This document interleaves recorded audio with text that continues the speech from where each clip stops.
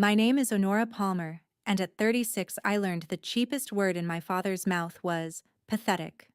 I had just made major in the United States Army. 13 years of early mornings, hard postings, and night classes had bought the gold oak leaf on my collar. When I invited my family to the small ceremony, my father did not even pretend to consider it. My mother smoothed it over the way she always did. My brother never called at all. So I pinned the rank on with the help of people who shared none of my blood, and I told myself that was fine. 2 weeks later, a photograph put me on the front page of the regional paper. There I was at the Pentagon, flanked by two men, a careless caption called my bodyguards. That picture gave my family a sudden reason to remember my phone number. My mother called inside of a day. "We need to talk," she said. "Family meeting tomorrow." What I did before I drove out to meet them is the rest of this story.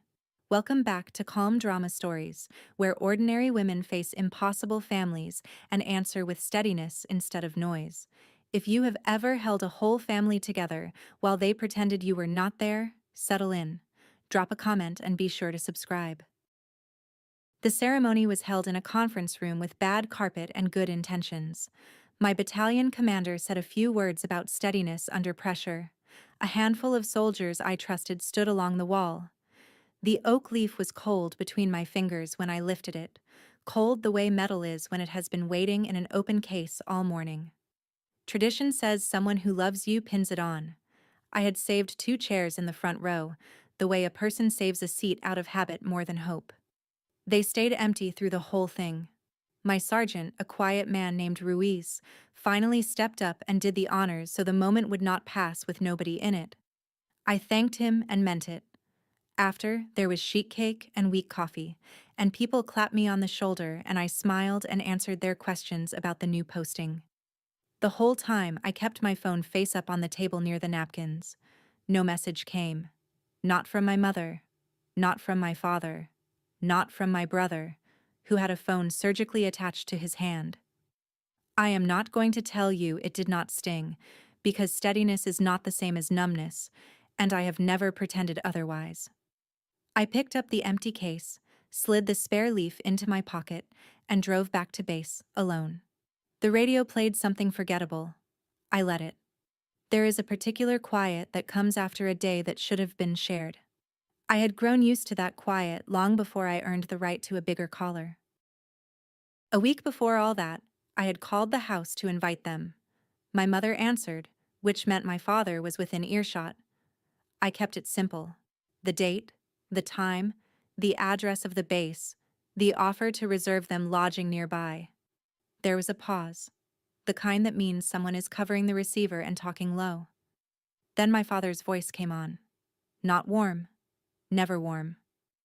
"We're not wasting our time on your pathetic little promotion ceremony," he said. I have replayed that sentence more times than I will admit. He did not call it small. He called it pathetic. To him there was a hierarchy of service, and I had landed on the wrong rung of it.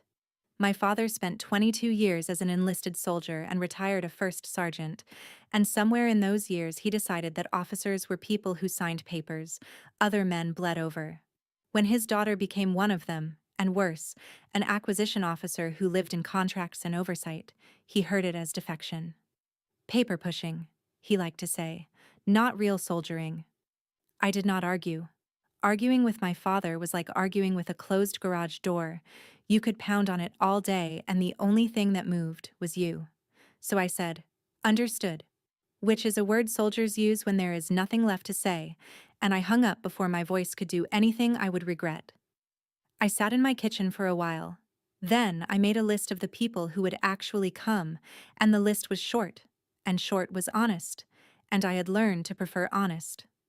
I did not know yet how soon pathetic would come back around. My mother called back that evening and she did not apologize, because in our family apology was a foreign currency nobody kept on hand. She called to manage me.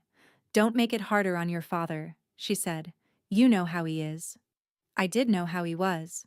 I had spent a childhood learning the weather of him. What took me longer to understand was my mother's part in it. Lorraine Palmer was not cruel. She was a peacekeeper. And peacekeepers learn that the cheapest way to keep a difficult man calm is to give him less to be jealous of. When I brought home a good report card, she would set it on the counter and say, "Don't wave it around." When I got into college on scholarship, she told the relatives it was a little program. She was not trying to wound me. She was lowering my temperature so my father would not boil. I figured that out as an adult, sitting in a counselor's office on a base far from home, and the understanding did not make it hurt less. It only made it sadder. "We'll talk as a family," she said on the phone, the way she always closed things, as if the family were a committee that met and adjourned. "Mom," I said, "I just wanted you there."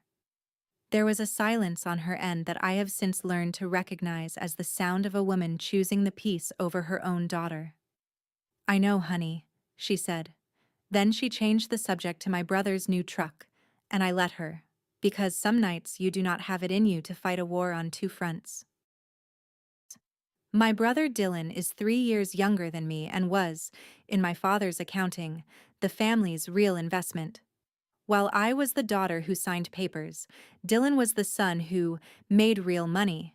He worked as a liaison for a subcontractor that fed into defense work, the kind of job where the title is vague and the parking lot is full of trucks that cost more than the building. My father loved to talk about Dylan's deals. He did not understand them and did not need to. The numbers were big and the trucks were new, and that was a language he respected.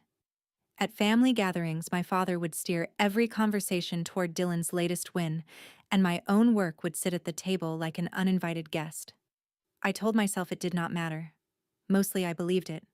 But I had started to notice things, the way you notice a draft before you find the open window. Dylan's house had gotten bigger. His vacations had gotten longer. The watch on his wrist at Thanksgiving was the kind I priced once, by accident, in an airport, and then put down fast. A liaison's salary is a good salary. It is not that salary. I never said anything. It was not my business. And Dylan had a way of turning questions into accusations, and accusations into a reason to call me jealous. So I filed it away, the way I file most things, quietly and without comment. I did not know then that the open window I had half noticed would one day let in the entire weather. I only knew my brother was living a little louder than his paycheck should have allowed, and that nobody in my family was the type to ask why. People who hear this story always ask the same thing. Why did you keep showing up? Why drive 2 hours to a house where the front row chairs stay empty? The honest answer is not the flattering one. It was not that I was naive about my family. I knew exactly who they were. It was that I had cast myself, very young, as the one who held the line, the oldest, the steady one, the daughter who did not need things, so that the household could spend its small supply of patience on the ones who did. Somewhere along the way, I confused that role with love, and I confused my silence with peace. If I just kept the visits cordial, if I just absorbed the slights and changed the subject, then the family would not fracture on my watch. That was the story I told myself. It is a common story. A lot of you are living inside it right now. The trouble with being the steady one is that everybody comes to expect the steadiness, and nobody asks what it costs you. I had become so good at carrying that I forgot I was allowed to set things down. So I showed up. I brought the dish. I asked about Dylan's deals. I let my mother lower my temperature, and I drove home each time a little hollower, and called it keeping the peace. If you grew up being the steady one, the one who kept things calm so no one else had to, you already know how heavy quiet can get. Stay with me. This is the year I finally put it down. Comment steady if that is you, and subscribe so you do not miss how it turns. That autumn, my career took a turn I had not chased. I was reassigned to a small oversight cell whose work touched the integrity of defense procurement. In plain words, my job became helping make sure the government's contracting process stayed honest, that bids were real, that estimates were not cooked, that the people awarding contracts were not quietly steering them. It is unglamorous work. It is also the kind of work that, done right, saves taxpayers more money than any single soldier will ever cost. I did not announce the new posting. I did not post a photo or send a group text. My father would have found a way to call oversight paper pushing with a clipboard. And I was not in the mood to hand him the opening, so I moved my few belongings, learned the new faces, and got to work. The cell was careful by design. We were trained on conflicts of interest until the words felt carved into us. If you have any personal connection to a matter, you flag it, you step back, you put it in writing. The standard was not suggestion. It was law and regulation and the kind of habit that keeps careers and convictions clean. I remember thinking, that first week, that it was a strange comfort to land somewhere the rules were written down and meant. My family ran on unwritten rules that changed depending on my father's mood. Here, at least, the lines were drawn in ink. I did not yet know how soon one of those lines would run straight through my own kitchen table. I only knew I liked the clarity. After a lifetime of weather, clarity felt like dry ground. Let me tell you the thing I was actually afraid of losing, because it was not what my family thought. They believed I was hungry for their approval, that if they withheld it long enough, I would do anything to earn it back. They were wrong, and that wrongness would cost them. What I was afraid of losing was the one thing I had built entirely on my own, not the rank. Rank can be pinned on and taken off. Men with worse hearts than mine have worn bigger leaves. What I was afraid of losing was my own word. The ability to stand in a room and have my yes mean yes. I had grown up watching adults bend the truth to keep a man happy, and I had decided, somewhere around the age of 12, that I would not live that way. That decision was the spine of me. It was the part my father called cold and my mother called difficult, and my counselor, more kindly, called integrity. I did not think of it as a virtue. I thought of it as load-bearing. Take it out and the whole structure of me would come down. So when I tell you what I did later, when the pressure came, I want you to understand it was never a hard call in the way people imagine. It only looked hard from the outside. From the inside, it was the simplest thing in the world. You do not saw off the beam you are standing on. My phone buzzed on the nightstand, early, before the alarm. The screen lit up with my mother's name at 6 in the morning, a time she reserved for emergencies and bad news. My family did not call at 6 to say good morning. Something had changed. It turned out the change was a photograph. The regional paper had run a feature on the local services, and there, in the middle of the spread, was a picture from a Pentagon event I had attended for work. I was in dress uniform, mid-stride, and on either side of me walked two men in dark suits who were part of the venue's security detail for the day. The caption, written by someone in a hurry, said I was photographed with two bodyguards. It was not true, but it did not need to be true to do its work. In a small town, a photograph like that travels faster than any correction. By breakfast, half the county had seen the daughter who pushed papers standing at the Pentagon looking, to their eyes, important. Powerful even. The irony is that I was less powerful than I looked, and more constrained than anyone guessed. But my family did not see constraint. They saw leverage. They saw a daughter who suddenly mattered to the kind of people who decide things. My mother's 6 a.m. call was not to congratulate me. I knew that before I answered. People who skip your ceremony do not call at dawn to celebrate you. They call at dawn because something of theirs is on fire, and they have just remembered you own a hose. I let the phone ring twice while I sat up. Then I answered, and I made my voice flat and ready, and I said, "Mom, what's wrong?" "Nothing's wrong," my mother said, in the bright voice she used when something was very wrong. "We just think it's time the family got together. It's been too long." Too long was true. It had been months of careful distance since the ceremony I was not allowed to have. But the warmth in her voice was new, and new warmth from my mother always had a price tag I could not yet read. "It's 6 in the morning," I said. "What is this about?" "Does a mother need a reason to want her children together?" she said, and the deflection was so practiced I almost admired it. I did not let it go. I had spent the new job learning to ask the uncomfortable question early, before the room could close around it. "Mom," I said, "I love you. But you don't call me at dawn for a reunion. Tell me what's going on with Dylan." The silence that came back was the loudest thing she had said all morning. We need to talk, she finally said, the brightness gone now, replaced by something tighter. We need to talk. All of us. As a family. Come out Saturday. Your father wants you there. Your father wants you there. In 36 years, I am not sure he had ever once wanted me there. That alone told me how bad it was. I said I would come, and I meant it, though not for the reason she hoped. I hung up and sat in the gray light with a cold feeling spreading in my chest, the kind that comes when you can see the shape of a thing before anyone has named it. They needed something, and it had Dylan's fingerprints on it. The campaign started before I had even finished my coffee. My father texted me, which he did roughly never. Morning, sweetheart, it said.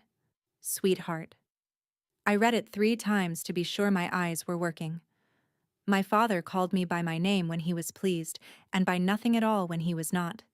And sweetheart was a word he saved for waitresses and women he wanted something from. I knew the smell of that text, the way you know rain coming. Then my sister-in-law Brooke joined in. She sent a photo of my nephew, 6 years old and gap-toothed, holding a drawing he had made. He's been asking when Aunt Honora is coming, she wrote. Maybe he had. Children are not props, even when the adults around them try to use them as such. But I noticed the timing, months of silence, and now, suddenly, my dawn was full of warmth from people who had skipped my biggest day. Real love does not arrive on a schedule that lines up this neatly with a need. I did not answer the texts right away. Not out of spite, out of caution. When the people who have ignored you for years all reach for you in the same 48 hours, the kind thing to assume is coincidence, and the wise thing to assume is choreography. I had spent enough of my life being kind in that exact spot to know better now. I put the phone down. I went to work. And all day, under the routine of it, a single question kept turning over in my mind like a stone in a shoe. What did they need that only the daughter at the Pentagon could give them? By the end of the week, I would have my answer. I did not have to like it. The answer found me at work before my family handed it over, and it found me in the worst possible way. I was not investigating anything to do with my brother. I want to be clear about that because it matters. But oversight work means names cross your desk, company names, contract numbers, the dull paperwork of who is buying what, from whom. And one afternoon, a name went by that I recognized. It was the prime contractor that sat above the subcontractor where Dylan worked, and Dylan's small firm did almost all of its business with that one company, a dependency he had bragged about at more than one holiday dinner. The file was not mine to open. It carried markings that told me it belonged to an active matter, the kind worked by people with badges and very specific authority. I did the only correct thing. I did not open it. I did not read past what was already in front of me. I noted the date and the fact of it, closed the folder, and felt the floor tilt a few degrees under my chair. Coincidence is a real thing, and I am not a woman who jumps at shadows. A prime contractor can have 100 subcontractors and 1,000 employees, and most of them go to work and come home and never break a law. But I thought about the bigger house, the longer vacations, the watch I had priced once and put down fast. I thought about my mother's dawn phone call and my father's sudden sweetheart, and the gap-toothed photo of my nephew deployed like a chess piece. And the cold feeling in my chest, the one that had been spreading since Tuesday, settled into something colder and more certain. I did not know the details. I would make sure I never learned them improperly. But I knew the country my family was about to ask me to walk into, and I knew it had no good roads out. So I did the thing the rules had carved into me. I called a lawyer before I called my family back. Not a civilian attorney, but a JAG officer named Captain Holloway, who handled exactly these kinds of knots. I kept it general, because I did not have specifics and did not want them improperly. Hypothetically, I said, if a service member in an oversight role learns a close relative might be connected to a matter in her lane, what is her obligation? Holloway did not hesitate. It is not hypothetical the second it is real, she said. The moment you have a personal connection to a matter, you recuse. You step back from anything touching it. You disclose it, in writing, up your chain. And if anyone, family included, asks you to use your position to influence it, that gets disclosed up your chain too. And depending on the office and how serious it is, it may need to be reported through the proper channels as well. When in doubt, you write it down and push it up. I asked the question I already knew the answer to. And if I don't? Then you've put your career, your clearance, and possibly your freedom on the same fire as theirs, she said. There is no version of helping that helps. I thanked her and sat with it. Here is what I want you to understand, because the rest of the story turns on it. I was not a woman who stumbled blind into a trap and got rescued by a clever twist at the end. Before I ever drove out to that family meeting, I knew exactly where the edges of the cliff were, and I had walked the line with my own feet and a flashlight. Whatever they were about to ask, I already knew it would be a thing I could not do. The only question left was how I would say no, and whether I would have the spine to say it to their faces. I intended to. That night, I took out the one piece of my family I have always kept close, and it did not come from the people who raised me. It came from my grandfather. He was my mother's father, a quiet man who fought in Korea and came home and farmed and never raised his voice in my hearing. He was the only relative who took my service seriously, and the day I was commissioned, before any of the rest of this, he handed me a folded letter and told me not to read it until I needed it. I had read it exactly twice in the years since. I read it a third time that night, at my kitchen table, under the one lamp that worked. His handwriting was small and deliberate, a farmer's careful hand.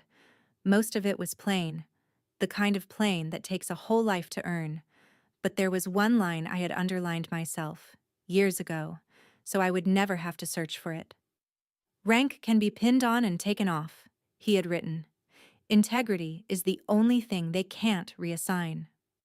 Under it, almost as an afterthought, he had added a sentence that I had not understood at 23 and understood completely now. Family doesn't ask you to lie. People who love you never make your honesty the price of belonging. I sat with that for a long time. My grandfather had known my father for 40 years. He had watched a difficult man raise his grandchildren, and he had chosen his words for a moment exactly like this one, a moment he must have seen coming before I did. I folded the letter back along its soft, worn creases and slid it into the inside pocket of my jacket, where it would stay until the family meeting. I would need to remember whose granddaughter I was. The other half was about to test it. Saturday came gray and early.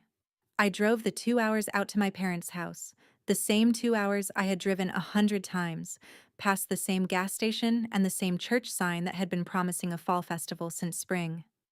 I knew the road well enough to think while I drove, and I did not love what I was thinking. When I pulled into the driveway, the first thing that reached me, before I even shut off the engine, was the smell. My father kept the garage door up year-round, and the air there always carried the same two notes: burnt coffee from the percolator he ran all day, and the heavy sweetness of motor oil. I had smelled that combination my whole childhood. It used to mean home. That morning, it just meant the place where I would have to be careful. Halfway up the drive, my phone buzzed. Brooke again. "The whole family is counting on you," the message read. No greeting, no nephew this time. Just the weight of it, set on my shoulders before I had even rung the bell. I sat in the car a minute longer than I needed to. I touched the letter in my jacket pocket the way some people touch a cross. Not for luck, but to remember a promise. Then I went in. The house was warmer than I had felt it in years, and not from the furnace. My mother had made my favorite, a casserole she had not bothered with since I was a teenager. My father stood up when I came in, actually stood, and the unfamiliarity of it told me more than any words could have. You do not roll out the good behavior for a daughter you respect. You roll it out for a daughter you are about to ask for a great deal. The performance was almost good enough to be sad. My father asked about my drive.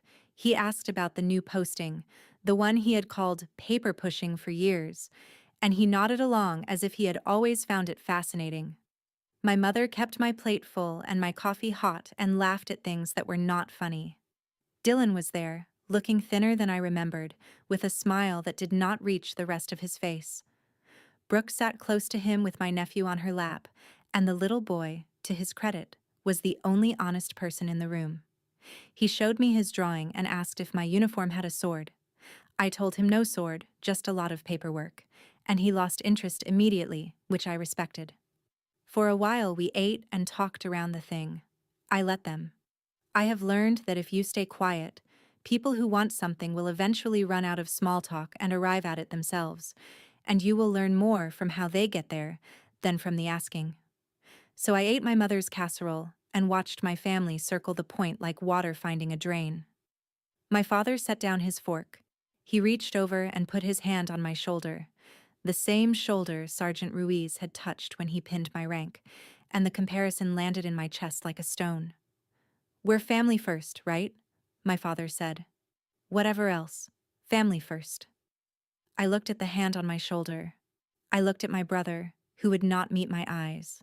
I looked at my mother, who was suddenly very interested in the tablecloth. And I understood that the meeting had finally begun. It was Dylan who finally said it, though my father had clearly rehearsed him. "I'm in some trouble," my brother began, and then the story came out in pieces, the way a confession does when the person is more sorry about the consequences than the act. There was an investigation. Federal. It touched the contracting work his company did, the bids and the cost estimates and the awards. He used a lot of words like technicality and everybody does it and the government just doesn't understand how the business works. I listened without interrupting. When he ran out of euphemisms, my father took over, and my father did not deal in euphemisms. "You're at the Pentagon now," he said. "You're in that exact world. You know people. You can make a call. Slow it down. Get them to look the other way. You can fix this for your brother." And there it was. The whole reason for the dawn calls and the sudden sweetheart and my nephew's drawing. They did not want me at the family meeting. They wanted the woman in the photograph, the one they thought had power, and they wanted her to spend it on the son they had actually chosen. Brooke leaned forward, my nephew still on her lap, and delivered the line they had saved for last. "Family takes care of family," she said. She said it softly, like a kindness, which is the cruelest way to say a thing like that. I did not raise my voice. I set down my coffee. I looked at the people who had skipped my ceremony, asking me now to set fire to everything that ceremony stood for, and I felt something in me go very still and very clear. They had no idea what they were actually asking. Or maybe they did, and had simply decided my conscience was a smaller thing than Dylan's comfort. Either way, the asking was done. Now it was my turn to answer. Before I answered, I made sure they understood exactly what they had put on the table, because I did not want anyone later to claim they had not known. "I want to make sure I'm hearing you," I said, in the even voice I use when the stakes are highest. "You're asking me to use my official position to interfere with a federal investigation, to call someone, lean on them, and get a case slowed down or steered. Is that right?" My father's jaw tightened. He did not like hearing it in plain English. "I'm asking you to help your family," he said. "Same thing, different words," I said. "What you're describing is obstruction. It's a federal crime. Not for Dylan. For me." The room went quiet. Dylan finally looked at me, and what I saw in his face was not remorse. It was calculation, the look of a man weighing whether his sister's conscience could be argued away. "Come on," he said, using the old nickname like a tool. "Nobody's going to know. You'd be doing one phone call." "I would know," I said, "and so would the people whose job it is to catch exactly this." I was not angry, or not in the hot way they expected. I was something colder and harder to argue with, because here is what they had never understood about me, even after 36 years. My integrity was not a position I could be talked off of. It was the floor I stood on. You cannot negotiate a person out of the ground beneath their feet. Dylan must have sensed it, because his face changed, and the pleading curdled into something uglier. He had asked nicely, and it had not worked. Now, I suspected, He would try the other thing, the thing my family always reached for when nice failed: pressure. They had a great deal of it, and they were about to spend all of it at once. My father went first, because pressure was his native tongue. "After everything this family did for you," he said, "this is how you pay it back? We raised you, we fed you, and the one time we need something, you hide behind your rules." I almost laughed, not from humor, but from the sheer reach of it. The family that skipped my ceremony, that called my life's work pathetic, was now presenting me with an invoice. "You owe this family," my father said, and he said it like a closing argument. My mother, who had been silent, added her quieter weight. "We're not asking you to do anything wrong, honey," she said. "We're just asking you to help. That's what families do." That was the moment I finally saw the whole machine, all of it. The way you suddenly see a pattern in wallpaper you have stared at for years.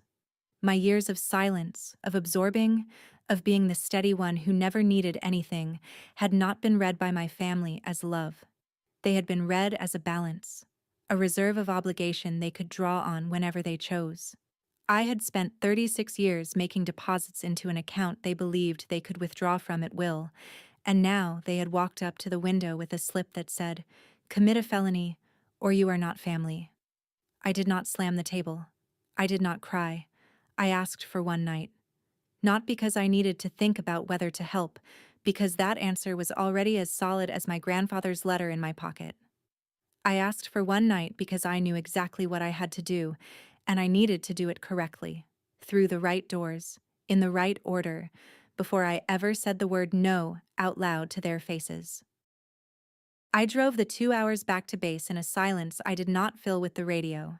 People expect, at this point in a story like mine, that the wronged daughter starts planning her revenge. They want the part where I lie awake designing the perfect way to make them all sorry. I have to disappoint you a little. I was not planning revenge. Revenge is a hot thing, and what I felt on that drive was not heat. It was clarity, cool and total, like the air right after a storm finally passes. Here is the truth about boundaries that took me 36 years to learn. A boundary is not a weapon. It is not a thing you do to someone. It is a line you draw for yourself, and then keep, even when the keeping costs you. I was not going to call anyone to hurt Dylan. The federal investigators did not need my help, and it would have been wrong to give it. I was not going to record my family or confront them or trap them into some dramatic admission. That is not what calm looks like, and it is not what justice looks like either. What I was going to do was much quieter and much harder for them to fight, precisely because it asked nothing of them. I was going to follow the rules I had promised to follow, all the way through, no matter who it cost. I was going to tell the truth to the people I was required to tell it to, and then I was going to tell the truth to my family, once, to their faces, and then I was going to leave. By the time I reached the base, the plan was not a plan anymore. It was just the next right thing, and the one after that. So I started. First thing Monday, I did exactly what Captain Holloway had told me to do, and what the regulations had carved into me from my first week in the cell. I disclosed. I sat down and I wrote it out, plainly and completely. I documented that a close relative might be connected to a matter that touched my lane. I formally recused myself from anything that came near it, so that no one could ever say I had so much as breathed on Dylan's case. And then I did the part that was harder to write and impossible to leave out. I reported that members of my family had asked me to use my position to interfere with a federal investigation. I did not editorialize. I did not call my father names or describe my brother's smile. I wrote the facts, the date, the request, the words, "slow it down," and "make a call," and I signed it. The folder of paperwork sat on my desk when I was done, a plain manila folder, and the weight of it on my lap as I carried it to my chain felt heavier than its few pages had any right to. I want to be careful here, because this is the part people misunderstand. I did not turn my brother in. I did not have the power to indict him, and I did not want it. Dylan's case belonged to investigators and prosecutors who had been working it long before I knew it existed. people with the authority and the evidence that I deliberately never touched. What I turned in was not my brother. It was the attempt to corrupt me. There is a difference, and the difference is everything. By disclosing and recusing, I took myself off the board entirely. I made it so that nothing my family did could pull me down with them. It was the most loving thing I could do, though none of them would ever see it that way. It was also the safest. Sometimes those are the same act. For a few days, the strangest thing happened. My family thought I had said yes. I had asked for a night to think, and to them, a night to think meant a night to come around. When I did not immediately refuse, they filled the silence with the answer they wanted. My mother called, warm again, almost tearful. "I knew you'd do the right thing," she said. "I told your father she won't let her brother down." I did not correct her on the phone. I could have. It would have been easy to say the words and end it right there in her ear. But some truths are owed in person, and I had decided this was one of them. So I let her believe what she needed to believe for a few more days, not out of cruelty, but because I had one more thing I was required to do, and I would not skip a step to spare anyone discomfort, including myself. Midweek, an investigator contacted me. It was procedure, nothing more. They had seen my disclosure and wanted to confirm the recusal on the record. The conversation lasted only a few minutes. I told them I had stepped back from anything connected to the matter, that I had no involvement and wanted none, and that I would not be commenting on the substance of a case I knew nothing about and intended to keep knowing nothing about. They thanked me. That was all. It was the most undramatic phone call of my life, and it was also the moment the last door quietly closed. My family thought I was their fixer. The truth was the exact opposite, and they did not know it yet. The family meeting they had called to collect their favor was now going to be the place where they found out they had never had one. In those few days of misunderstanding, my father did something that would have been funny if it had not been so revealing. He started telling people I was handling it. My mother let it slip on the phone, the way she let most things slip, half by accident and half because she wanted me to know my father was, for once, speaking well of me.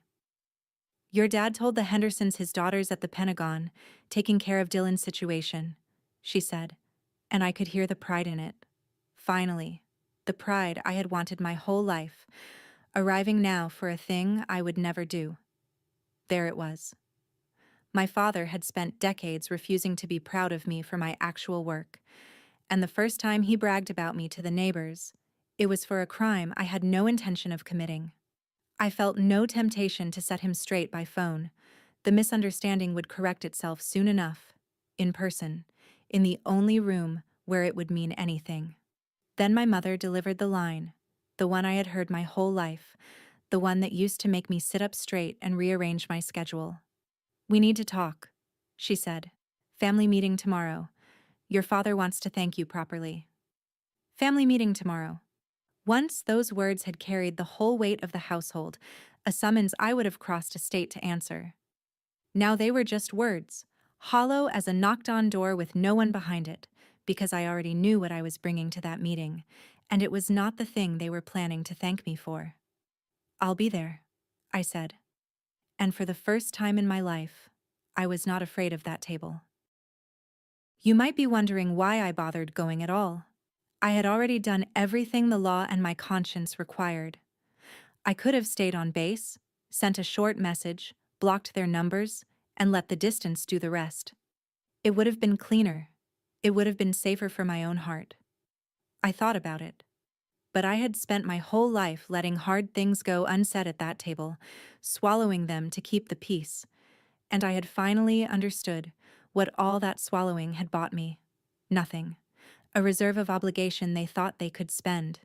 If I disappeared by text, I would be the steady one last time, absorbing, avoiding, keeping the calm. And I was done being that. A boundary you never say out loud is not a boundary. It is just a secret you keep from the people who keep stepping over it. I needed to draw the line in the exact place it had been crossed, at that wooden table, in that warm and dishonest room, in front of all of them. Not to punish them. Not to win. to finish, in my own voice, a sentence my family had been interrupting for 36 years. I took my grandfather's letter out of the drawer and put it back in my jacket pocket. I did not need to read it again. I knew the line by heart now. Integrity is the only thing they can't reassign. I was not going to that meeting to fight. I was going to that meeting to keep a promise I had made to a quiet man in a folded letter, and to a quieter version of myself who had waited a very long time to be heard. I drove out that Saturday in civilian clothes. That was a decision, not an accident. I could have worn the uniform with the new oak leaf. Could have walked into that house wearing the rank they suddenly found impressive. I did not. I was not going there to win an argument about whose service counted. I was not going there to be the major. I was going as the daughter, on level ground, which was the one place my father had never been willing to meet me. So I wore jeans and a plain coat, and in the inside pocket of that coat sat a folded letter and the kind of calm that does not come from confidence so much as from being finally, completely sure of yourself. On the passenger seat beside me lay a plain, manila folder. It did not contain anything secret. It held copies of the disclosure and recusal I had filed, the paperwork that proved I had already stepped fully out of Dylan's reach and my family's reach in the same motion. I did not bring it to threaten anyone. I brought it because I had learned that families like mine argue with the truth right up until they are looking at it on paper. I wanted there to be no more room for just one phone call. I wanted the door to be visibly, permanently shut. I pulled into the driveway. The garage was open, coffee and motor oil in the cold air, the smell of a childhood I was about to close behind me. I picked up the folder. I went in. They were all there, arranged like a welcome and waiting like a verdict. My father at the head of the table, expansive, almost jovial, a man who believed he had already won. My mother hovering with the coffee pot. Dylan in a clean shirt, looking better than he had the week before, buoyed by the belief that his big sister was about to make his problem disappear. Brooke beside him with my nephew, and the little boy had been dressed up, I noticed. The way you dress a child when you want the adults to remember he is watching. My father started before I had even sat down. "There she is," he said, warm as I had ever heard him. "The fixer. Sit. Sit. Your mother made coffee." I sat. I set the plain manila folder on the table in front of me, squared it with the edge, and folded my hands on top of it. Every eye in the room went to that folder, because a folder, in a moment like this, looks like power. They thought it was the instrument of the favor. They thought I had brought the means of making their problem go away. My father leaned back, satisfied, ready to receive the gift of his daughter's compliance. "Now," he said, "tell us what you can do for your brother." The clock on the wall ticked. The coffee steamed. My nephew swung his small feet under the table, and I took a breath. The slow kind. The kind you take before you say the truest thing you have ever said to people who do not want to hear it. They had called this meeting to collect. I had come to close the account. The difference between those two purposes was about to fill the room. "I can't do anything for Dylan," I said. "And I need you to hear why, because I'm only going to say it once." The warmth drained from my father's face by degrees, like water leaving a sink. I kept my voice level and went on. "The day after I left here, I did what the law required me to do. I disclosed that a relative of mine might be connected to a matter near my work. I formally recused myself, which means I've stepped completely away from anything that touches Dylan's case. I will never see it, never touch it, never know a single fact about it that I'm not supposed to." I rested my hand flat on the folder. "And I reported that this family asked me to interfere with a federal investigation. I wrote down what was said in this house, not to hurt anyone, because I'm required to, and because I won't lie, not even by silence." That was the surprise they had not seen coming. There was no phone call to make, no door left to open, no favor I was negotiating the price of. I had already shut every door days ago, through the proper channels before I ever drove out. The fixer they had invited to dinner did not exist and never had. An investigation isn't a verdict, I said, gentler now, because the next part was true, and they needed it to be true. If Dylan did nothing wrong, the process will show that. That's what the process is for. But if he did, no call from me changes it. It only ends my career in the same fire as his, and I'm not getting in that fire. Not for a favor. Not even for family. I slid the folder an inch toward the center of the table, the copies inside it plain and undramatic and absolutely final. That's already done, I said. It can't be undone, so there's nothing to decide. I just wanted to tell you in person. Then I stopped talking, and I let the silence do the rest. The room came apart, and I stayed in one piece, and that was the whole story of my life compressed into 90 seconds. My father stood so fast his chair scraped back and hit the wall. You did what? His voice climbed to a place I had heard maybe twice in 36 years. You wrote us down? Your own family? You little... After everything. He called me a traitor. He called me cold. He said I had always thought I was better than them, and for once I did not argue, because a small, tired part of me thought that maybe wanting to keep my word did make me different, and I had stopped being ashamed of it. Dylan went pale, and then loud. You ruined me, he said. You understand that? You just handed them everything. I had not, of course. I had touched nothing of his case, but a drowning man blames the shore. My mother put her hands over her mouth and said my name like a wound, and Brooke, who had saved her ammunition for exactly this, pulled my nephew tight against her and aimed him at me like the last shell in the chamber. Is this what you want? She said, her voice breaking on cue. You want him to grow up without a father? You could stop this, and you're choosing not to. Look at him. Look at him and tell him.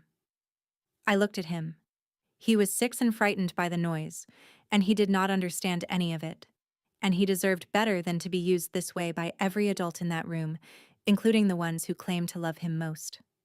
I looked at him, and then I looked at Brooke, and I kept my voice as steady as a hand on a rail. Family doesn't ask you to break the law to save them, I said. That's not love. That's a setup. And I won't teach him that it works. Then I stood, and I picked up my coat, and not one of them could stop me, because there was nothing left to take. My father made one last attempt to put me back in my old chair. Sit down, he said. We're not done. I stopped at the edge of the room, coat in hand, and I turned to face him, and I gave him the only thing I had left to give, which was the truth, returned to him in the same coin he had paid me. Do you remember, I said, what you told me when I asked you to come to my ceremony? You said you wouldn't waste your time on my pathetic little promotion. I let it sit there a moment. That word, pathetic. The one that had cost me so much sleep. I'm not going to waste my integrity covering this, so I think that makes us even. My father had no answer. For the first time in my life, the closed garage door of him had nothing on the other side of it but a man who had run out of room to push. My mother spoke then, quietly, from her chair, and her voice held the only thing in that house that came close to honest. I only ever tried to keep the peace, she said, and I believe she did. I believe she spent 40 years lowering my temperature so the man at the head of the table would not boil, and I believe she told herself that was love. So I gave her the truth too, gently, because she was the one person there I did not enjoy wounding. Mom, I said, a peace built on my silence was never peace. It was just my turn to lose, over and over. I touched the letter in my pocket, the folded promise from the one man in my family who had understood me. Then I walked out of that house, into the cold and the smell of coffee and motor oil, and I did not look back, and I did not break. The rest happened slowly, the way real things do, not in the tidy rush people expect from a story. Months passed before there was any public word. An indictment was eventually unsealed, and I learned about it the same way the neighbors did, from the news, because I had kept myself a complete stranger to the case and intended to stay one. An indictment, I will remind you, is only an accusation. It is not a verdict, and Dylan was entitled to the same presumption of innocence as anyone, whatever I privately suspected. In time, he reached an agreement rather than go to trial. What that meant for him, exactly, was for a court to settle, not for me to narrate with relish. I take no pleasure in my brother's troubles. He made his own choices long before I made mine, and the consequences were always going to be his to carry. As for me, the thing my family had been so sure would ruin me did the opposite. Because I had disclosed and recused the moment I had a reason to, by the book and on the record, my own standing was never in question. If anything, the careful handling of an impossible situation was noted, quietly, by the kind of people whose quiet notice matters in a career like mine. I kept my posting. I kept my clearance. I kept the one thing my grandfather told me they could never reassign. My family did not call for a long time. My father never did. My mother eventually reached out once, and I answered kindly and briefly and held the line I had finally learned to hold. The distance, it turned out, was not a wound. It was just room. Room I had needed for a very long time. I never did get the front row family I had saved those 2 chairs for. I made my peace with that. Real peace this time. The kind that does not require anyone else's silence to hold. A few weeks after the meeting, the soldiers from my cell took me to a plain dinner at a place with paper menus and good pie, and Sergeant Ruiz raised a glass and said something kind and slightly off-color, and I laughed until my eyes watered. That was the celebration the major in me had been owed, not a ceremony, a table of people who showed up. When I got home that night, I took the spare oak leaf out of the drawer where it had lived since the day I pinned the first one on alone. It was not cold anymore.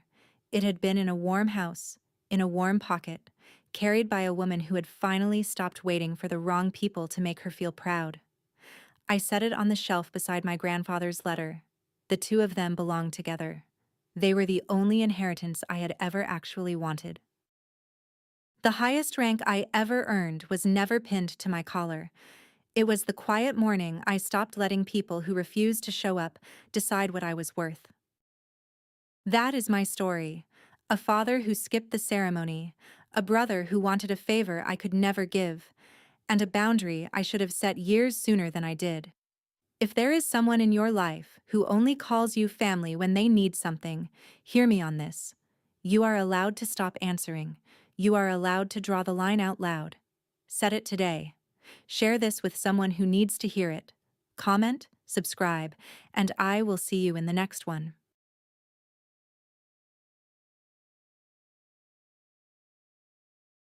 My name is Camilla Harding, and I am 22 years old.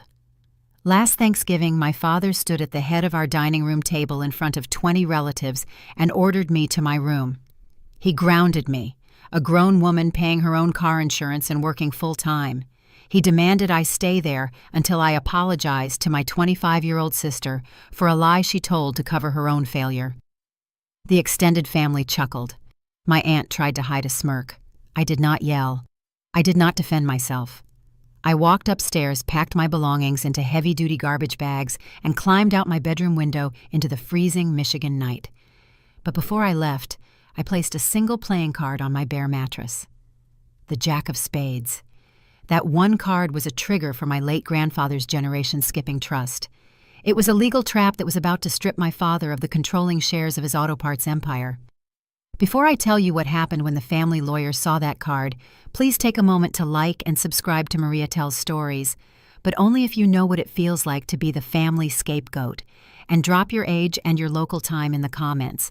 I want to know who is listening today. Now let me take you back to that dining room in Grosse Pointe. The air inside our home smelled of roasted turkey and the sharp sweetness of dried Traverse City cherry stuffing. It was supposed to be a celebration, but the atmosphere felt like a locked vault. We had just finished a tense family euchre tournament. My uncle had laid down the left bower to win the final hand, scooping up the cards with a loud laugh. The real game was playing out across the table between my sister Lexi and our father Thomas. I sat near the corner of the table, tracing the rim of my water glass.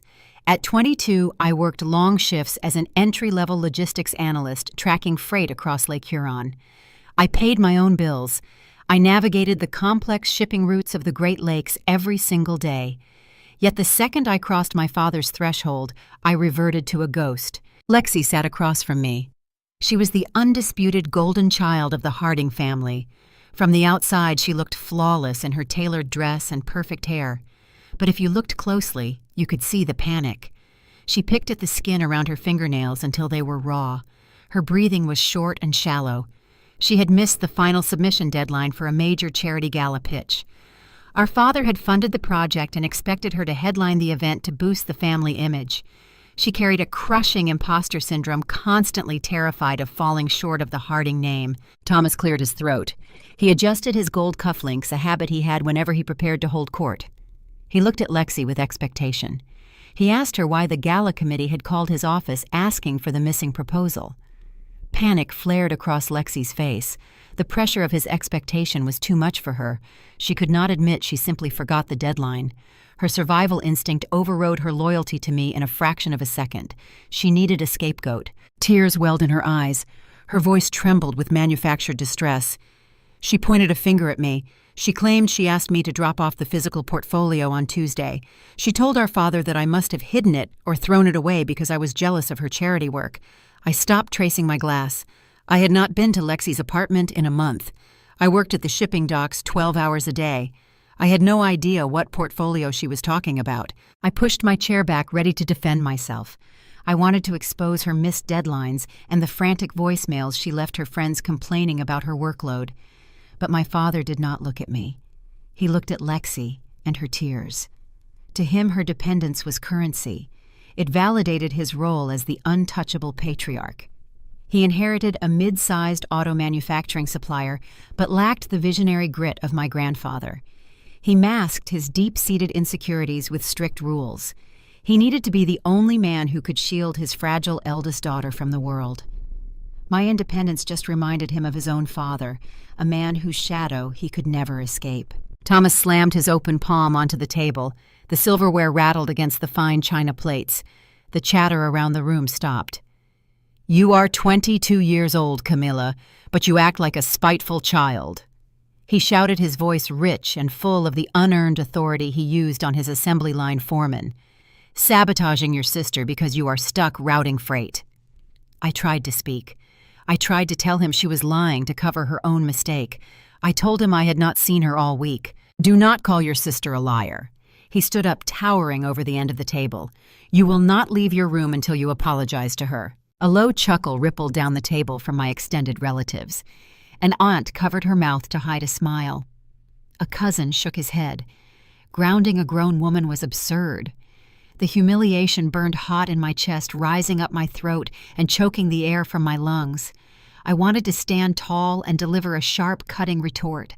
I wanted to put them all in their place and expose the toxic dynamic keeping us all trapped. Instead, my hands began to shake with a furious, pathetic tremor.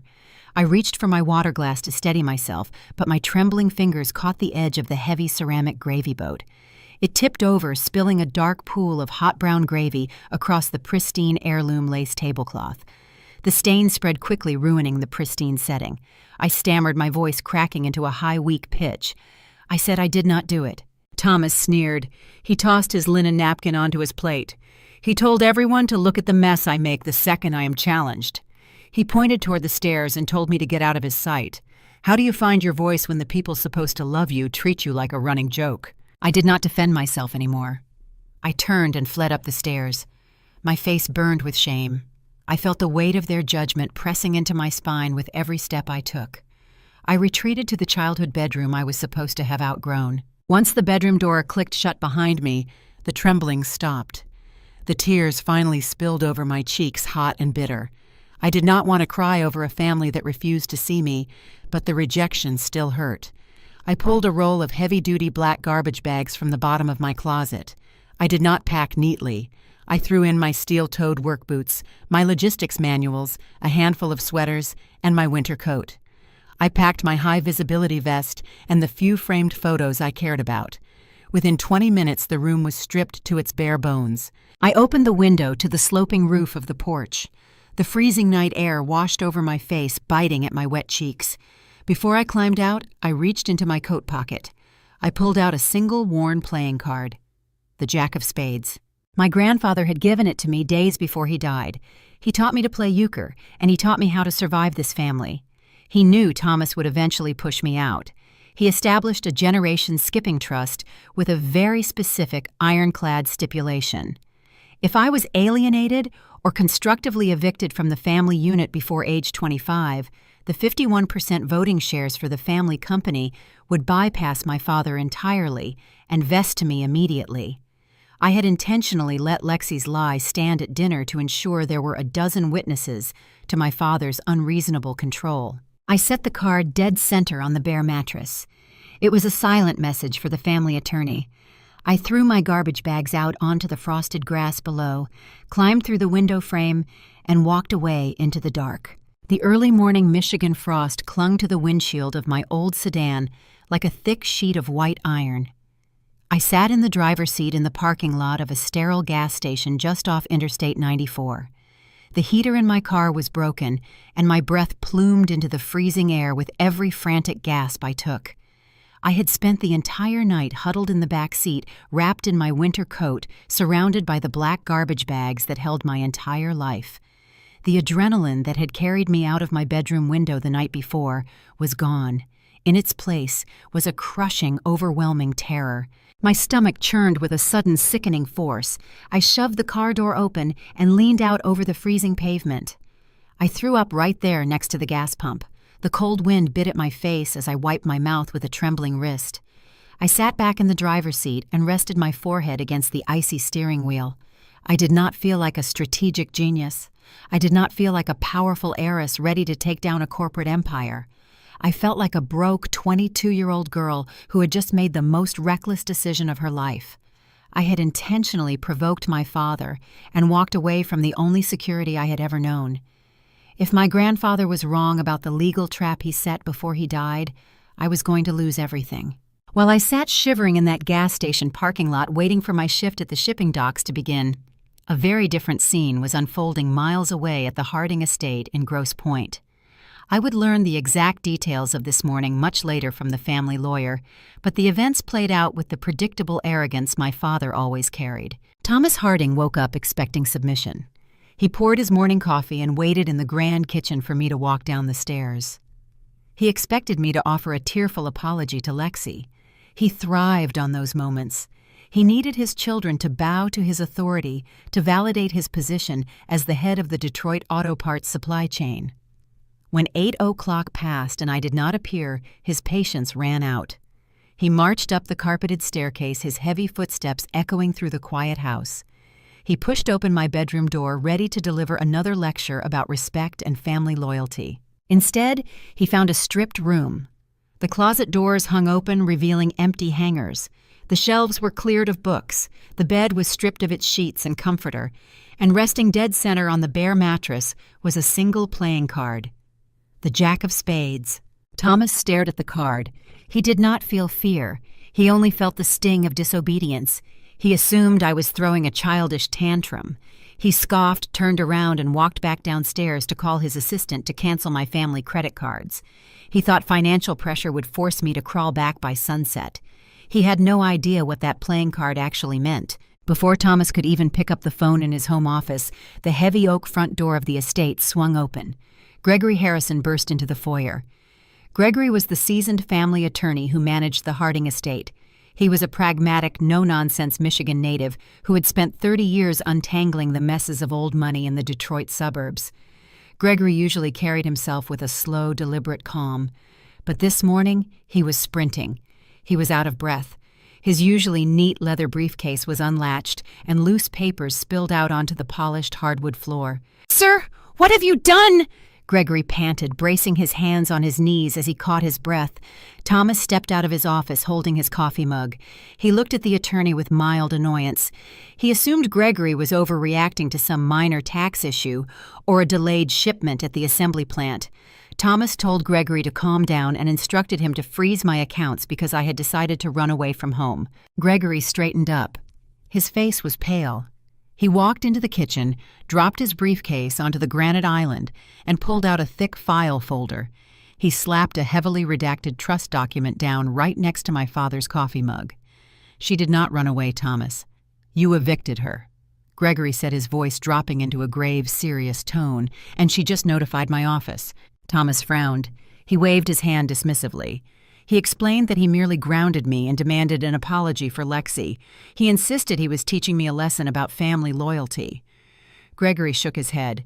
He pointed a shaking finger at the thick legal document on the counter. He told my father that he did not teach a lesson. He triggered a contingency. My grandfather built the Harding Auto Parts empire out of scrap metal and sheer willpower.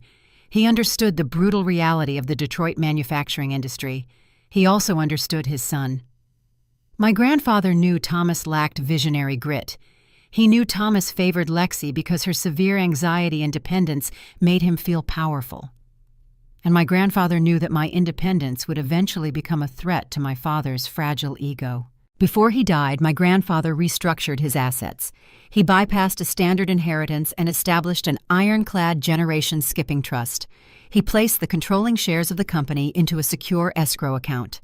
The trust had a very specific, heavily guarded clause, the constructive alienation clause. Gregory opened the file and read the highlighted text aloud.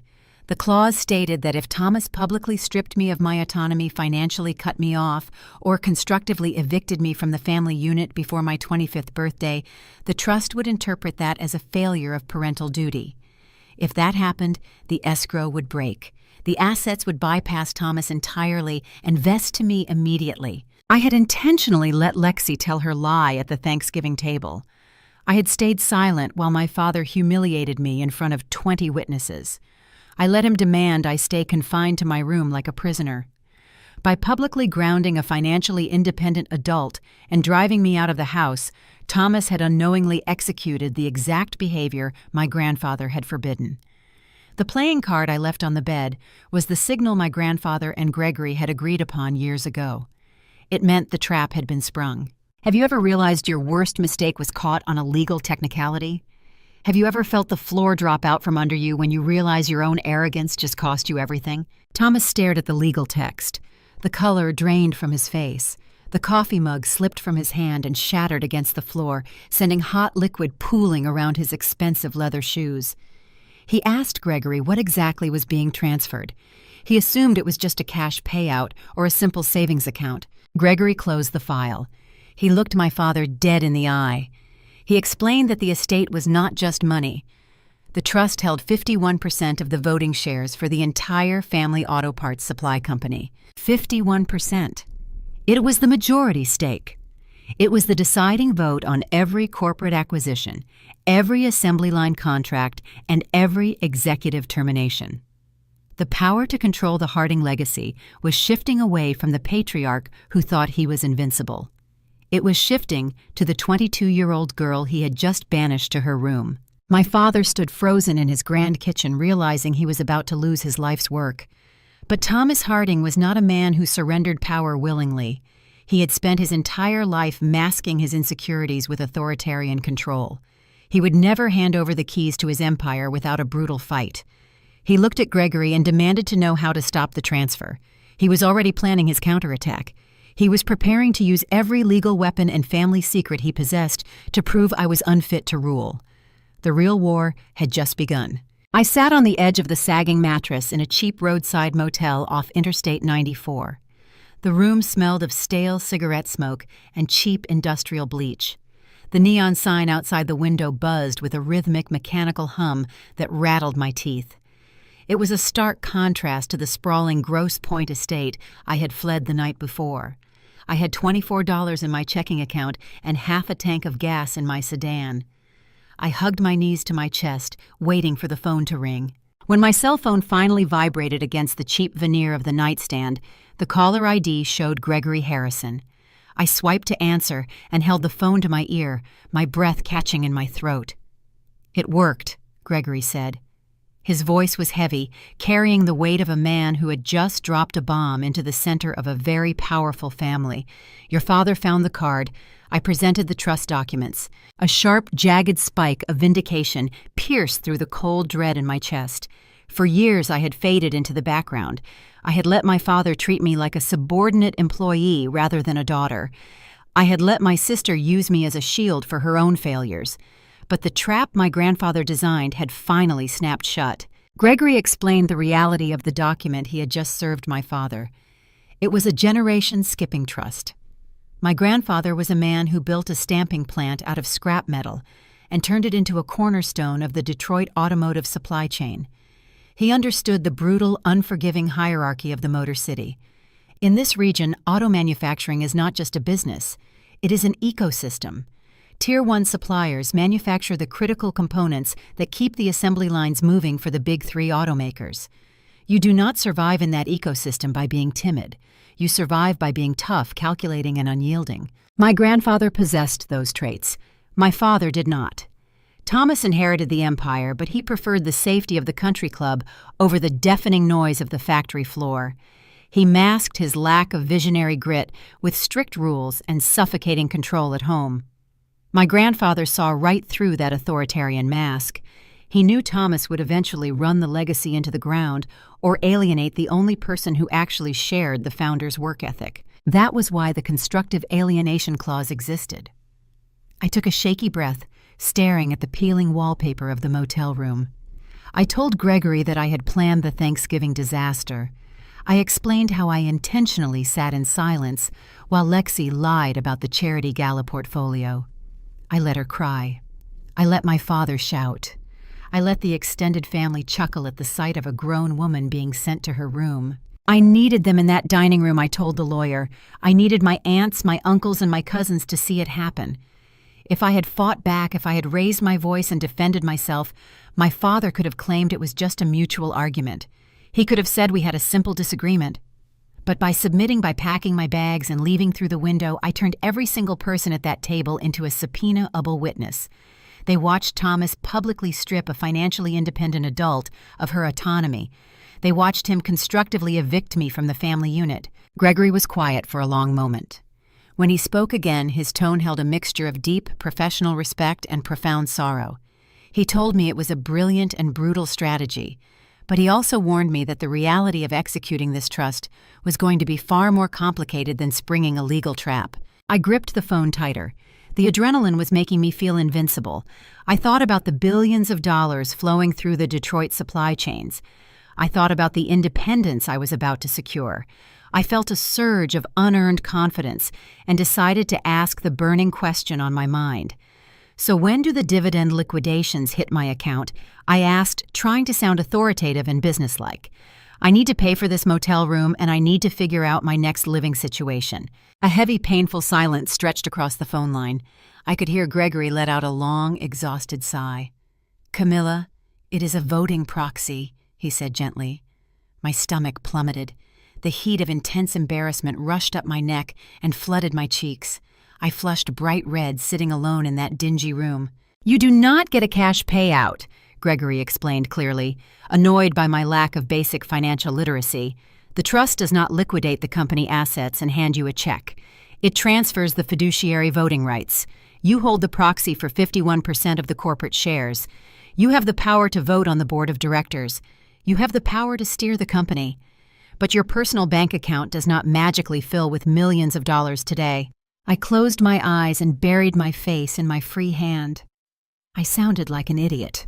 I sounded exactly like the foolish, ignorant child my father always claimed I was. I felt like a little kid playing dress-up in her parents' clothes. I had orchestrated a masterclass in psychological warfare at the dinner table, but I did not even know the correct terminology for the prize I had just won. Gaining corporate power did not instantly make me a tycoon. It meant I owned a piece of paper that gave me authority over a sprawling industrial machine I barely knew how to operate. Gregory sensed my spiraling humiliation and shifted his tone to a stern warning. He told me I needed to wake up and face the immediate reality of my situation. "Do you step into a war zone when you barely know how to hold the weapon?" Thomas was not going to pack up his corner office and hand me the keys to his life's work. The Harding Auto Parts Supply Company was his entire identity. It was the only thing that gave him status among the wealthy elite of Macomb County. He would rather burn the empire to the ground than surrender it to his youngest daughter. Gregory warned me that my father was already mobilizing. Thomas had called a team of ruthless corporate litigators from a high-rise firm in downtown Detroit. He was not accepting the trust transfer quietly. Because I held a voting proxy and not liquid cash, I was still just a logistics clerk living paycheck to paycheck. My father, on the other hand, had a massive war chest of personal wealth and deep connections within the Michigan legal system. He is filing an emergency legal motion this morning. Gregory said, the urgency bleeding through the phone speaker. He is petitioning the probate court to block the immediate transfer of the shares. My heart hammered against my ribs. I asked Gregory what grounds my father could possibly use to block a legally binding trust established by the founder of the company. Gregory told me to brace myself. He explained that the American legal system does not move swiftly, especially when old money and bruised egos are involved. Thomas was not fighting the legality of the trust document itself. He was fighting the person holding it. My father was preparing to file a medical competency injunction. He was going to claim that my sudden departure from the house, climbing out of a second-story window into the freezing night, was evidence of a severe psychological breakdown. The line went quiet as the gravity of the situation settled over me. I was sitting on a sagging mattress with a pile of garbage bags.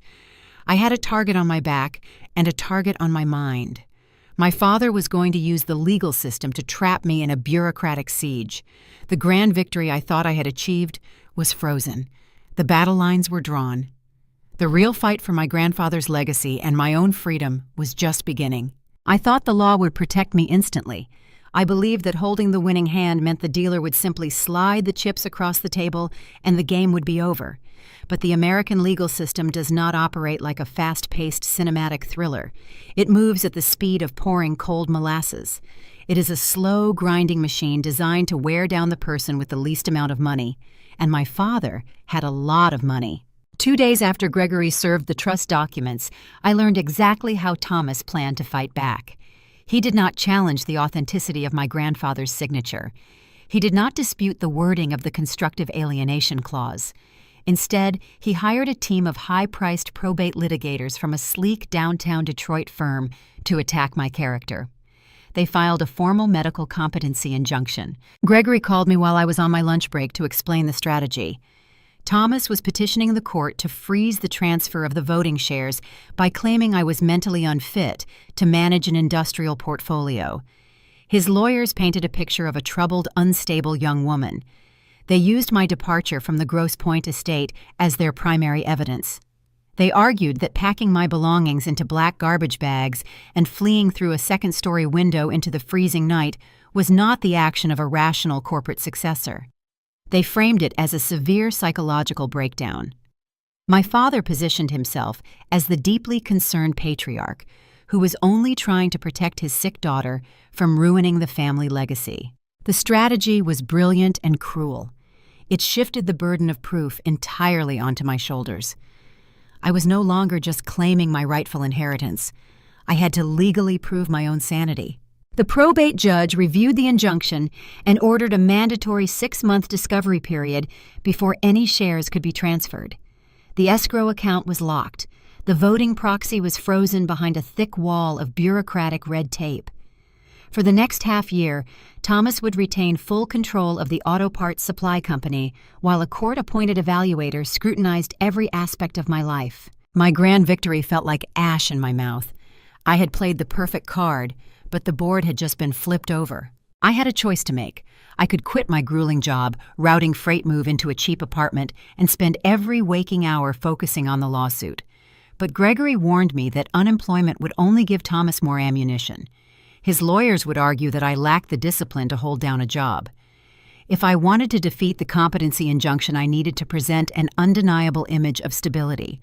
I needed to prove that I was a functional, financially independent adult who contributed to society. So I kept my entry-level position as a logistics analyst at the shipping firm. Every morning I woke up before dawn, put on my heavy winter coat, and drove my old sedan to a cramped, noisy office building near the loading docks. The contrast between the multi-million-dollar corporate war happening on legal paper and my daily reality was jarring. While my father's attorneys drafted motions in mahogany boardrooms, I sat in a cubicle under flickering fluorescent lights, tracking iron ore shipments and auto components across Lake Huron. The office was always chaotic. Dispatchers shouted over ringing telephones. Truck drivers in heavy flannel shirts crowded around the coffee machine waiting for their manifests. Navigating the narrow pathways between the desks required a specific kind of Midwestern politeness. I would clutch my clipboard to my chest, slide past a group of arguing foremen, and naturally mumble, "Oh, let me squeeze right past ya." I smiled at my coworkers. I drank the terrible breakroom coffee. I maintained a flawless facade of normalcy. None of them knew that I was locked in a legal siege for control of one of the largest supply companies in the region. They just saw a quiet 22-year-old girl working hard to pay her rent. But the pressure of living a double life was quietly cracking my foundation. I was surviving on minimal sleep. Every dollar I earned went toward groceries, gas, and the small retainer fee Gregory required to keep my case active. The stress of the pending psychological evaluation hung over my head like a dark storm cloud. I spent my shifts staring at spreadsheets, trying to ignore the constant gnawing fear that my father was going to win. The breaking point arrived on a Tuesday evening in late December. Michigan winters do not slowly settle in. They arrive with a punishing, relentless force.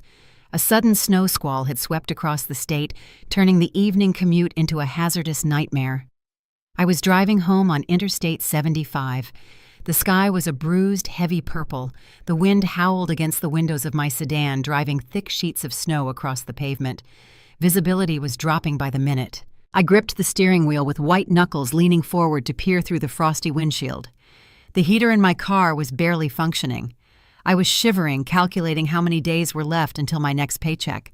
I needed to buy groceries, and I was terrified I would not have enough to cover the heating bill for my small apartment. Right as I passed the exit for the industrial corridor, a loud explosive pop echoed from the front passenger side of my car. The steering wheel jerked hard to the right, nearly ripping itself from my grip. The entire chassis shuddered violently. Metal ground against the icy asphalt. Panic flooded my veins.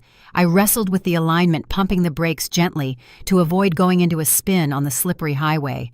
Horns blared around me as other drivers swerved to avoid my sudden deceleration. I managed to guide the crippled sedan onto the slushy shoulder of the highway.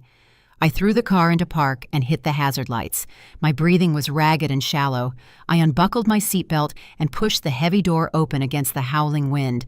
The freezing air sliced through my coat as I stepped out into the snow. I walked around to the front of the car. The front passenger tire was not just flat. It was shredded. Torn pieces of rubber hung from the bent steel rim. I stood there on the side of the interstate as semi-trucks roared past, kicking up blinding sprays of gray slush. The cold seeped through my boots, chilling my toes. I needed a tow truck. I needed a new tire. I needed an alignment. I ran the mental math in my head, adding up the costs. It was money I simply did not possess. My bank account was hovering dangerously close to zero. The facade I had been holding up for weeks finally crumbled. I climbed back into the driver's seat and slammed the door shut against the storm. I rested my forehead against the freezing steering wheel. A small, pathetic whimper escaped my throat. Then another. Within seconds, I was sobbing uncontrollably. It was not a quiet, dignified cry. It was an ugly, heavy weeping. My chest heaved with every ragged breath. Tears streamed down my face, mixing with the melting snow on my cheeks. I wiped my nose with the back of my trembling hand, feeling entirely small and broken. I did not feel like a powerful corporate heiress. I did not feel like the strong, calculating woman who had left a playing card on a mattress to bring down an empire. I felt like a broke, terrified 22-year-old girl crying alone on the side of a highway because she could not afford a piece of rubber. How long can you pretend to be strong before the weight of reality crushes your knees? How many days can you put on a brave face when you are secretly drowning in financial terror? I cried until my throat ached and my eyes burned. I let out all the frustration, the exhaustion, and the profound unfairness of fighting a man who had limitless resources while I had nothing. But as the tears finally slowed to a stop, a new realization settled over me in the freezing car. A clever legal setup was not going to win this war. A single playing card was not enough. My grandfather did not build his company by crying on the side of the road. He built it by pushing through the dirt and the cold. If I was going to survive this 6-month legal siege and defeat the competency injunction, I needed to find a reservoir of grit I had never tapped into before. I wiped my face with my scarf. I picked up my phone to search for a cheap late-night towing service, resigning myself to putting the charge on a high-interest credit card. I would figure out the debt later. Right now, I just needed to survive the night. I took a deep breath, watching the hazard lights blink yellow against the falling snow. I told myself the worst part of the week was over. I was wrong. The tire blowout was just a mechanical failure. It was an accident of bad weather and worn-out tread. But when I finally made it back to the logistics office the next morning, exhausted and smelling of cheap coffee, I would discover a problem that was not an accident at all.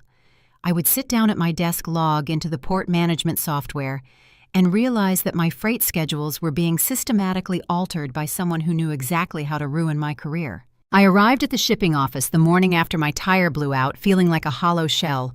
My boots were still damp from standing in the snow, and my shoulders ached from tension. The logistics center sat right on the edge of the industrial harbor. It smelled perpetually of diesel fuel, damp wool, and stale coffee. I walked past the noisy dispatch desks, clutched my thermos, and sat down in my cramped cubicle. I needed a quiet, predictable day to recover my strength. Instead, I logged into the port management software and watched my entire career begin to unravel. The screen flashed with a series of red error codes. I blinked, rubbing my tired eyes, assuming the system was running a routine morning update. But as I clicked through the freight schedules, a cold dread pooled in my stomach. My assigned shipping routes were in chaos. In Michigan, the logistics of Lake Huron freighters are intricate and unforgiving. We coordinate massive vessels hauling thousands of tons of raw iron ore from the northern quarries down to the automotive stamping plants in Detroit. The winter weather makes the operation highly volatile. A sudden freeze or a rogue storm can shut down a shipping lane in hours. You have to thread the needle perfectly to keep the assembly lines running. If a freighter is delayed, the manufacturing plants run out of raw materials. If the assembly lines halt, the financial penalties run into the hundreds of thousands of dollars per hour. 3 of my scheduled freighters had been rerouted. They were sitting idle at a holding terminal 200 miles away, missing their critical docking windows. My desk phone rang. It was my boss, the senior logistics manager. His voice was sharp and laced with panic. He demanded to know why the iron ore for a major auto manufacturer was currently sitting in the wrong harbor. He asked if I had lost my mind. I stared at the screen, my pulse drumming in my ears. I told him I had confirmed the correct routing numbers just yesterday afternoon. He told me to fix it immediately or pack up my desk. Losing this job meant losing the lawsuit. If I was fired for incompetence, my father would hand my termination notice directly to the probate judge. It would be the final piece of evidence he needed to prove his medical competency injunction. He would win the company, and I would be left with nothing. I frantically traced the digital footprints in the software to find out who had altered the schedules.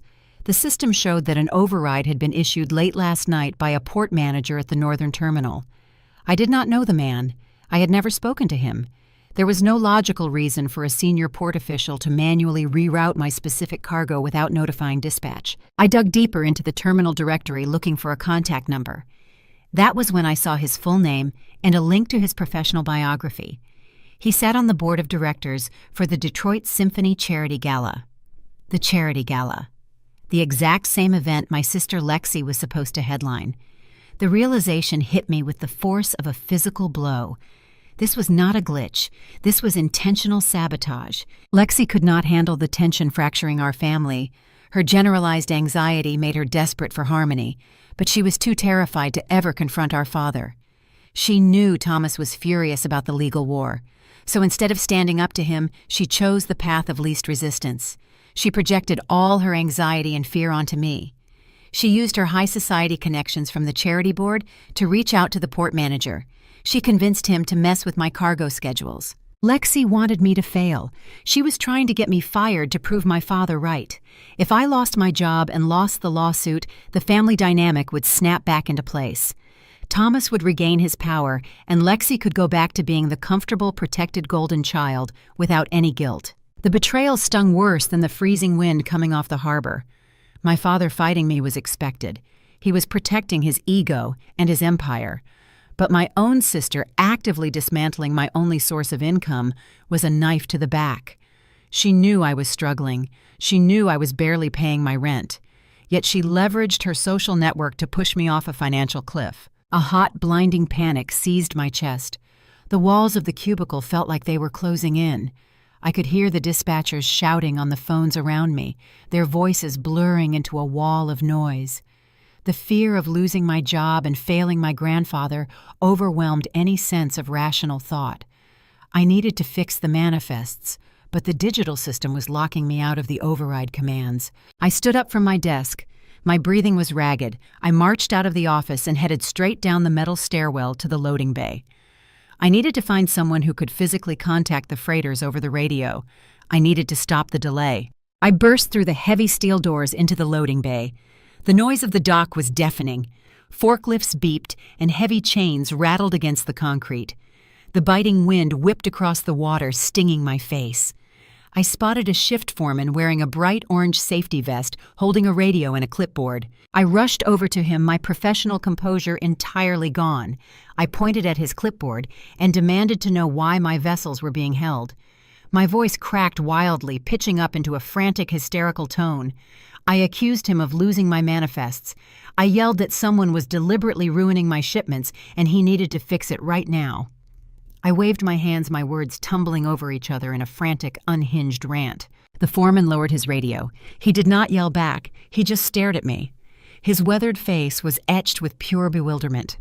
He looked at me the way you look at a stranger having a public psychotic break on the street. He took a slow step backward, raising his hands in a gesture of surrender, and asked if I needed him to call a medic. His reaction acted like a bucket of ice water to my face. I stopped yelling. I looked around the loading bay. Several dock workers had paused their machinery to watch me scream at a man who had zero control over the northern terminals. My chest heaved as the raw embarrassment washed over me. I had just exhibited the exact unstable, erratic behavior my father claimed I possessed. If my boss had seen this outburst, he would have fired me on the spot. I lowered my hands. I muttered a weak, trembling apology to the foreman. I turned around and walked back toward the stairwell, burning with a deep, consuming shame. I locked myself in the cold concrete stairwell and sat on the steps. I pressed the heels of my hands into my eyes, trying to slow my racing heart. I could not afford to lose my temper again. I could not let Lexi win by driving me to a breakdown. I had to outsmart her. Sitting on those dusty stairs, I remembered how my grandfather used to run his business before everything went online. He never trusted digital spreadsheets. He always said that anything living on a server could be altered, deleted, or hidden by someone with the right password. But ink on paper was permanent. It required physical theft to manipulate. Digital systems were easily manipulated by Lexi and her charity board contacts. I could not fight them in the software. I had to fight them in the real world. I stood up, smoothed the wrinkles from my work shirt, and walked back to my desk. I did not log back into the port management software to fight the overrides. Instead, I opened my bottom desk drawer and pulled out a heavy leather-bound ledger I had bought for taking notes. I reverted to my grandfather's old methods. I began tracking every single cargo manifest by hand. I used my desk phone to call the ship captains directly over the maritime radio channels, bypassing the terminal managers entirely. I recorded the departure times, the routing numbers, and the expected arrivals with a black ink pen. Every time Lexi's contact tried to change a schedule in the software, the ship captains would follow my verbal instructions instead. I let the digital system reflect the errors while the physical ships arrived on time. And every time the port manager issued a false delay command, I documented the digital discrepancy in my ledger. I was not just doing my job anymore. I was building a quiet, undeniable paper trail.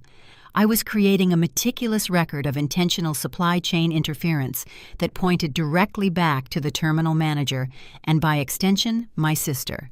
Tortious interference is a severe civil offense. If pushed, I could use this ledger to threaten the port manager's career, forcing him to back off. I kept the ledger hidden in the bottom drawer of my desk, tucked underneath a stack of old shipping manuals. What do you do when your own blood tries to dismantle your livelihood? You stop crying, you pick up a pen, and you document every move they make. I spent the next 2 weeks running this shadow operation. I managed my iron ore freighters flawlessly, keeping the Detroit assembly lines fed, while Thomas and Lexi assumed I was drowning. My boss stopped yelling and started praising my turnaround. I was securing my financial independence and proving my competence to the probate court. But keeping a highly sensitive secret inside a bustling, nosy office is a dangerous game.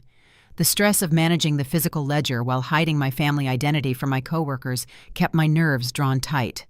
I thought I was being careful. I thought I was invisible. But my exhaustion was making me careless. I did not realize that leaving a single document exposed in a crowded break room was about to unravel my careful facade, turning a simple lunch break into a desperate, paranoid confrontation. The grind of managing my grandfather's shadow ledger while fighting a multi-million-dollar probate war was eroding my sanity. My sleep schedule had deteriorated into 3-hour increments. I woke up constantly in the middle of the night, my heart racing, convinced I had missed a filing deadline or a freighter dispatch. My diet consisted entirely of whatever I could microwave in the office break room. I was running on empty, fueled by caffeine and sheer paranoia. My father's legal team was relentless. They filed motion after motion trying to force me into costly hearings just to bleed my bank account dry. I was spending half my workday hiding in empty stairwells, taking hushed phone calls from Gregory to discuss legal strategy. I felt like an imposter. I was sitting in a cubicle pretending to be a low-level analyst while secretly waging war for control of the largest auto parts supplier in Macomb County. The isolation was suffocating. I had no friends at the logistics center.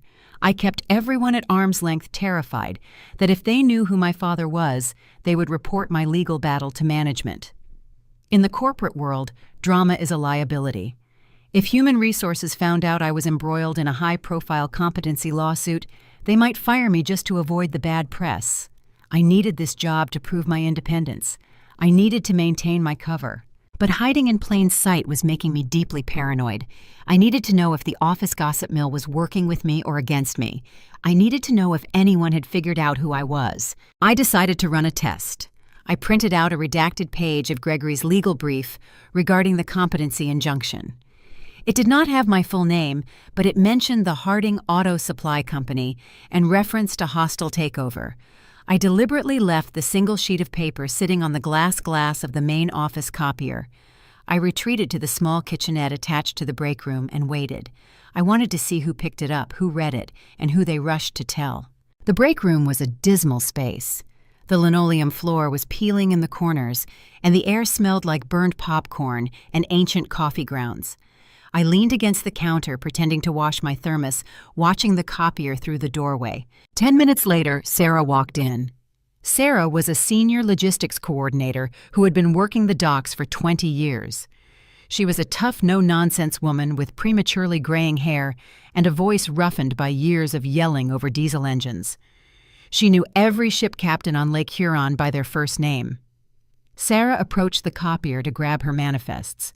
She saw the legal brief sitting on the glass. She picked it up. Her eyes scanned the text. My pulse quickened. I watched her read the paragraph detailing the hostile takeover of the Harding Supply Company. I waited for her eyes to widen. I waited for her to run to the manager's office to report the scandalous document. Instead, she sighed, folded the paper in half, and walked into the kitchenette. She walked right up to me, holding the folded document. "You left this on the machine, kid," she said, her tone entirely casual. The paranoia I had been harboring for weeks flared into a sudden blinding panic. My exhausted brain registered her action as an immediate threat. I assumed she had figured it out. I assumed she was going to use the document to expose me to human resources. The instinct to defend my secret overrode any rational thought. "That is private property." I snapped, my voice harsh and defensive. "You have no right to read that." I lunged forward and snatched the folded paper from her hand. My movement was so fast and aggressive that my elbow clipped the edge of her ceramic coffee mug sitting on the counter. The mug tipped over, shattering against the linoleum floor. Hot coffee splattered across her boots and the hem of my pants. The sharp crack of the breaking mug echoed in the small room. I stood there breathing heavily, clutching the crumpled legal brief against my chest like a shield. I stared at Sarah, ready for a fight, ready to unleash all the pent-up frustration I had been carrying. Sarah did not flinch. She did not yell at me for breaking her mug. She looked down at the spilled coffee, then looked back up at me. Her expression was not angry. It was exhausted and deeply empathetic. She raised both hands in a gesture of surrender. "Take a breath, kid," she said softly. I was just going to tell you that Thomas Harding is a known bully in the supplier circuit. You are not the first person he has tried to crush to protect his ego. The defensive walls I had built around myself crumbled instantly. My shoulders slumped. The aggressive energy drained from my body, leaving behind a profound hollow exhaustion. I slumped back against the humming vending machine, squeezing my eyes shut. I had just attacked an ally. I realized my paranoia had turned me into the very thing my father claimed I was. I was acting unstable. I was snapping at innocent people. Have you ever fought so hard to protect yourself from your enemies that you accidentally attacked the people holding out a hand to help you? The realization filled me with a deep, consuming shame. I slid down the front of the vending machine until I was sitting on the floor, ignoring the coffee seeping into my pants. I buried my face in my hands. The tears I had been holding back for weeks threatened to spill, but I was too tired to even cry. Sarah did not offer empty platitudes. She grabbed a handful of paper towels and wiped up the broken ceramic shards. Then she turned to the vending machine, swiped her employee badge, and pushed a button. A can dropped into the tray with a heavy clunk. She retrieved the can, popped the tab, and crouched down next to me. She slid the cold metal across the floor until it bumped against my shoe. "Drink this," she said. "It settles the stomach." I looked down. It was a can of Vernor's. In Michigan, Vernor's ginger ale is not just a soda. It is a cultural remedy. It is the drink your mother gives you when you have the flu. It is the drink you sip when you are recovering from a hangover. The sharp, highly carbonated ginger bite is supposed to cure any ailment. I picked up the can. My hands were shaking. I took a slow sip. The intense carbonation burned the back of my throat, forcing me to take a sharp breath. The harshness of the ginger grounded me. It pulled me out of my panic attack and brought me back to the present moment. I sat there on the break room floor, sipping the soda, feeling entirely small and foolish. I looked at Sarah and offered a weak, trembling apology. I told her I was sorry for breaking her mug and for yelling at her. Sarah sat down on the floor next to me, uncaring about the sticky linoleum. She told me she had known who I was for weeks. She recognized my last name on the hiring manifest. She knew about my grandfather. She also knew about my father. "Thomas Harding has a reputation on the docks," Sarah explained, keeping her voice low. "He is arrogant. He cancels contracts without warning to punish suppliers who disagree with him. The ship captains hate working with him. When you started working here routing freight from the ground up, I knew you were cut from a different cloth. I knew you were your grandfather's kid." She pointed to the crumpled legal brief in my hand. "I do not know the details of whatever probate war you are fighting," she said, "but I know you are losing sleep over those freighters from the northern terminal. I saw the override commands in the system. I know someone is trying to sink your roots." I nodded, staring at the ginger ale can. I admitted that someone was deliberately delaying my shipments to get me fired. I did not mention Lexi by name, but Sarah understood the implication. "You cannot fight a digital war from an entry-level desk," Sarah said. "They have access to the terminal managers. You do not." I told her I was using a physical ledger to bypass the system. I explained my shadow operation, detailing how I called the captains directly to fix the routes. Sarah let out a short, rough laugh. It was a sound of genuine respect. She told me it was a brilliant old-school tactic, but it was unsustainable. I could not stay awake 24 hours a day to monitor the radios. Eventually, my exhaustion would cause a fatal mistake. She stood up and offered me her hand. I took it, and she pulled me up from the floor. "I run the dispatch routing for the eastern terminals," Sarah said, brushing the dust off her jeans. "I can quietly shift your freighters to my docking bays. I can bypass the northern terminal entirely. The person messing with your schedules will not be able to touch the eastern grid without my authorization. I will cover your freight routes until you finish whatever fight you are having with your father." Relief washed over me. It was not just the relief of securing my job, it was the profound relief of not being alone anymore. For the first time since climbing out of my bedroom window, someone was standing in my corner. Sarah was not asking for a promotion or a payoff. She was helping me simply because she respected the hustle and despised my father's bullying tactics. I thanked her, my voice thick with genuine gratitude. I threw away the empty soda can and walked back to my desk feeling a renewed sense of strength. I had secured my flank at work. I was ready to face the legal battle. But my relief was premature. I thought the battle lines were drawn clearly between my job and the courtroom. I did not anticipate that my father's legal team was about to merge the two. They were preparing a brutal assault that would drag my most vulnerable private moments into the public record. In less than a week, I would find myself trapped in a glass-walled conference room, staring at a stack of documents that proved my father was willing to commit a federal crime just to humiliate me. My name is Camilla Harding, and I am 22 years old.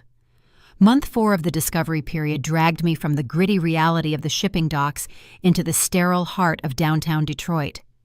The contrast was jarring.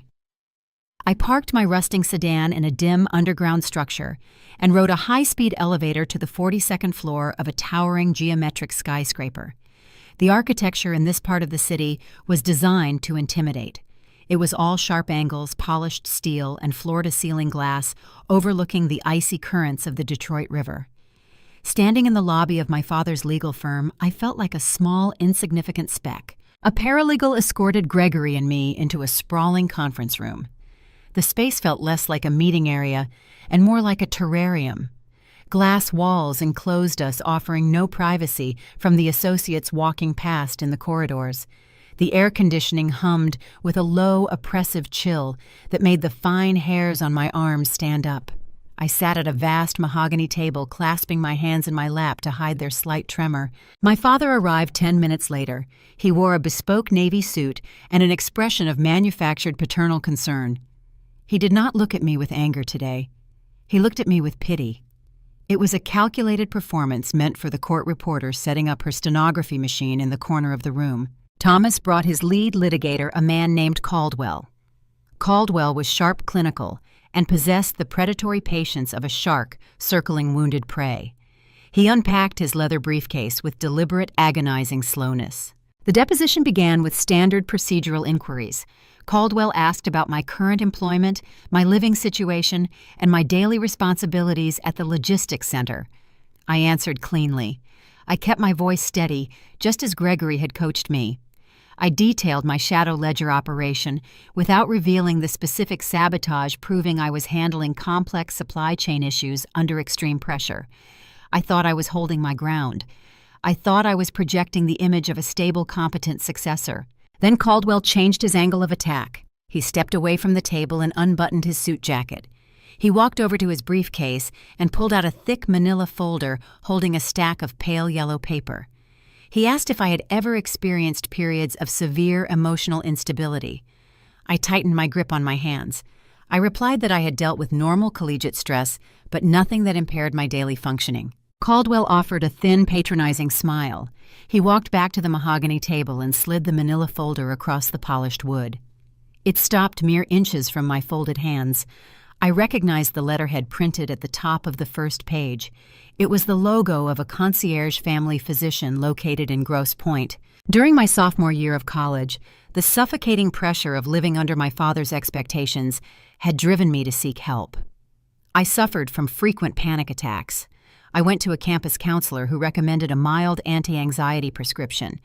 Because I was still on my family health insurance at the time, I visited the private doctor my father had kept on retainer for decades. I sat in his office, poured my heart out about the toxic dynamics of the Harding household, and received a basic prescription to help me sleep. I assumed those conversations were shielded by strict medical privacy laws. I assumed the doctor understood the boundaries of doctor-patient confidentiality. I was wrong. Caldwell picked up a piece of paper from the file. He began to read aloud for the official record. He read the doctor's private clinical notes. He read sentences detailing my feelings of inadequacy. He read my raw, vulnerable admissions about struggling to cope with the relentless demands of my family. He twisted those moments of temporary collegiate anxiety into a dark, sprawling narrative of profound mental instability. He framed my search for basic mental health support as evidence that I was psychologically unfit to manage an industrial portfolio. The conference room suddenly felt incredibly small. The glass walls seemed to press inward, trapping me in a vacuum. My chest seized. A wave of intense claustrophobia crashed over me. Hearing my most private, desperate thoughts weaponized in a sterile room while my father watched with faux sympathy was a violation I could barely process. I reached for the glass of ice water sitting in front of me. I needed to wet my dry throat. I needed to do something physical to ground myself. but my hands were betraying me. The tremor I had been suppressing erupted into a harsh spasm. My fingers knocked against the heavy rim of the glass. It tipped forward, sending a cascade of freezing water directly into my lap and across the polished mahogany table. The ice cubes clattered against the wood. The cold water soaked instantly through my slacks, chilling my skin.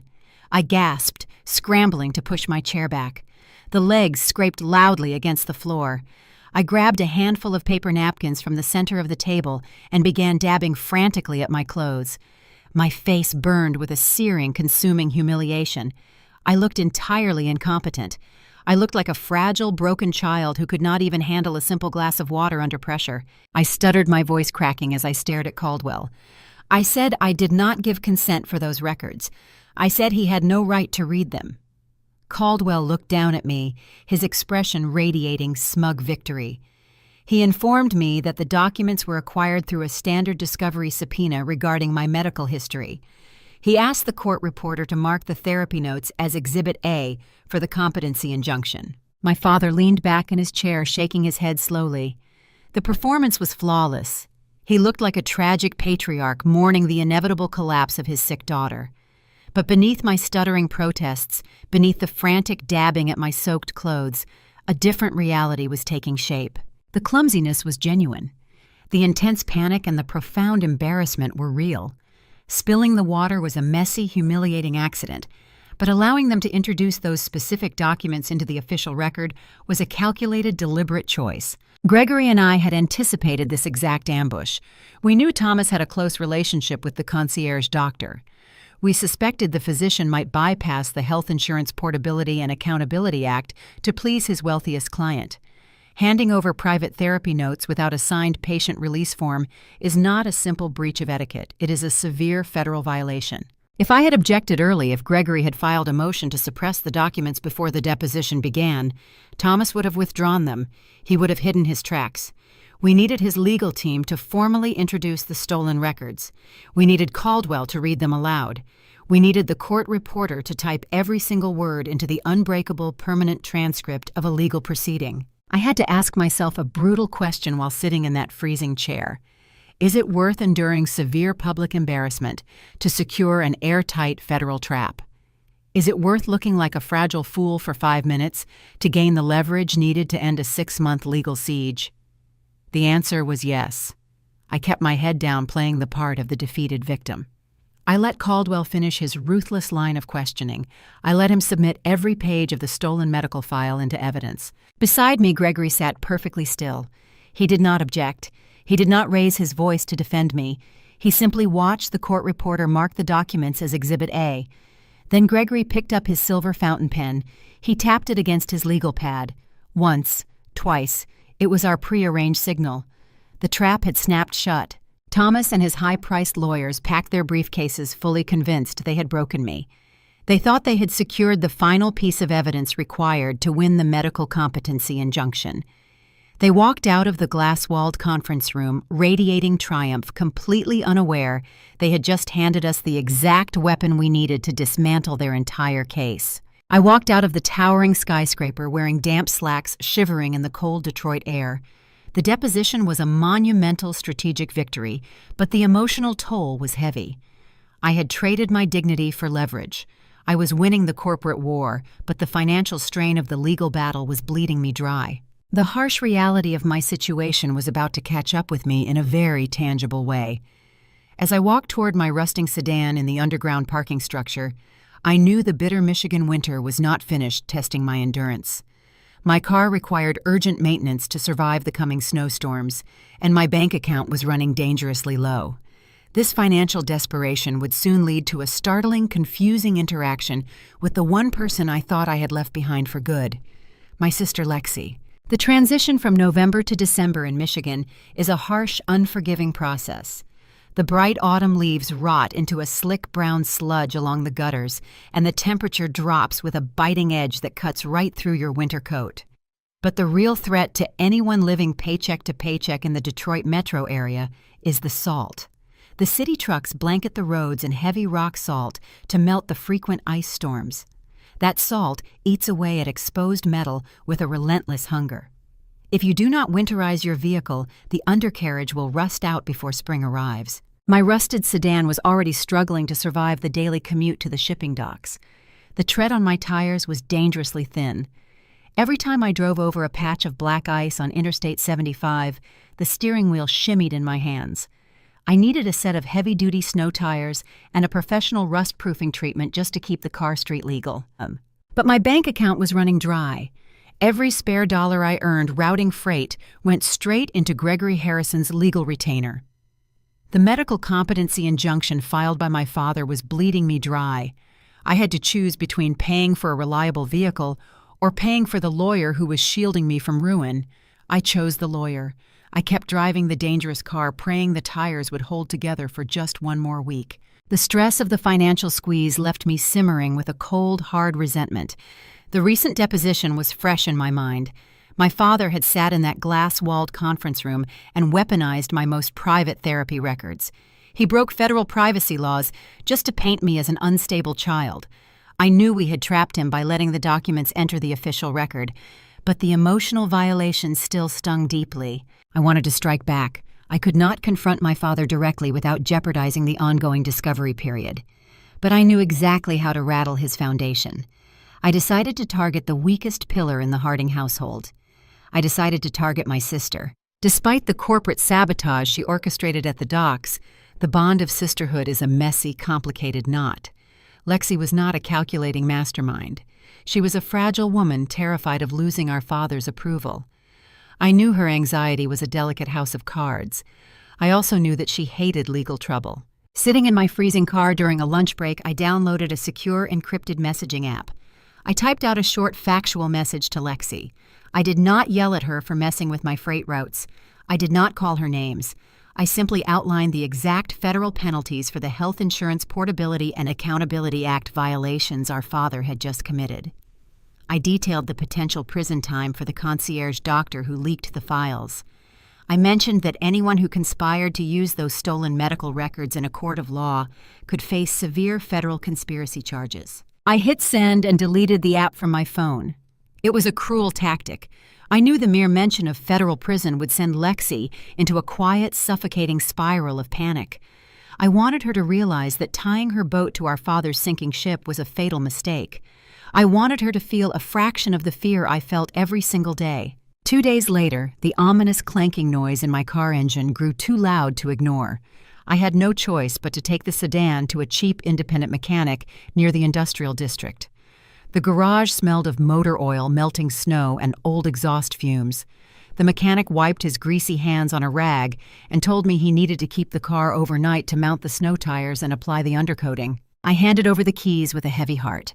I walked 3 miles to the nearest bus stop in the biting wind, doing the mental math of how far I could overdraw my checking account to pay the upcoming bill. The next morning, my cell phone rang while I was tracking a shipment at my cubicle.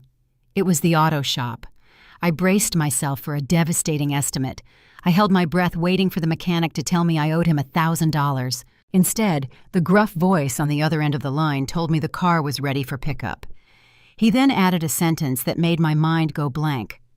"The balance is zero," the mechanic stated. "The bill was paid in full an hour ago over the phone." I asked him to repeat himself. I asked if there was a mistake. He insisted there was no error. An anonymous caller had provided a credit card number and covered the entire cost of the snow tires, the rust proofing, and an oil change. The caller explicitly requested to remain unnamed. I hung up the phone and stared at my blank computer monitor. I did not need to hire a private investigator to solve the mystery. I knew exactly who paid the bill. It was Lexi. Her crippling anxiety could not handle the thought of federal charges, but beneath her panic there was genuine guilt. She had tried to ruin my logistics career to appease our father. She had watched me struggle. Now terrified by my encrypted message and burdened by her own conscience, she was trying to buy her way out of the guilt. She was using our father's money to fix my car while simultaneously helping him steal my inheritance. When I took the bus back to my apartment building that evening, the hallway smelled faintly of boiled cabbage and damp carpet. I unlocked my small metal mailbox in the lobby. Amidst the junk mail and the looming electric bill, I found a plain white envelope with no return address. I recognized the elegant looping handwriting immediately. I walked into my quiet apartment, leaving my boots by the door. I tore open the envelope. Inside was a single piece of heavy stationery. There was no check, no grand explanation, and no defense of her actions. There was only one sentence scrawled in blue ink. "I am sorry. I just want Dad to stop yelling." I stood in my cramped kitchen reading those 10 words. A wave of profound childish anger overtook me. The sheer unfairness of her statement burned through my veins. She wanted him to stop yelling. That was her entire motivation. She was willing to let him destroy my independence, steal my grandfather's legacy, and brand me as mentally incompetent in a court of law, all so she would not have to endure a lecture at the dinner table. Her comfort always cost me my peace. Her fear was always my punishment. The rage I felt was blinding. I did not process the emotion like a calm, calculating corporate strategist. I reacted like a wounded sibling. I gripped the edges of the heavy stationery and ripped it in half. The sound of the tearing paper was sharp in the quiet apartment. I ripped it again and again, my hands moving with frantic, uncoordinated energy. I shredded the note into tiny, jagged pieces. I threw the scraps into the air. I screamed into the empty hallway of my apartment. It was a loud, raw sound of pure frustration. I yelled at the walls, raging against a sister who loved her golden cage more than she loved me. I was so tired of being the only person willing to fight the monster in our house. The scraps of paper fluttered to the worn carpet like a slow, tragic snowfall. I stood there breathing heavily, my chest heaving with the exertion of my anger. I looked down at the torn pieces scattered across the floor. The heat of the anger vanished. It was replaced by a sudden, hollow ache. The adrenaline evaporated, leaving behind a sharp and immediate regret. My knees buckled. I dropped to the floor, the rough carpet scraping against my bare skin. I looked at the fractured remains of my sister's apology. It was pathetic. It was cowardly. But it was the only olive branch she was capable of extending. A choked sob escaped my throat. I began gathering the tiny torn pieces of paper with shaking hands. I scrambled across the floor, desperate to collect every single scrap. I pulled a roll of clear tape from a kitchen drawer and sat cross-legged on the ground. Tears streamed down my face, blurring my vision as I tried to align the jagged edges of the blue ink. I sobbed quietly as the empty apartment. I wept over the fractured remains of a sister I could not save. I realized in that messy, humiliating moment that no legal victory would magically heal my family. Gaining the corporate proxy would not cure Lexi of her anxiety. It would not make my father love me. The legal war was just a mechanism for survival. I taped the note back together. It looked ugly and scarred, held together by cheap plastic adhesive. I set it on my kitchen counter. Sitting on the floor, wiping my swollen eyes with the sleeve of my shirt, my perspective shifted. I could not rely on Lexi to break ranks. I could not rely on simple procedural traps like the HIPAA violation to win the probate war. My father would hire better lawyers to bury his mistakes. I needed undeniable proof of my grandfather's core intent. I needed evidence that proved Thomas was a failure long before I ever climbed out of a window. I wiped my face and stood up. I remembered the old family cabin situated miles away in the frozen isolation of the North. I remembered the stories my grandfather used to tell about keeping his most private business records hidden away from my father's prying eyes. I grabbed my car keys. My sedan had brand new snow tires. It was time to test them. I was going to drive into the heart of the Michigan winter to unearth a ghost, but walking into the abandoned cabin would prove to be far more dangerous and painful than simply searching through dusty boxes. I was about to walk directly into a physical trap that would leave me bleeding on a frozen floor, holding the very weapon that would end my father's reign. I drove my freshly winterized sedan out of the urban sprawl of Detroit and headed toward the rural isolation of the North. In Michigan, going up north is a cultural tradition. During the summer, families flock to the sparkling lakes and vibrant cherry orchards. But in the dead of winter, the landscape transforms into a desolate, unforgiving expanse. The highway cuts through dense forests of dark pine trees, heavily laden with snow. The sky turns a permanent shade of slate gray. I was heading toward our family summer cabin, situated on a secluded plot of land near Traverse City. The property had been sitting empty since my grandfather passed away. My father hated the rustic nature of the place, preferring luxury resorts, but he kept the title in the family name and installed a modern security system to monitor the grounds. I knew about the cameras, I was counting on them. My lawyer, Gregory, had warned me that bringing random documents into a courtroom was a risky endeavor. If I simply handed the judge an old notebook claiming it belonged to the founder of the company, my father's legal team would immediately object. They would claim I forged the handwriting. They would argue the evidence lacked a verifiable chain of custody and have it thrown out of the discovery process. I needed to create a scenario where the origins of the evidence could not be disputed. I needed to bait my father into authenticating the location himself. If I triggered the security system at the cabin, Thomas would receive an alert on his phone. He would see me on the video feed. His arrogance and his desire to paint me as an erratic, unstable criminal would override his logic. He would instruct his lawyers to file a formal trespassing claim against me. He would use the incident to bolster his medical competency injunction, claiming I was breaking into abandoned family properties. But by filing that specific legal grievance, my father would formally tether the cabin to the ongoing probate lawsuit. Once the property became an active subject of the court dispute, any items recovered from within its walls would be subject to official evidentiary discovery. I was walking into his surveillance trap on purpose. My sedan crunched over the unplowed gravel driveway leading up to the cabin. The structure was built from dark cedar logs and featured a wraparound porch overlooking a frozen, snow-covered lake. The air outside was brutally cold, biting at my cheeks the moment I stepped out of the car. I walked up the front steps, my boots leaving deep impressions in the untouched snow. I looked up at the corner of the roofline. A small black security camera hung under the eaves. A tiny red light blinked steadily against the gray backdrop. I stood there for a few seconds looking directly into the lens. I wanted my father to know I was not hiding. I unlocked the heavy front door using an old spare key my grandfather had given me years ago. The interior of the cabin was freezing. It smelled of aged pine coal dust and the faint lingering scent of my grandfather's pipe tobacco. The furniture was covered in white canvas drop cloths, making the living room look like a graveyard of ghosts. I did not waste time looking through the main living areas. My grandfather was a man who kept his true thoughts hidden from the people who sought to exploit him. He would never leave his most sensitive corporate records sitting in a desk drawer. I headed straight for the narrow, creaking staircase leading up to the attic. The attic was poorly lit. The only illumination came from a single frosted dormer window coated in ice. The temperature up here was even colder than the ground floor. My fingers grew stiff inside my gloves as I began shifting heavy cardboard boxes and old drafting tables.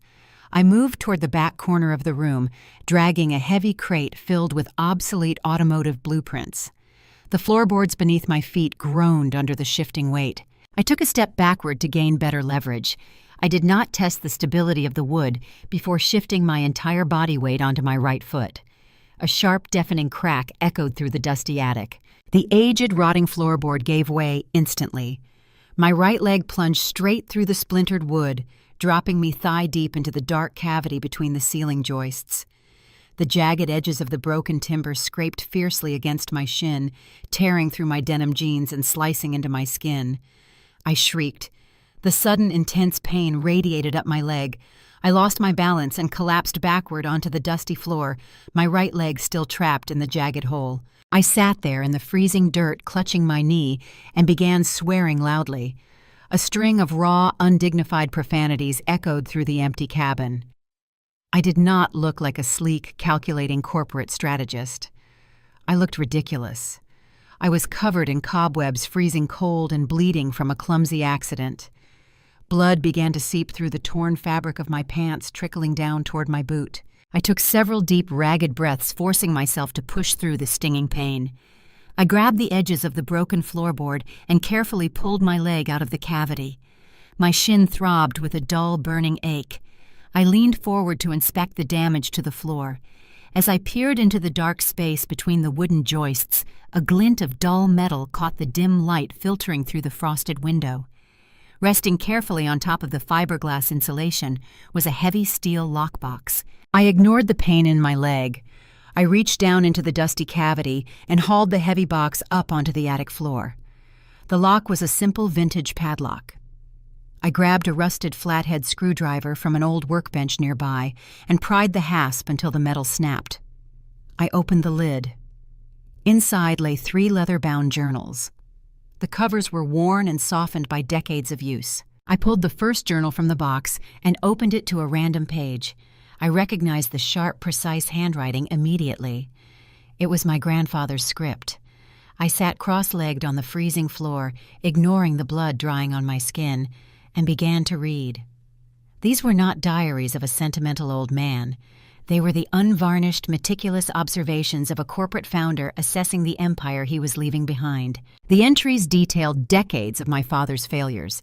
My grandfather documented Thomas losing key supplier contracts due to his arrogance.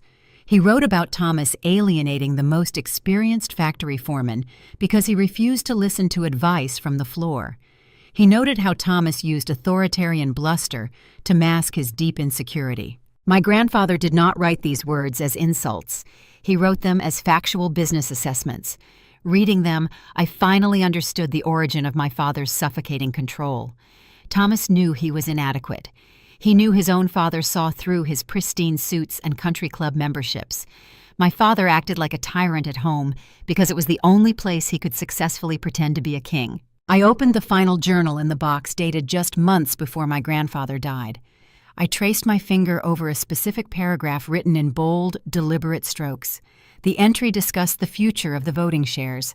My grandfather noted that Lexi's fragile dependence made her a permanent liability to the company.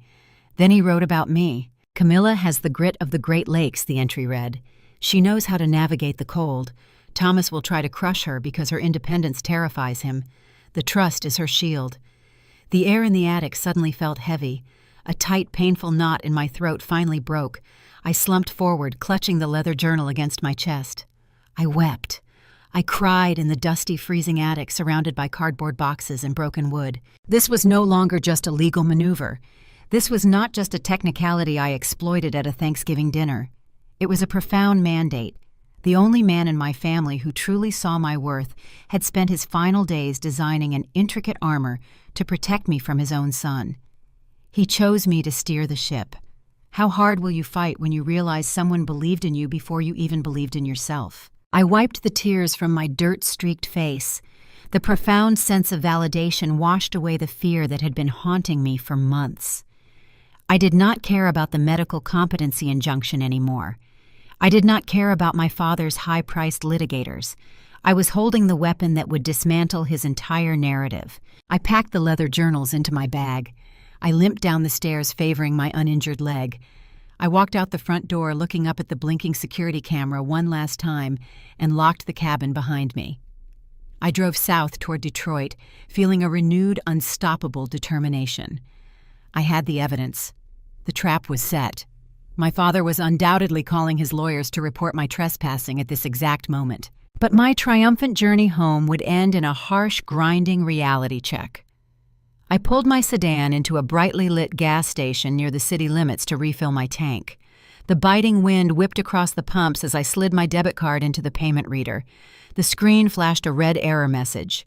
I tried a different card. It was declined. I sat in my freezing car and opened my banking app on my phone. My checking account balance showed a glaring, impossible zero. A bright red notification banner informed me that a legal freeze had been placed on all my personal assets. My father had taken the bait regarding the cabin, but he used the trespassing incident to invoke a ruthless financial loophole. I had the journals that would win the war, but I no longer had the money to buy a single gallon of gasoline to drive them to my lawyer. The financial starvation had begun. The harsh fluorescent lights of the gas station canopy buzzed overhead as I sat frozen in the driver's seat of my sedan. I stared at the bright red notification banner illuminating my phone screen. My checking account was locked. The balance displayed a hard, unforgiving zero. I had the leather journals containing my grandfather's confessions resting safely on the passenger seat, but I did not have the $3 required to put enough gas in my tank to reach the city limits. I called Gregory Harrison the next morning from a payphone, unwilling to risk using my cell data. His voice over the static-laden line confirmed my worst fears. My father had taken the bait regarding the Traverse City cabin, but he used my deliberate trespassing to launch a devastating counterattack. His high-priced probate litigators filed an emergency asset freeze. They claimed my personal checking account had received minor deposits from a joint family trust years ago. By labeling my meager savings as commingled family funds, they weaponized a bureaucratic loophole to freeze every dollar I possessed. The legal siege entered its 5th month.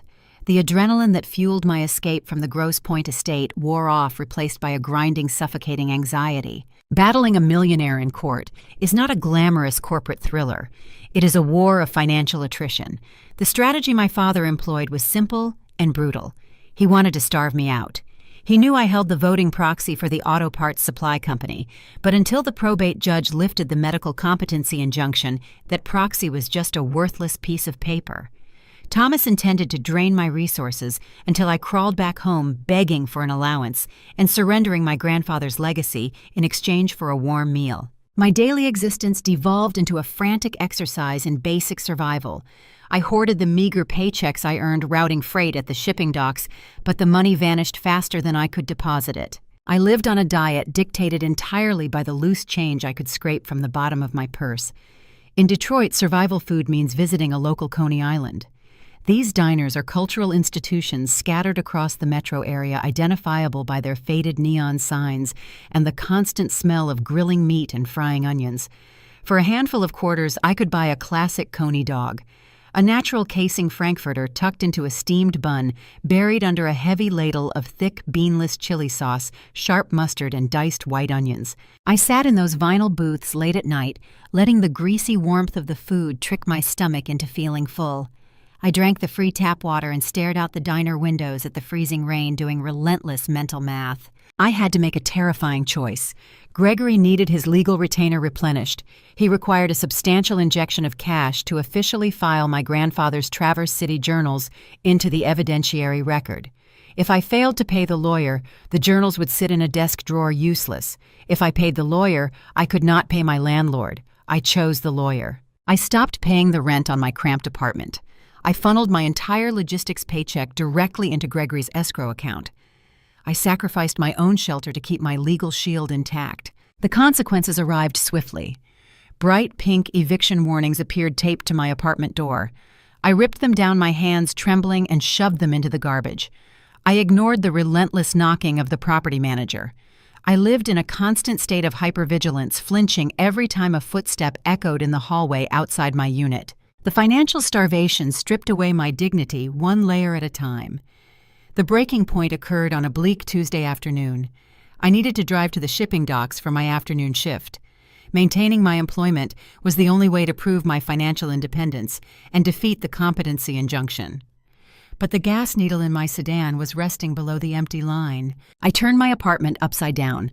I tore the cushions off the sofa. I emptied the pockets of every winter coat I owned. I found exactly 85 cents. It was not enough to buy a single gallon of fuel. Desperation forces you to abandon your pride. I walked 2 miles through the biting wind to the nearest branch of my bank. My ears stung from the cold, and my boots soaked through with slush. I pushed through the heavy glass doors into the sterile, hushed environment of the bank lobby. The air smelled of floor wax and mint candy. I joined the queue, shifting my weight from foot to foot, clutching my hands inside my coat pockets. Business professionals in tailored suits stood in line ahead of me, checking their expensive watches. I felt like an imposter breathing their air. When it was my turn, I stepped up to the polished counter. The teller was a young woman with a neat name tag and a polite, practiced smile. I slid my driver license across the marble surface. I asked her to look at my frozen checking account. I explained that I knew the funds were locked due to a pending legal hold. The teller typed rapidly on her keyboard, her eyes scanning the monitor. She nodded, confirming the freeze. I leaned forward, gripping the edge of the counter. My chest felt tight. The words I needed to say tasted like ash in my throat. I asked her if she could authorize a manual overdraft. I requested a temporary advance of $20. The teller stopped typing. She looked at me, her polite smile faltering. She explained that she could not bypass a court-ordered legal freeze for any amount. She stated that the system physically prevented her from dispensing cash. I did not accept her answer.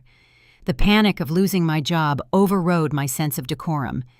I leaned closer to the plexiglass divider. "Please," I said, my voice cracking under the strain. "I just need to get to work. I have to buy gas. Just $20. I will pay it back the second the hold drops." I heard a man in the line behind me shift his weight impatiently. Someone cleared their throat.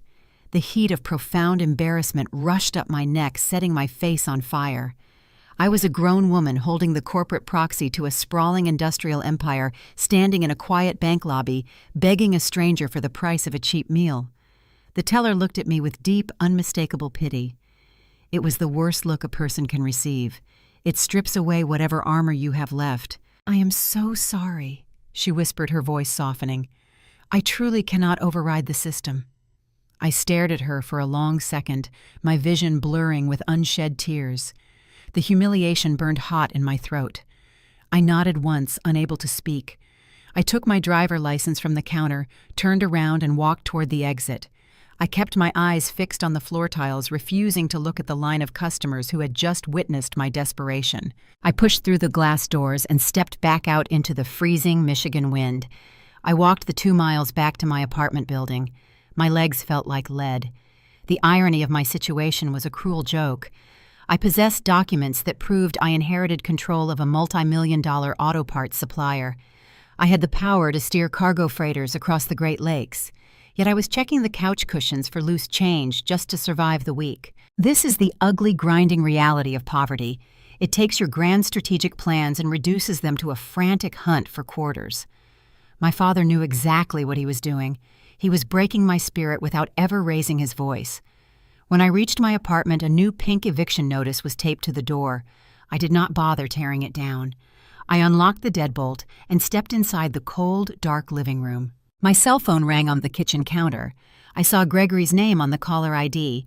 I picked it up, expecting him to confirm that the Traverse City journals had been filed into the Discovery record. I needed a victory. I needed to know the money I sacrificed for rent was dealing a fatal blow to my father's case. Instead, Gregory delivered a message that forced my exhausted brain to pivot to a new threat. The probate judge had reviewed the initial filings. Before he would allow the journals to be entered as formal evidence, he wanted both parties to attempt a resolution outside the courtroom. The judge ordered a mandatory mediation session. Gregory warned me the mediation was not a casual conversation. It was a high-stakes negotiation overseen by a court-appointed official. I was going to have to sit in a closed room with my father and my sister. I was going to have to look into the eyes of the man trying to starve me into submission. My father would arrive wearing his bespoke suits radiating wealth and paternal concern. I would arrive wearing the scent of cheap diner food, facing eviction and fighting off the sheer exhaustion of poverty. The mediation was a trap disguised as diplomacy. My father intended to use the mediator to break my resolve in person. I had to find a way to flip his authoritarian bluster into a weapon against him, and I only had a few days to prepare for the collision. The sky over Detroit in late February is a relentless, suffocating sheet of gray. The sun does not shine. The clouds hang low and heavy, casting a dull, flat light over the slush-covered streets. The weather perfectly matched the bitter atmosphere inside the mediation center. I arrived at the legal building exhausted. My stomach was empty, and my boots were stained with road salt. Gregory Harrison walked beside me, carrying his heavy leather briefcase. He had prepped me for this meeting during the drive over. Mediation is not about finding the truth he had warned. It is about assessing the stamina of the other side. We walked into a neutral conference room on the 12th floor. The walls were painted a bland beige, devoid of any artwork that might trigger an emotional response. A long rectangular table dominated the space. My father was already seated on the opposite side of the table. He wore a soft cashmere sweater over a crisp collared shirt. He did not look like the ruthless corporate titan who had frozen my bank accounts and pushed me toward eviction. He looked like a tired, concerned patriarch. He sat with his shoulders slightly slumped, projecting the image of a man worn down by the tragedy of a broken family. Lexi sat next to him. She wore a tailored wool coat and her makeup was flawless, but her hands betrayed her anxiety. She was aggressively twisting a silver ring around her index finger, her eyes darting nervously around the room. She looked anywhere but at me. The mediator sat at the head of the table. He was a retired judge, an older gentleman with silver hair and a gentle, soothing voice. He opened the session by outlining the rules of engagement, stressing the importance of finding a peaceful resolution to preserve the family legacy. Within 5 minutes, it became painfully clear that the mediator had already bought into my father's narrative. Thomas spoke first. He did not yell. He did not pound his fist on the table like he did at Thanksgiving. He used a measured, sorrowful tone. He told the mediator about my sudden departure from the estate. He framed his decision to freeze my bank accounts not as a financial siege, but as a protective measure to prevent me from squandering resources during a severe mental health crisis. "Your father just wants you to come home and get the help you need, Camilla," the mediator said softly, turning to look at me with profound pity. "He is offering to drop the competency injunction if you agree to enter a residential treatment program and surrender the voting proxy back to his control. It is a generous offer given the circumstances." The audacity of the proposal made my chest tight. I took a deep breath, determined to keep my voice steady. I needed to present myself as the rational, capable logistics analyst I was. I appreciate the concern. I started leaning forward slightly, but the narrative being presented here is entirely fabricated to strip me of. "Camilla is prone to these paranoid delusions," Thomas interjected smoothly, cutting off my sentence before I could finish my thought. He looked at the mediator, shaking his head. "She believes I am sabotaging her, but I am only trying to protect her from herself. She lacks the executive function to manage her own daily routine, let alone a corporate supply chain." I clamped my jaw shut. I let him speak. Gregory had told me to let Thomas dominate the conversation early on. We needed the mediator to witness the exact controlling behavior that triggered the constructive alienation clause in the first place. We needed the record to reflect that my father refused to let me possess an independent voice. I tried to speak again. I attempted to bring up my flawless employment record at the shipping docks. I wanted to explain that I was managing complex freight routes across Lake Huron without any assistance. "She answers phones at a loading bay." Thomas interrupted again, waving his hand dismissively. "It is busy work. We encouraged her to take the job to build character, but it is hardly preparation for sitting on an executive board.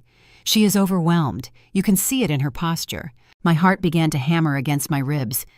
The exhaustion of poverty, the stress of hiding from eviction notices, and the sheer frustration of sitting across from the man who caused it all began to boil over. The strategy of staying quiet was burning me alive from the inside out. I opened my mouth to correct his lie about my job responsibilities. "If she would just admit she needs help, we could put this ugly business behind us." Thomas talked over me for the third time in less than 5 minutes. He turned to Lexi. "Tell them, Lexi.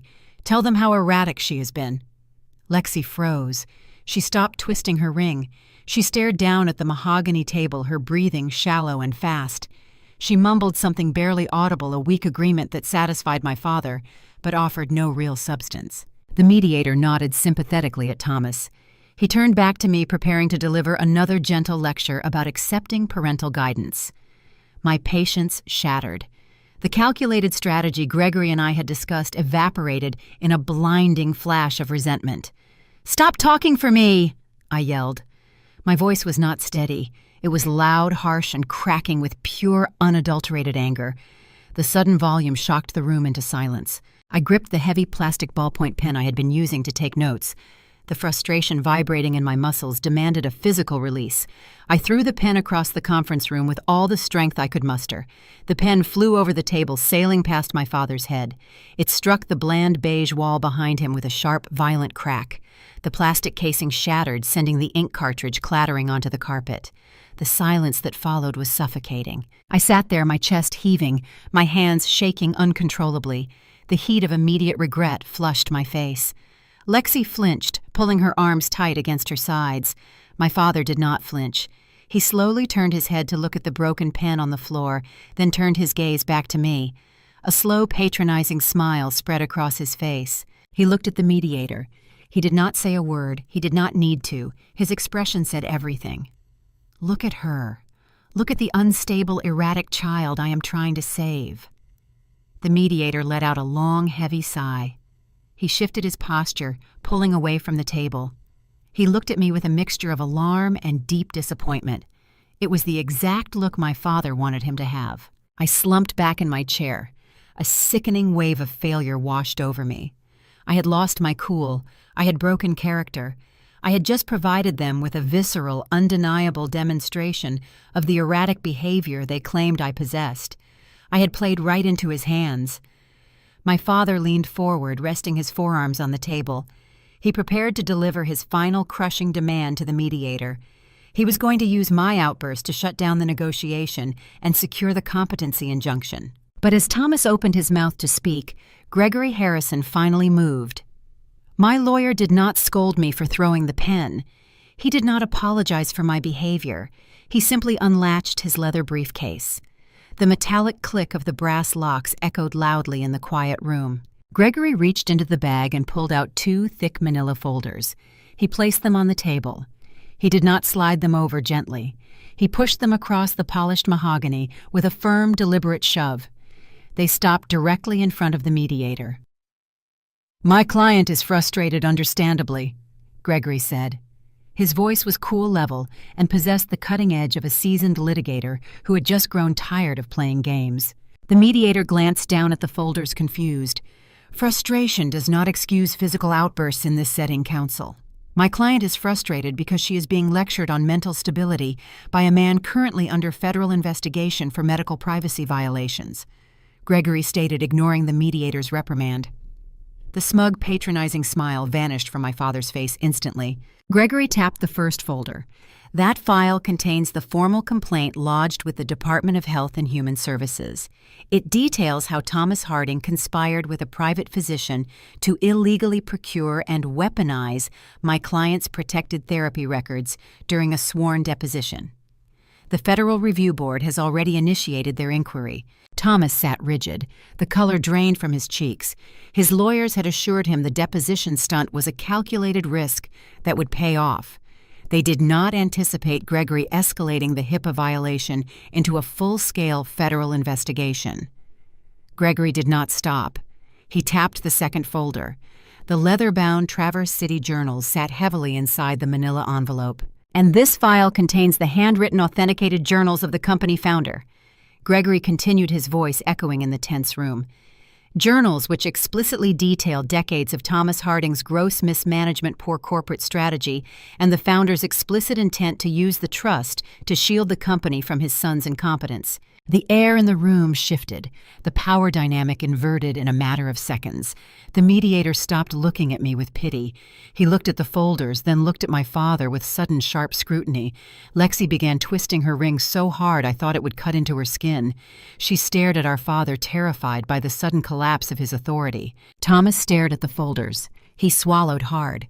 The facade of the weary, loving patriarch was gone.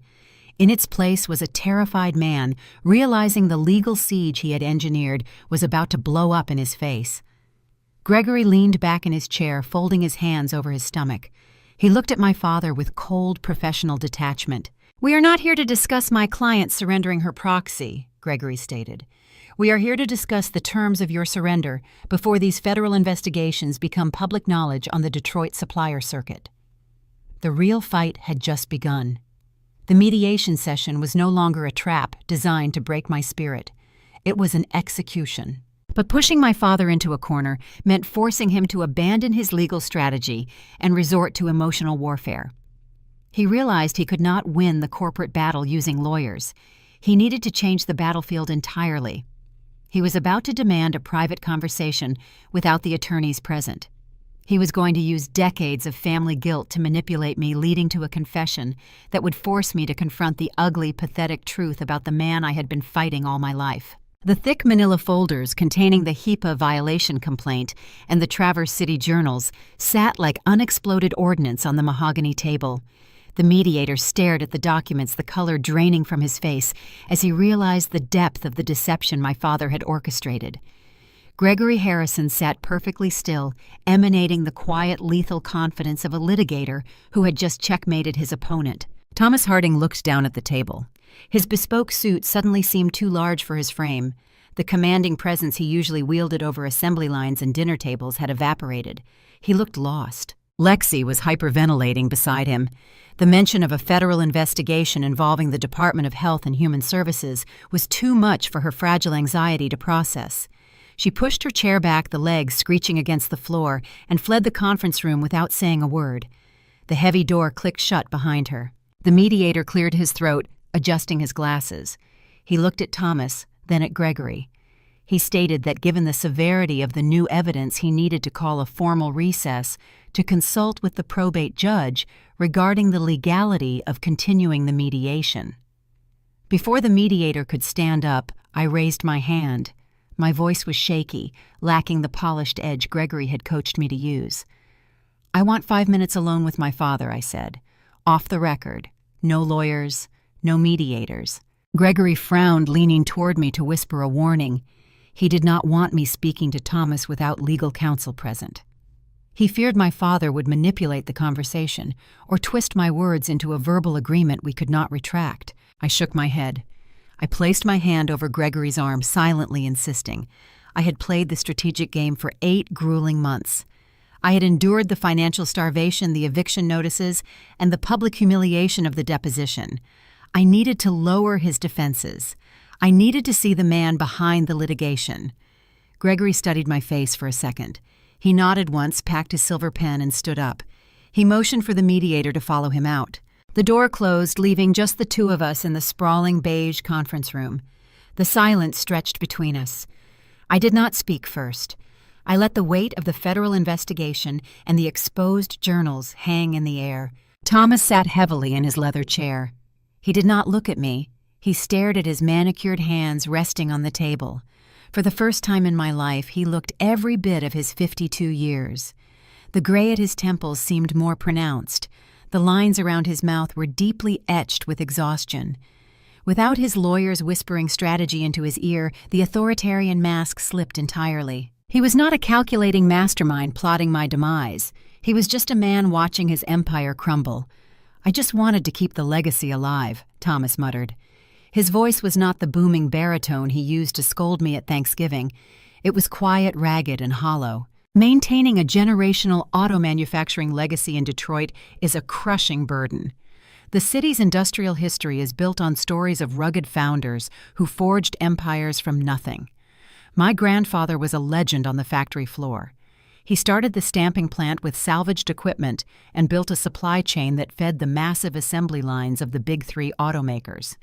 He was tough visionary and revered by the men who worked for him. Thomas inherited a machine he did not know how to build. He grew up in country clubs, not on the factory floor.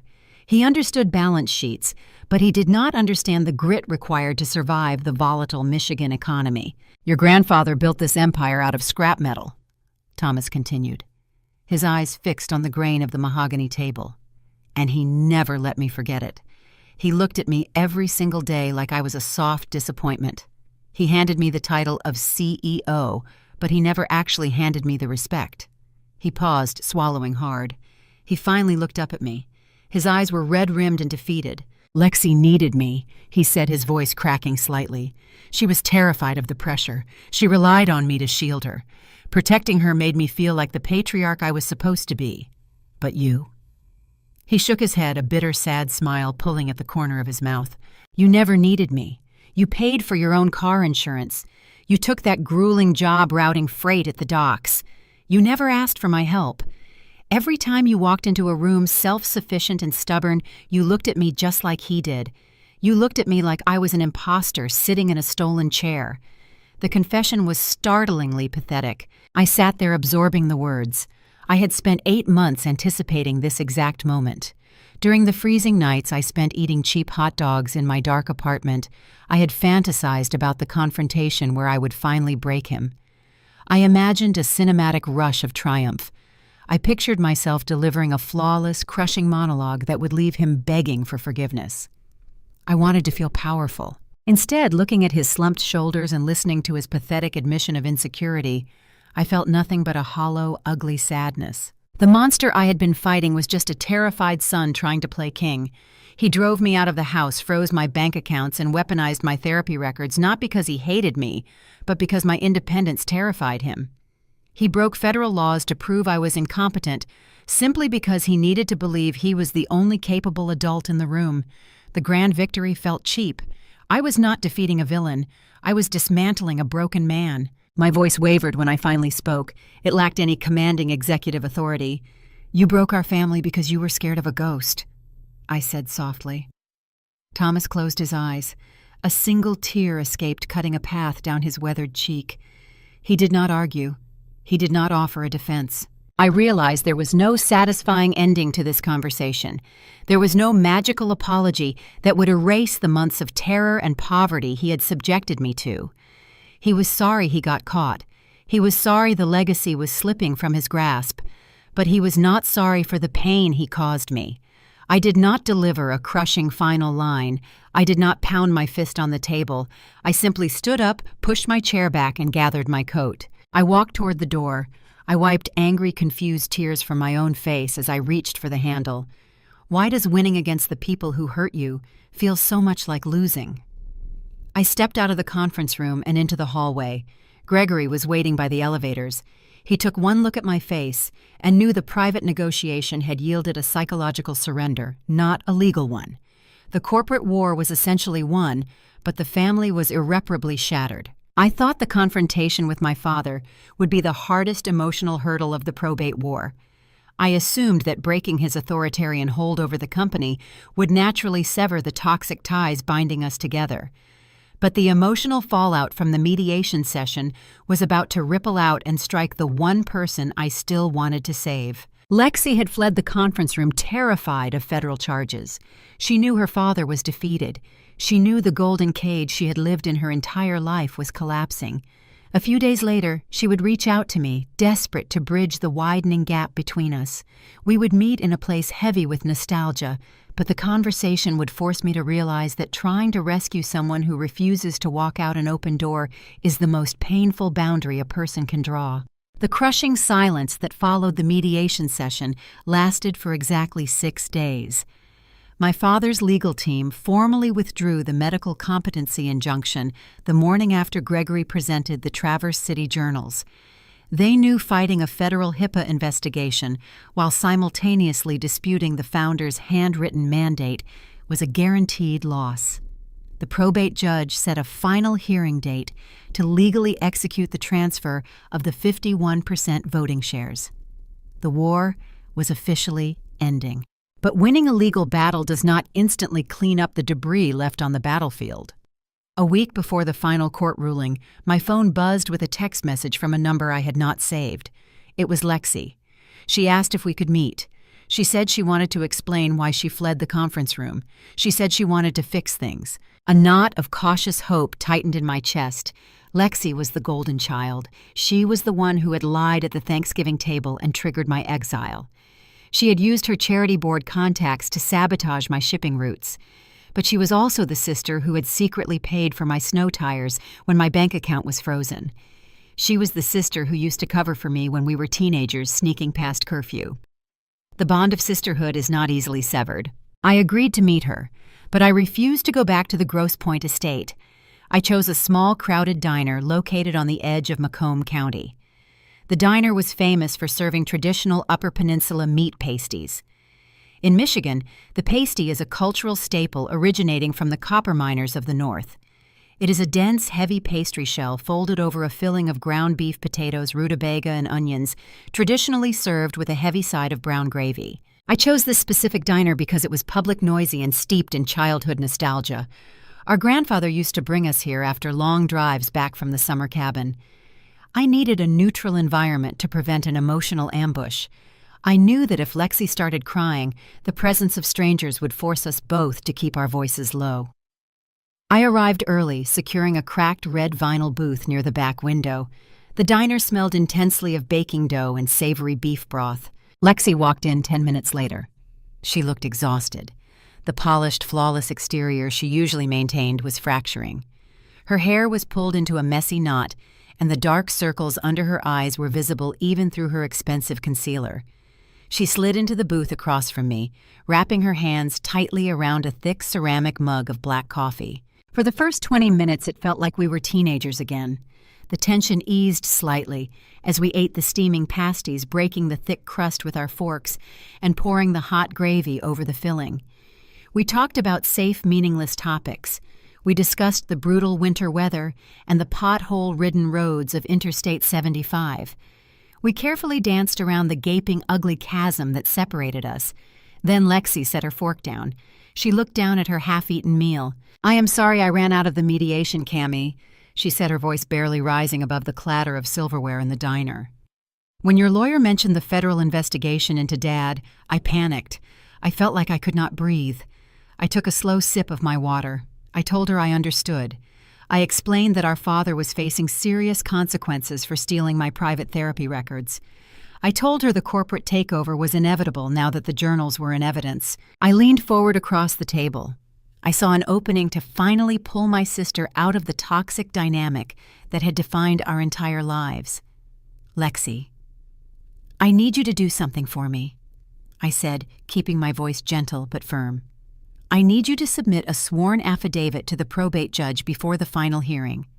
She looked up at me, her eyes widening with sudden apprehension. "An affidavit for what?" "I need you to confirm on the legal record that Dad used emotional abuse to control us," I explained. "I need you to testify that he knowingly pressured his concierge doctor into breaking federal privacy laws to get those therapy notes. If you back up my story, his legal team will completely fold. It will protect the company, and it will finally force him to face the reality of his behavior." Lexi froze. The cautious hope I had been nurturing evaporated the moment I saw the sheer, unadulterated terror wash over her face. She pulled her hands away from the coffee mug and pressed them flat against her lap. "I cannot do that, Cammy," she whispered, her voice trembling. I frowned, frustrated by her immediate retreat. "Why not? You know it is the truth. You know exactly what he did to me. You know he forced me out of the house. He pays my mortgage, Camilla." Lexi blurted out her words, tumbling over each other in a panicked rush. "He pays for my car lease. He funds my charity board donations. If I sign a legal document testifying against him, he will cut me off completely. He will freeze my accounts just like he did to you." I stared at her in disbelief. She had watched me survive on cheap hot dogs and evade eviction notices for 5 months. She knew the agony of financial starvation, yet she was terrified of enduring a single day of it herself. "You have a college degree, Lexi," I argued, my voice rising slightly despite my intention to stay calm. "You can get a job. You do not need his money to survive. You are choosing to stay trapped. I cannot survive without him," she cried quietly, tears spilling over her eyelashes and cutting tracks through her makeup. "I am not like you. I cannot route freight at the docks. I cannot fight high-priced lawyers. I do not have the grit. If he cuts me off, I will lose everything." The profound, childish unfairness of her statement ignited a sudden burst of anger in my chest. She was choosing her golden cage over the truth. She was prioritizing her comfortable lifestyle over my dignity and our grandfather's legacy. My frustration boiled over. I slammed my hands down onto the table. "Damn it, Lexi!" I hissed, leaning forward. The force of my hands striking the table rattled the plates. My fork, which had been resting on the edge of my plate, flipped up into the air. A thick, greasy chunk of the meat pasty dripping with hot brown gravy launched directly toward me. It landed squarely on the lapel of my crisp white button-down shirt. It was the only clean professional shirt I owned, the one I had planned to wear to the final court hearing the following week. A large dark grease stain spread instantly across the white fabric. I gasped, snatching a cheap paper napkin from the metal dispenser on the table. I began dabbing frantically at the stain, but the rough paper only smeared the beef gravy deeper into the threads. I sat there in the vinyl booth, furiously scrubbing at my ruined shirt, smelling like cheap beef stock and roasted onions. I looked entirely ridiculous. I was fighting a multi-million-dollar corporate war preparing to take control of an industrial empire, and I was sitting in a diner looking like a messy toddler. I threw the stained napkin onto the table in defeat. "You do not need him," I said, my voice thick with exhaustion and heartbreak. "You are just terrified to try. You would rather let him break federal laws and destroy our family than figure out how to pay your own bills." Lexi did not argue. She just sat there crying quietly into her coffee mug, a picture of polished, tragic helplessness. I realized in that greasy, humiliating moment that I could not save her. I had spent my entire life resenting her for being the golden child, then pitying her for being trapped. But she was a willing prisoner. She preferred the suffocating safety of our father's control over the harsh, terrifying reality of independence. Sometimes the most painful boundary you have to draw is accepting that you cannot rescue someone who refuses to walk out the open door. I signaled the waitress and paid the bill for both of us using the last $20 bill in my wallet. I stood up, buttoned my winter coat over the ruined shirt, and walked out of the diner without saying goodbye. The ties binding me to my father and my sister were finally irreparably severed. I was entering the final phase of the probate war entirely alone. The final court ruling was scheduled for the following Tuesday. I assumed it would be a straightforward administrative victory. I anticipated walking into the courthouse hearing the judge dismiss the competency injunction and walking out as the undisputed executive proxy of the Harding Auto Parts Company.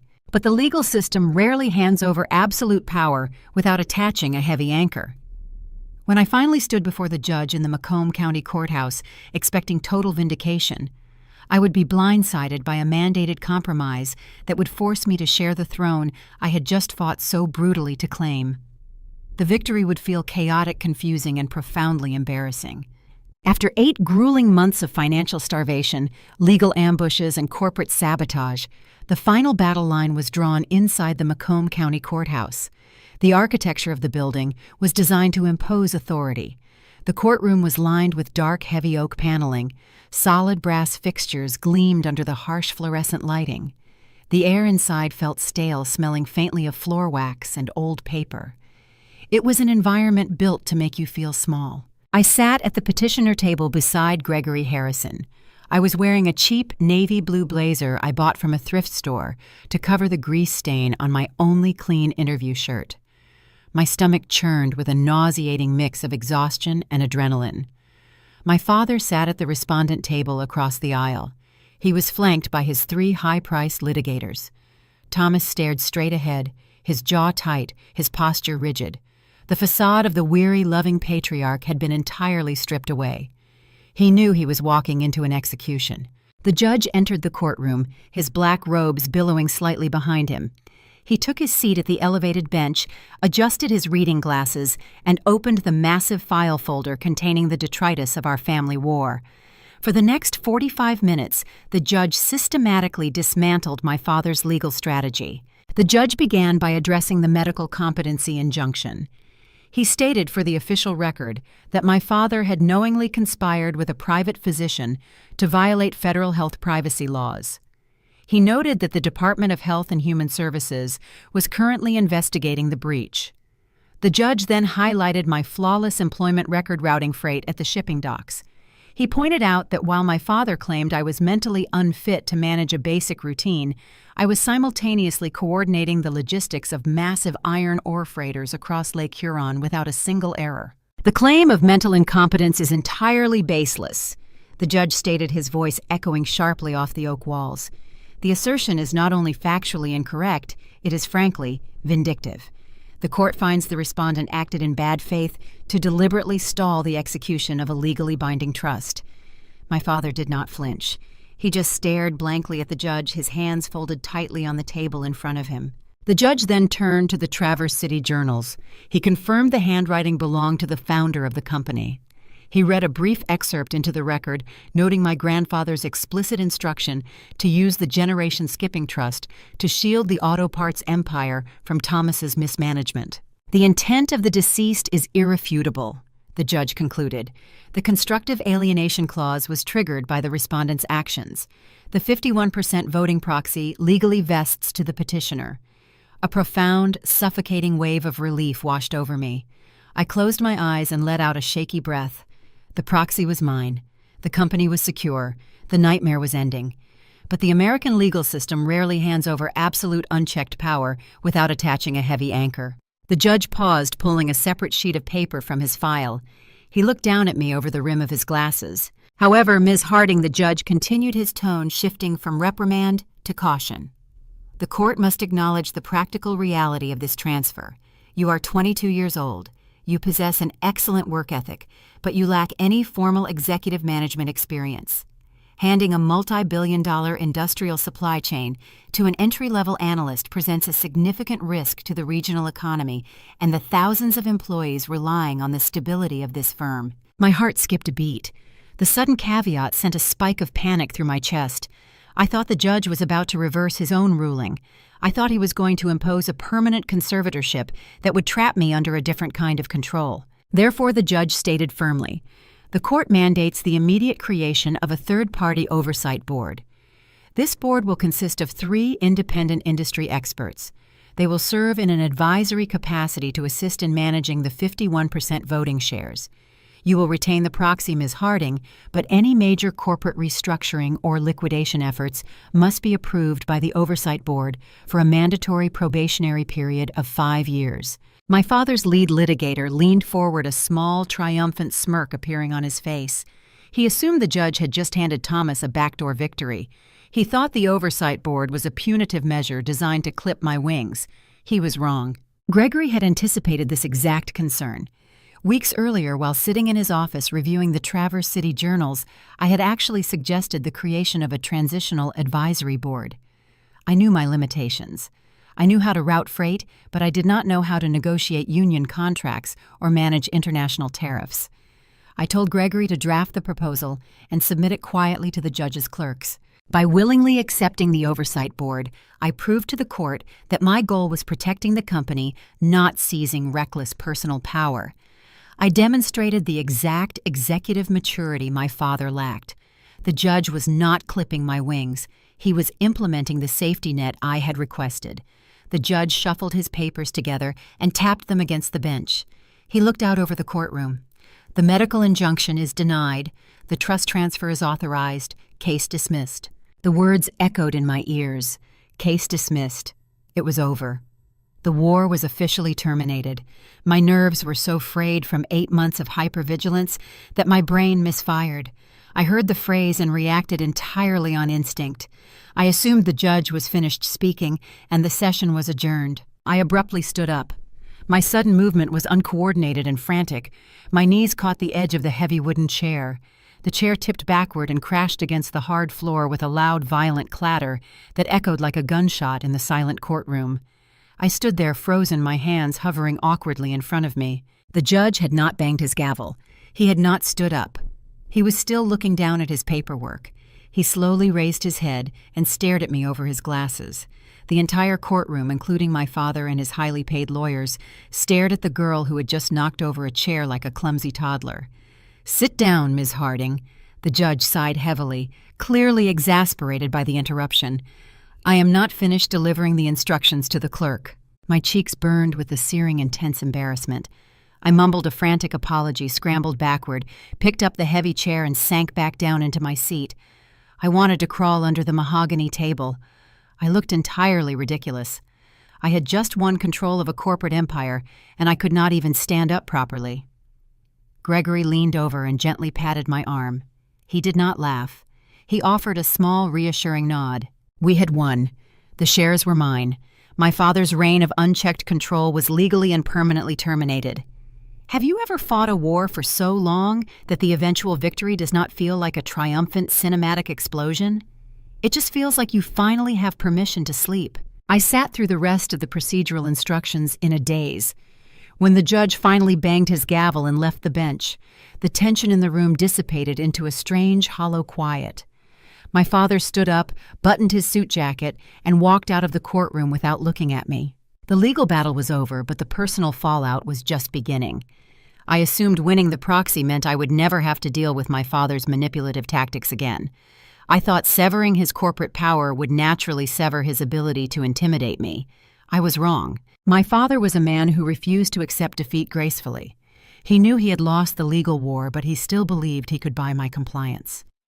The very next morning, while I was outside my cheap apartment completing a brutal, freezing Michigan chore, Thomas would show up unannounced. He would offer me a deal that sounded like a dream, but was actually a desperate trap.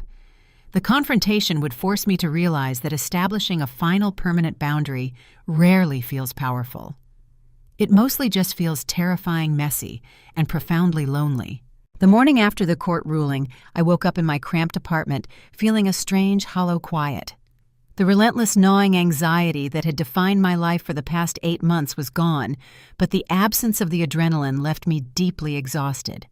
My bones ached. I looked out the window of my cheap kitchen and saw that a heavy overnight snowstorm had buried the parking lot. In Michigan, shoveling a driveway is not just a chore, it is a mandatory labor-intensive ritual. If you do not clear the heavy wet snow immediately, the dropping temperatures will turn the slush into a solid sheet of unyielding ice. I put on my thickest boots, zipped up my winter coat, and grabbed the plastic snow shovel from the front closet. I walked out into the biting wind and began the grueling work of clearing a path for my sedan. The physical labor was oddly therapeutic. The rhythmic scrape of the plastic blade against the concrete gave my chaotic mind something simple to focus on. I leaned into the shovel, pushing a massive pile of snow toward the curb, my breath pluming in the freezing air. I was halfway finished when a sleek black luxury SUV pulled into the apartment complex. The heavy tires crunched slowly over the unplowed snow. The vehicle idled a few feet away from my driveway. I stopped shoveling. My heart rate spiked instantly. I recognized the vehicle immediately. My father opened the driver's side door and stepped out into the freezing wind. He wore a tailored wool overcoat and expensive leather gloves. He looked entirely out of place, standing in the rundown parking lot of a cheap apartment complex. He did not look angry. He looked calculating. He walked up the partially cleared driveway, his expensive shoes leaving neat impressions in the snow. He stopped a few feet away from me. "You made your point, Camilla," Thomas said. His voice was smooth, projecting the same authoritative tone he used to command boardrooms. "The judge gave you the proxy. You won the technicality." I gripped the handle of my snow shovel tightly. I did not speak. I waited for the trap. My father never conceded defeat without proposing a new set of conditions designed to restore his power. "Come back to the house," he continued, offering a tight practice smile. "I will clear out the guest wing for you. You can quit that miserable job at the docks. I will give you a vice president title at the company. We can run the supply lines together. You hold the proxy, but I have the relationships with the terminal managers. We can make this a true partnership." I stared at him, my chest heaving slightly from the physical exertion of shoveling. The sheer audacity of his proposal was breathtaking. He had frozen my bank accounts. He had attempted to paint me as mentally incompetent in a court of law. He had broken federal privacy laws to weaponize my therapy records. He had spent 8 months trying to starve me into submission. Yet he stood in my freezing driveway offering me a meaningless corporate title, as if the past year had just been a minor misunderstanding. He was still trying to buy my compliance. He thought the legal victory was just a negotiation tactic. He believed that if he offered me enough money and status, I would willingly return to the golden cage and allow him to continue running the empire from behind the scenes. I rested my forearms on the handle of the snow shovel. I felt the cold seeping through the thin material of my gloves. "I am not coming back, Thomas," I said. I wanted the words to sound sharp, commanding, and final. I wanted to project the icy resolve of a seasoned executive dismissing a subordinate. Instead, my voice shook uncontrollably. The tremor started in my chest and resonated through my vocal cords. The lingering anxiety of facing my abuser betrayed my calm facade. I reached into the deep pocket of my winter coat with a trembling hand. I pulled out a single sheet of heavy legal paper folded in thirds. Gregory Harrison had drafted the document late last night after the judge dismissed the injunction. It was not a court order. It was a formal corporate directive. My fingers were shaking so noticeably that the paper rattled as I unfolded it. I held the document out toward my father. "As the majority shareholder, I have restructured the executive board." I forced the words out, fighting to keep my voice from cracking again. "You are transitioning to a non-voting advisory role effective immediately. You will retain your salary for the remainder of the fiscal year, but you have no authority over the supply chain or the manufacturing contracts." Thomas stared at the piece of rattling paper in my shaking hand. The practiced smile vanished from his face. The reality of the court ruling finally penetrated his arrogance. He realized I was not playing a game. I was not leveraging the proxy for a better seat at his table. I was dismantling the table entirely. "If you contact the terminal managers," I continued, my voice gaining a fraction of strength as the fear began to recede. "If you interfere with the logistics teams, or if you attempt to override a single manifest, I will use the voting proxy to sever your executive pension." He looked at me, his eyes narrowing. For the first time in my life, he did not see the quiet, submissive daughter he had ordered to her room at Thanksgiving. He saw the unbending grit of his own father staring back at him. He saw the cold, calculated survival instinct he lacked. Thomas did not yell. He did not pound his fist or threaten me with legal retaliation. He knew the war was over. He had no leverage left to exploit. He reached out and took the restructuring notice from my trembling hand. He did not say a single word. He turned around his expensive overcoat, flapping slightly in the bitter wind. He walked back to his luxury SUV, climbed into the driver's seat, and drove away without looking back. I stood in the freezing driveway, watching the taillights disappear down the slush-covered street. I was alone in the quiet parking lot, holding a plastic snow shovel. I expected this moment to feel triumphant. I assumed that banishing my abuser from my life and securing the family legacy would provide a cinematic rush of empowerment. I thought I would feel invincible. Instead, I just felt a profound, heavy sadness. Establishing a final permanent boundary rarely feels powerful in the moment. Mostly it just feels terrifying, messy, and profoundly lonely. You are not celebrating a victory. You are mourning the death of the family you wished you had. I wiped a cold tear from my cheek with the back of my glove. I turned back to the driveway, buried the blade of the shovel into the snow, and finished clearing the path. I had a long drive ahead of me. The legal war was over, and the ties to my toxic past were severed. But securing the voting proxy did not magically endow me with decades of executive experience. I held the keys to an industrial empire, but I knew my own limitations. Taking the helm required an honest assessment of my capabilities. I needed a partner who understood the brutal reality of the Detroit supply chains, someone who possessed the experience I lacked, and I knew exactly who to hire. A year later, as I stood on the icy shores of Lake Huron to reflect on the journey, a sudden gust of wind would provide a ridiculous, imperfect moment that perfectly encapsulated my messy reality. It has been exactly 1 year since the probate judge banged his wooden gavel and dismantled my father's empire. What happens after you win a corporate proxy at 22 years old? In the movies, the young protagonist puts on a tailored designer suit, walks into a corner executive office, and magically knows how to manage a multi-billion-dollar industrial supply chain. They fire their enemies and lead the business to unprecedented global success within a montage of upbeat music. In reality, applying that kind of Hollywood logic to the Detroit auto manufacturing sector is a guaranteed recipe for catastrophic bankruptcy. I held 51% of the voting shares. I possessed the legal authority to terminate contracts and dictate the future of the Harding legacy. But I was also self-aware enough to acknowledge my profound limitations.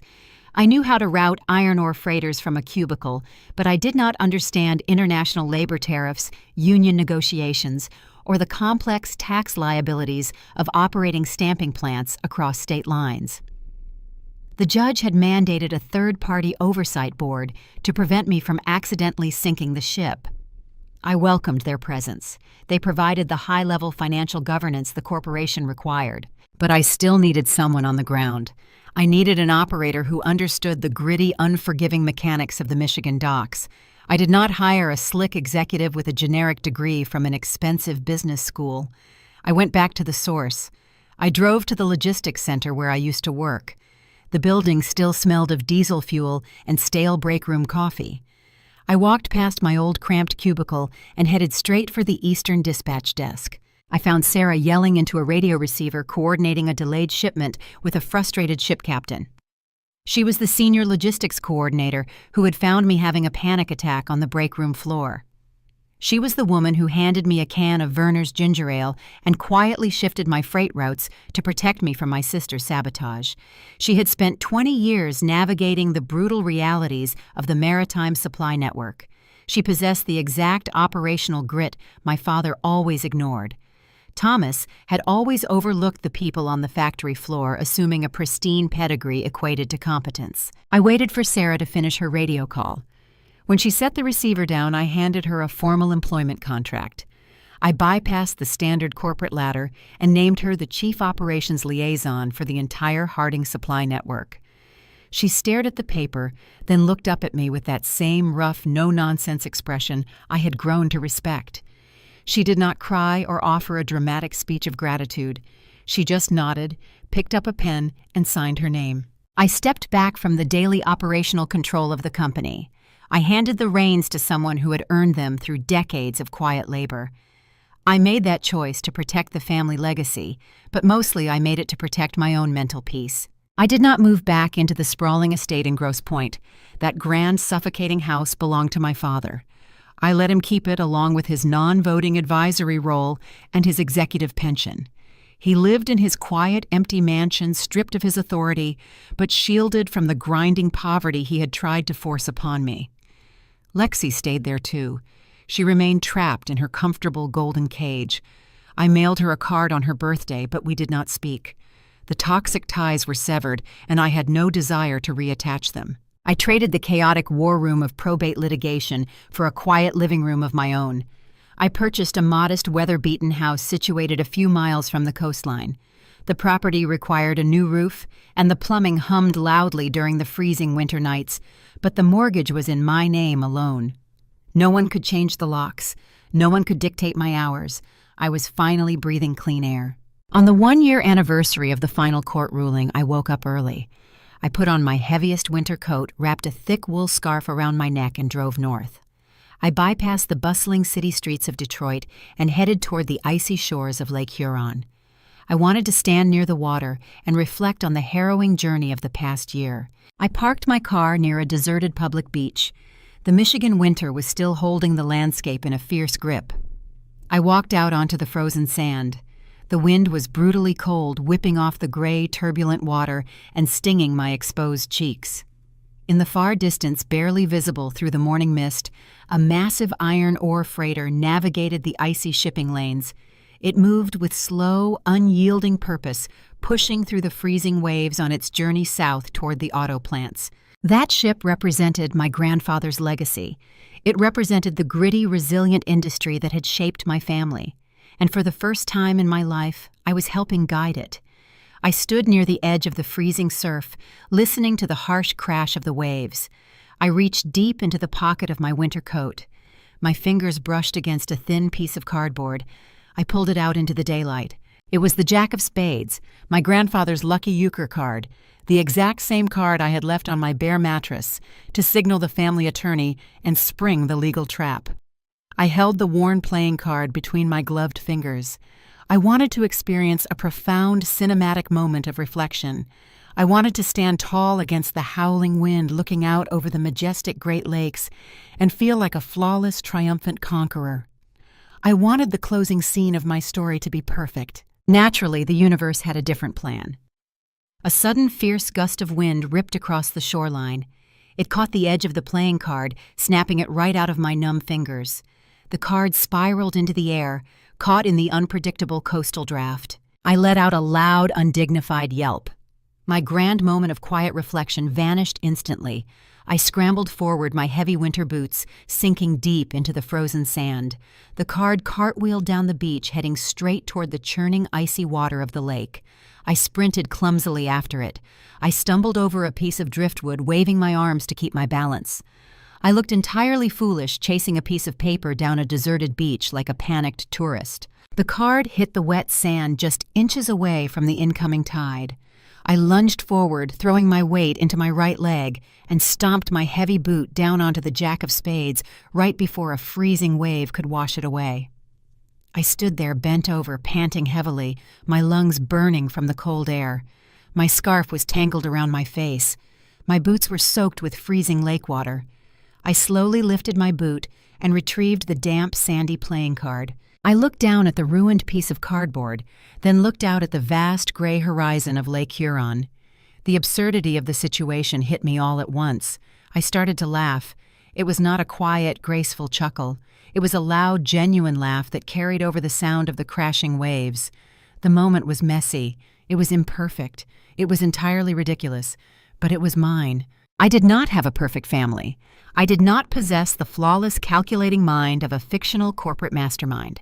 I was just a young woman who had been pushed to the edge, who learned how to leverage her own reality, and who figured out how to survive the cold. I tucked the damp playing card back into my coat pocket. I turned away from the freezing water and began the long walk back to my car. The corporate war was over, but the daily work of running a business and maintaining my own boundaries would require constant vigilance. There would be new challenges, unexpected supply chain failures, and difficult days ahead. But as I looked down the coastline, feeling the solid earth beneath my wet boots, I knew I was ready for whatever came next. I was finally navigating my own ship, and the horizon was wide open. The American family dining table is supposed to be a sanctuary. It is the place where we gather to carve turkeys, share our daily triumphs, and pass down the values that will shape the next generation. But as we saw in the story of the Harding family, that same table can easily transform into a battleground. When Camilla Harding was banished to her room on Thanksgiving night, it was not just a dramatic familial clash. It was the catastrophic failure of a father who had forgotten the fundamental purpose of parenting. Looking back at the fractured remains of the Harding Empire, the true tragedy is not the loss of a corporate proxy or the freezing of a bank account. The true tragedy lies in the profound lack of emotional awareness that poisoned a family from the top down. Thomas Harding stood at the head of his table and demanded absolute obedience, confusing control with respect. In traditional American culture, we place a heavy emphasis on providing for our children. We want to build legacies, secure their financial futures, and shield them from the hardships we faced. But family responsibility extends far beyond paying a mortgage or leaving behind a lucrative inheritance. True responsibility requires the emotional intelligence to raise capable, independent adults rather than captive audiences to our own egos. Consider the heartbreaking reality of Lexi, the golden child. On the surface, she had everything a parent could provide. She wore tailored clothes, lived in a sprawling Grosse Pointe estate, and had her charity boards funded by her father's wealth. Yet beneath that polished veneer, she was crippled by anxiety and paralyzed by a fear of the outside world. Thomas did not raise a strong woman. He raised a bird in a gilded cage. He cultivated her dependence because her constant need for his intervention made him feel powerful. He used his daughter's fragility as a balm for his own deep-seated insecurities. This is a stark warning for anyone raising children today. When we prioritize our own need to feel necessary over our child's need to become self-sufficient, we commit a quiet, devastating act of betrayal. We teach them that their survival depends on our approval, stripping them of the very grit they need to navigate the world. Lexi's decision to lie at the Thanksgiving table was not an act of malice. It was a panic response from a child who had been taught that failure meant losing her father's love. Honesty cannot thrive in a home where perfection is demanded and vulnerability is punished. Then there is Camilla. She embodied the rugged, unyielding independence that American culture so deeply reveres. She paid her own bills, worked grueling shifts at the shipping docks, and navigated the complex realities of adulthood without asking for a handout. A healthy, emotionally aware parent would look at Camilla and feel a profound sense of pride. They would see a daughter who was equipped to weather the harsh storms of life. But Thomas looked at Camilla's independence and saw only a threat. Her ability to survive without him reminded him of his own father's intimidating shadow. Instead of celebrating her strength, he tried to crush it. He weaponized her private therapy records and attempted to starve her financially, all to force her back under his thumb. Fairness in parenting does not mean treating every child exactly the same. It means seeing each child for who they truly are, recognizing their unique strengths, and guiding them without resentment. When a parent punishes a child for being strong, they sever the sacred bond of trust that holds a traditional family structure together. This is where the wisdom of the grandfather becomes the quiet guiding force of the entire narrative. Long-term guidance is the ultimate test of family responsibility. The grandfather understood that a legacy is not a factory, a bank account, or a corporate title. A legacy is the character of the person holding the keys. He saw the cracks in his son's emotional foundation. He knew that Thomas's arrogance would eventually dismantle the family. So he looked past the immediate generation and planted a seed of protection for the granddaughter who actually possessed the grit to survive. He taught us that true leadership in a family sometimes means making difficult, unpopular decisions to protect the future from the failings of the present. Raising children requires a terrifying level of honesty, primarily with ourselves.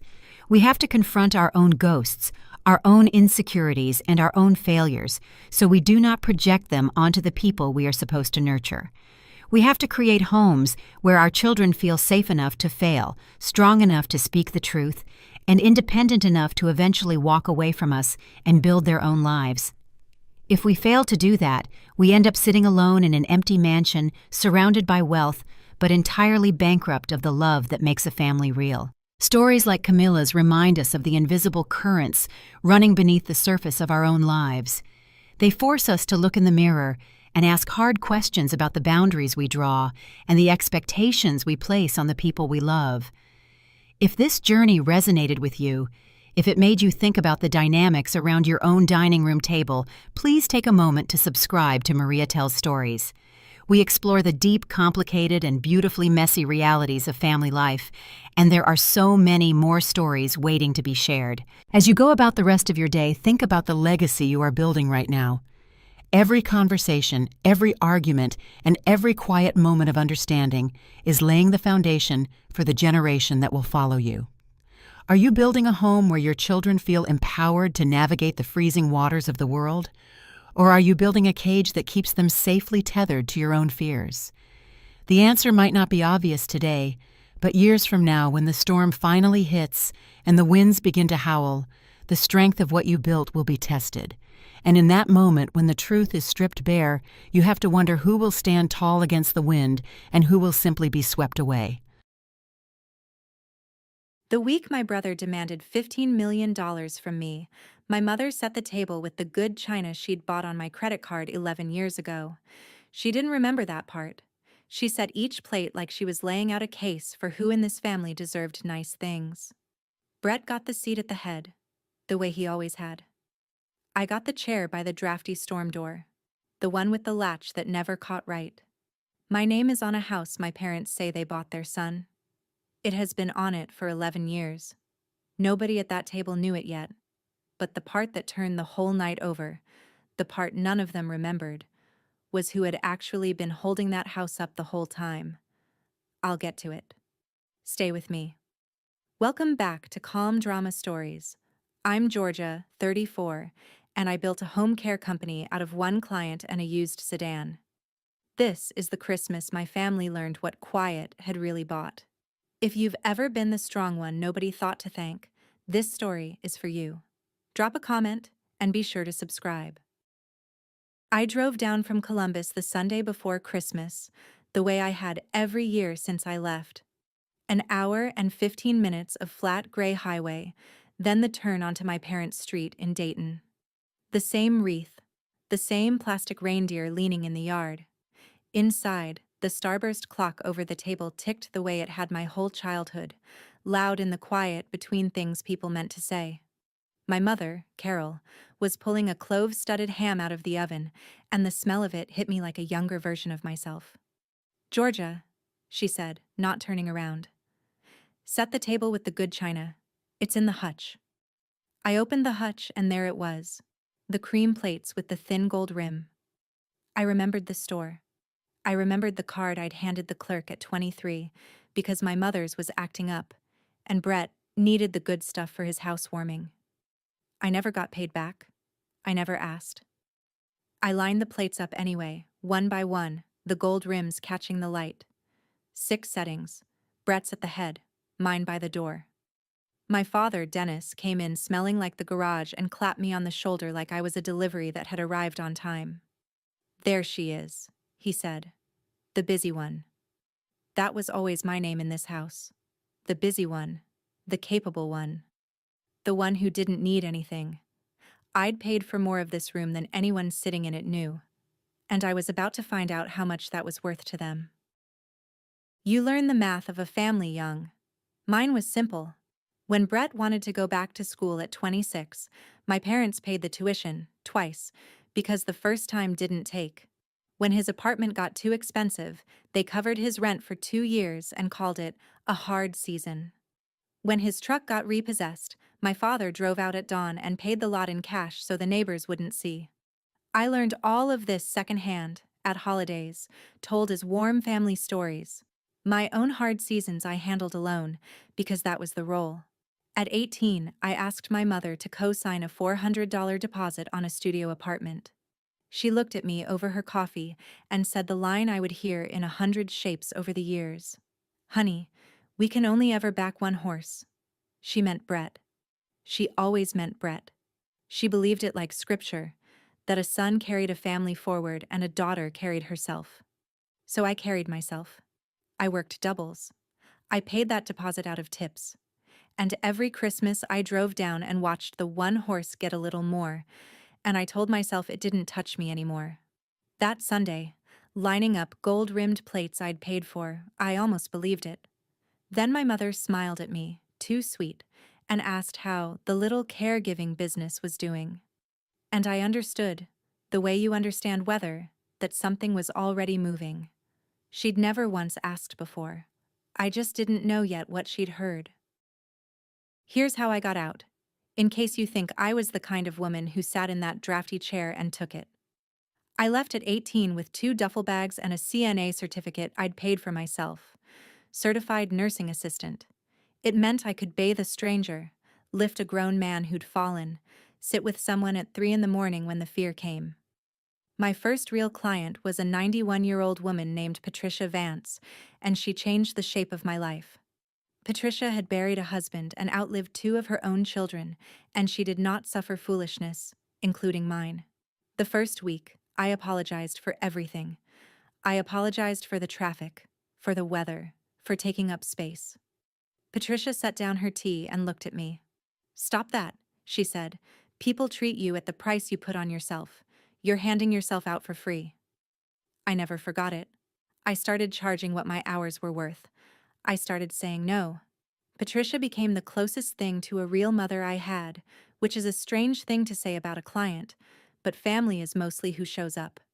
I spent 8 years learning the one thing my own parents never taught me, that being needed is not the same as being loved, and you can be both the strongest person in a room and the one carrying it.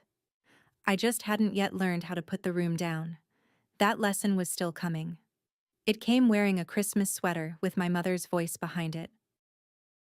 The signature happened when I was 23. By then I had something my parents suddenly needed: a clean credit history and a little saved. Brett had found a house in Dayton, a starter ranch with a maple in the yard, and he wanted it badly. The problem was Brett. He had 2 repossessions, a credit score in the basement, and a job he'd had for 6 weeks. No lender would touch him alone. So my parents drove up to Columbus on a Saturday with a folder and a plan. "We just need your name on it," my mother said, sliding papers across my kitchen table. "It's a formality. You've got good credit. It protects the family." My father added the part that got me. "You'd be helping your brother build something. He needs the leg up. You've already got yours." I was 23. I wanted, more than anything, to finally be the daughter who helped instead of the one who was simply expected to be fine. So I signed. I didn't co-sign, the way you'd back a friend. They put me on as a co-borrower, on the loan and on the note. My name beside Brett's like a partner.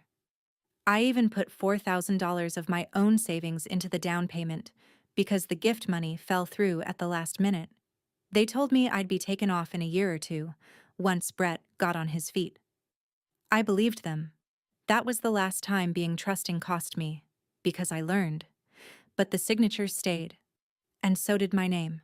For 11 years on a house everyone in my family would swear up and down they bought their son. I want to be clear about something because I know how this looks. I didn't sit on that loan for 11 years out of weakness. I tried to get off it more times than I can count. Here's the trap, and it's a real one. When you're a co-borrower, you can't just walk away. The only way your name comes off a mortgage is if the other person refinances the whole loan into their name alone. And to refinance, Brett had to qualify on his own. He never could. Every time I pushed, the answer came back the same from the bank. His income wasn't steady. His credit was a wreck. The loan stayed exactly where it was, with both our names on it. So I had a choice that wasn't a choice. If Brett missed a payment and let it go into default, it wouldn't just sink him. It would crater my credit too, the credit I was using to build a company from nothing. So when he fell short, which was often, I quietly made up the difference. A few hundred here, 1,200 there. I logged every dollar in a notebook I kept in my desk, not because I planned to use it, but because nurses chart everything. You write down what you give so you don't lose track of yourself. Brett never knew. My parents never knew. They were too busy telling the neighbors how they'd bought their son a house to notice that the credit holding it up belonged to the daughter they swore didn't need a thing. The golden son was living on the strong daughter's name. He just couldn't see the floor he was standing on. While I was quietly holding up Brett's house, I was building my own thing, and nobody asked about it once. It started with Patricia. When her regular agency kept sending different aides who didn't know her medications, I started covering the gaps myself. Off the clock, then on. Other families in her building heard. They wanted someone steady, someone who showed up, someone who treated their mother like a person and not a task on a sheet. I hired one aide, then three. I named it Hearthstead Home Care, because a hearth is the thing a house is built around, and I'd spent my life making other people's houses warm. I ran it out of a used sedan with 200,000 miles on it and a folding table in my apartment. I learned payroll at midnight. I learned scheduling, billing codes, state licensing, the whole brutal arithmetic of caring for people for a living. 8 years later, Hearthstead had 90 caregivers and 3 counties, and we were known as the agency that didn't drop you. That reputation was the asset. A larger health services group came calling, the way they do when something small is run well. They wanted to buy. I spent 4 months in due diligence, in rooms full of lawyers, holding my ground on the one term I refused to drop. Every caregiver kept their job. The day the deal closed, Hearthstead sold for $25 million. I sat in my car in the parking garage and called Patricia. Not my mother. Patricia. She was the only person I wanted to tell. Good, she said. Now don't you dare let anyone make you feel small for it. I should have written that down too. The sale closed in late September, 3 months before that Christmas. I told almost no one. People assume you announce a thing like that you'd want the family to finally see you. I didn't. I knew exactly what would happen the day my family learned there was money. I'd watched it happen to other people. Money doesn't change who a family is. It just turns up the volume. So I kept it close. I paid off my own small mortgage in Columbus. I set most of the rest aside, untouched, because I'd learned the hard way that the first instinct of people who've never earned a thing is to spend yours. I even did the careful thing, the thing I want you to notice. I called the bank that held Brett's loan and asked, again, what it would take to get my name released. Same answer. Brett had to refinance. Brett still couldn't. So I left it, and I went on with my quiet life, and I told myself I'd deal with the house in the new year. I almost made it. What I didn't account for was Ashley. My brother's wife had a habit of scrolling, and she scrolled past something with my company's name on it. A local business write-up. Hearthstead Home Care acquired an 8-figure deal. My face, small, in the corner. She read it twice. Then she did the thing that started all of it. She picked up the phone and called my mother. And the storm door of that whole year blew open, latch broken, the way it always was. I know how the calls went because Ashley likes an audience, and she told the story later as if she'd done me a favor. She read my mother the headline over the phone. 8 figures. She said the words slowly, the way you'd lay out cards. 25 million, the article guessed. My mother went quiet, then asked Ashley to read it again. Here's what I understood. The second my own phone started ringing more than it had all year. The family I'd been invisible to for 34 years had just become very interested in me. My mother called Tuesday, sweet as the ham. We never see you anymore. Come down early this year. Brett texted, which he never did, something cheerful with too many exclamation points. My father called to ask if my car situation was all right, which was his way of circling money without saying it. I watched it all happen with a strange calm because I'd predicted every move. I'm a person who plans for falls. It's the job. You look at a stairway, and you see where someone could go down. I looked at my family and saw exactly where this was heading. What I hadn't decided yet was what I was going to do when it got there. I had a house with my name on it, a notebook full of quiet dollars, and a brother who was about to learn the floor under his life was mine. I just hadn't picked the floor up yet. That week, I started getting ready to. I almost didn't drive down at all that year. Something in my gut said don't. But Patricia was 91, and I'd promised her I'd stop running from rooms I had every right to sit in. So I went.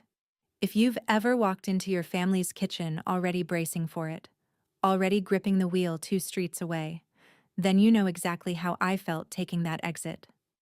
Comment, been there. Let's keep going. The calls kept coming, and they kept changing shape. First it was love, then it was need. By the second week of December, my mother had stopped pretending the calls were about missing me. Your brother's having a hard stretch, she said. You know how the house eats money. I knew better than she did how the house ate money. I'd been feeding it for 11 years. He's proud, he won't ask, she went on, but a family helps. You're in a position now. There it was, finally, the position. He could use a little help getting current, she said. You don't need it. He does. She said it the way she'd said it my whole life, like a law of nature. You don't need it. He does. As if need were the only currency that counted, and capability disqualified you from care. I sat in my kitchen in Columbus, the same table where I'd signed those papers at 23, and I felt something old and tired finally go cold and clear. I didn't argue. Arguing was the old role, the one where I explained myself and lost anyway. Instead, I said I'd think about it, and I hung up, and I did something I'd never done in 34 years of being the busy one. I called a lawyer, not to fight them, to understand exactly where I stood on a house I'd been quietly holding up since I was a kid myself. If they wanted to talk about who deserved what, I wanted to know the truth on paper before I sat at that table. I made the appointment for Thursday. Aaron Webb's office was above a bakery, which I took as a good sign, because anyone who works over the smell of bread can't be all bad. He was a real estate and elder law attorney, 60s, the kind of calm that comes from watching families do their worst to each other for 30 years. I laid it out: the co-borrower signature, the down payment, the 11 years of quiet payments, the notebook. He listened without interrupting, which lawyers rarely do, and when I finished, he leaned back. Let me make sure I understand, he said. You are not a co-signer. You're a co-borrower. Your name is on the note and, very likely, on the title. He let that sit. That's not nothing, Miss Palmer. That's ownership. I'd spent 11 years thinking of myself as Brett's safety net, a burden I carried. Aaron was telling me I was, on paper, half of that house. So what can I do? I asked. He spread his hands. Several things. You could sue your brother to recover the payments you've covered. You could petition to force a sale and recover your share. You could make a great deal of noise. That was the path I could feel the room expecting, the one you're probably expecting too. The lawsuit. The reckoning. Drag Brett's secret debts into the open and let him drown in them. I sat with it. It had a satisfying weight, the kind of revenge that ends with everyone watching. Aaron must have seen something cross my face because he added gently, but noise keeps you tied to that house longer, and to them. Think about what you actually want to walk away with. I told him I'd think about it. I was getting good at that line. Before I left, Aaron drew me a clearer picture, and it's the picture you need too, because it's the hinge the whole night turns on. A cosigner, he said, owes the debt but owns nothing. They're just a name the bank can chase. He tapped the table. A co-borrower is different. You owe the debt, and you own a share. You have rights. You can't be removed without your consent, and you can't simply be erased. Then he told me the part that mattered most. The only clean way for your name to come off that loan is for your brother to refinance it entirely into his own name, and to do that, he has to qualify on his own, I said. Yes. We looked at each other. We both knew Brett. In 11 years, Aaron said carefully, Has your brother's financial picture improved enough to qualify for that house alone? Today? Without you? I almost laughed.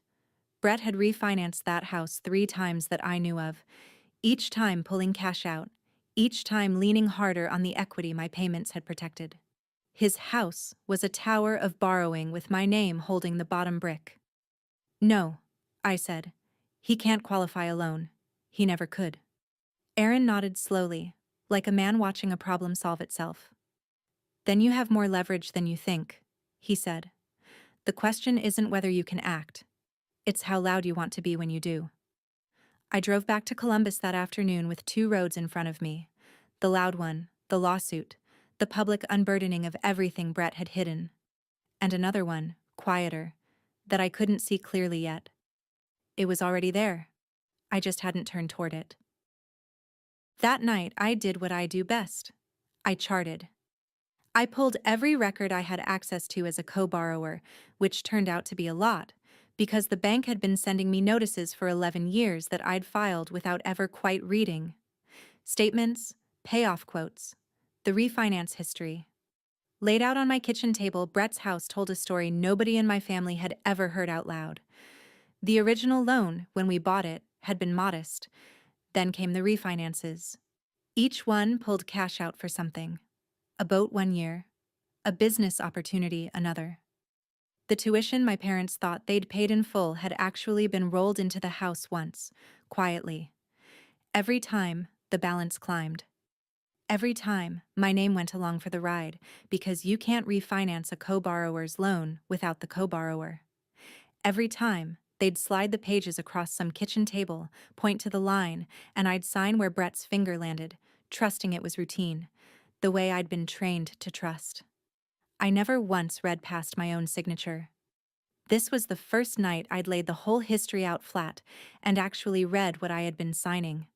The house my parents bragged they'd bought their son outright was leveraged to the rafters, and the only reason it hadn't collapsed under its own weight was the daughter quietly covering the months it came up short. I sat there a long time. Outside, my own street was dark and paid for. I thought about all the Christmases I'd driven home from that table feeling like the poor relation, when the truth was the opposite. I wasn't the family's charity case. I was its foundation. They'd just built the whole house facing the other way, so nobody ever had to look at me. Something in me went very still. Not angry. Still. Tomorrow I'd find the original folder. I wanted to see my own signature again, with my own eyes. The folder was in the bottom drawer of my desk, a plain manila thing soft at the corners from 11 years of moving it, but never opening it. The closing documents. I made coffee, sat down, and read every page the way I read a patient's chart.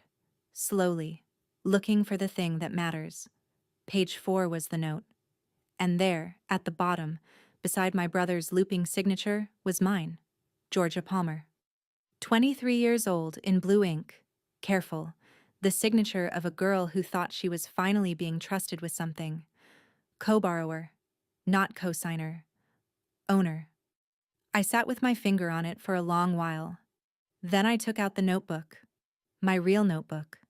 The one where I'd charted every shortfall for 11 years, and I added it all up for the first time. I'd never let myself do the total before. $71,420. That was what I'd quietly poured into Brett's house to keep it standing. $71,000 in a family where I'd had to pay my own apartment deposit out of tips at 18. I didn't cry over it, and I won't pretend I did. I just looked at page 4 and the blue signature and the number, and I understood that I'd been telling myself the wrong story my entire life, the story where I was the one who took. When all along, the ledger ran the other way. That signature was the most important thing in this whole story, so hold on to it. Page 4. My name, beside his. $71,420.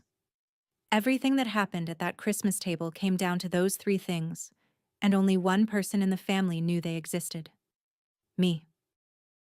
I called Aaron the next morning and told him to start building the case, the recovery action, the petition.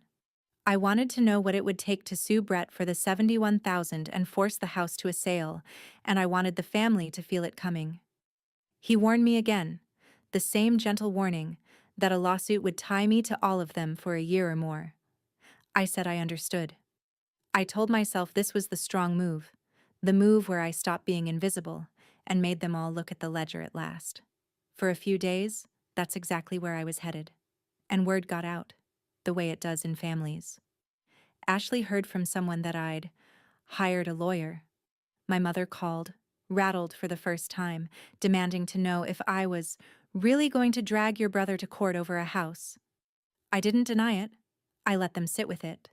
Let them imagine the courtroom, the public unspooling of everything they'd hidden. I'm not proud of how good that felt. Then one morning, it caught up with me. I was in the shower when I caught myself rehearsing my testimony out loud, arguing with a Brett who wasn't even in the room, my jaw tight, the water gone cold. I'd spent 34 years living inside that family's kitchen, and now I was drawing up plans to build a new room onto it, one with a witness stand. That was when, late at night, alone with the folder and the number, something nagged at me. A lawsuit would put me in a room with Brett's lawyer for a year. It would keep my name welded to that house through every hearing. It would make me, once again, the one carrying the whole thing, just in a different building, with worse lighting. I'd be winning, maybe, but I'd still be holding the house. And I was so tired of holding the house. I didn't know yet what the other road was, but I knew the loud one led right back to the chair by the broken door, so I went to see Patricia. Patricia was 91 now and sharper than people half her age. She lived in a tidy unit at an assisted living place I'd helped her pick, and she still made tea like it was a ceremony. I told her everything: the sale, the house, the signature, the lawyer, the 71,000. She listened the way she always had, hands folded, missing nothing. When I finished, she didn't tell me I was right, which is what family is supposed to do. She asked me a question instead. "Georgia," she said, "do you want to win, or do you want to be free?" I opened my mouth to say both. She held up one finger before I could. "They're not the same thing," she said. "Winning keeps you in the ring. Free means you walk out." She sipped her tea. "You've been in their ring your whole life, sweetheart. Even your revenge is a way of staying in it. The lawsuit, the courtroom, making them watch, that's still you, performing for people who never clapped." I sat very still. "You don't owe anybody your spine," she said. "Not your money, not your years, and not the next 3 years in a courthouse proving a point they'll never admit you won." She set the cup down. "So don't fight them for the house. Just stop holding it up, and let the house tell them the truth you've been too kind to say." Something turned over in me, quiet and final. I'd been planning to throw the whole weight of that house at my family. Patricia was telling me to simply set it down and step back and watch. For 11 years, I'd been the thing keeping it from falling. The most powerful thing I could do was nothing. I just had to stop. I drove home with Patricia's question turning in me, and somewhere on that gray highway it clicked into place. I didn't need to sue anyone. I didn't need a courtroom or a public reckoning or a single raised voice. I just needed to stop being the floor. Here's what I understood. For 11 years, the only thing keeping Brett's house standing was me, quietly curing the shortfalls so the loan never defaulted. If I simply stopped, the house would come due on its own. Brett would get behind, the way he always did, and this time no quiet check would appear to save him. And the only way out for him would be the door I'd been pointing at for a decade: refinance, into his own name. Which he could not do. He couldn't qualify a loan in 11 years, and he certainly couldn't now, with the house leveraged to the ceiling. Without me, the math had only one answer. The house would have to be sold to pay off the note. And when it sold, my name would finally, cleanly come off it. I'd be free, not through a fight, through subtraction. The revenge my family would never see coming wasn't an attack. It was an absence. I would simply remove the one thing they'd never noticed was there. It was the most me thing I could possibly do. A nurse doesn't break the body to make a point. She stops propping up what was never healthy and lets it find its own level. My family had spent 34 years insisting I didn't need anything, and the golden son needed everything. Fine. I'd give them exactly the family they'd designed, one where I gave nothing, and we'd all finally see who'd been holding whom.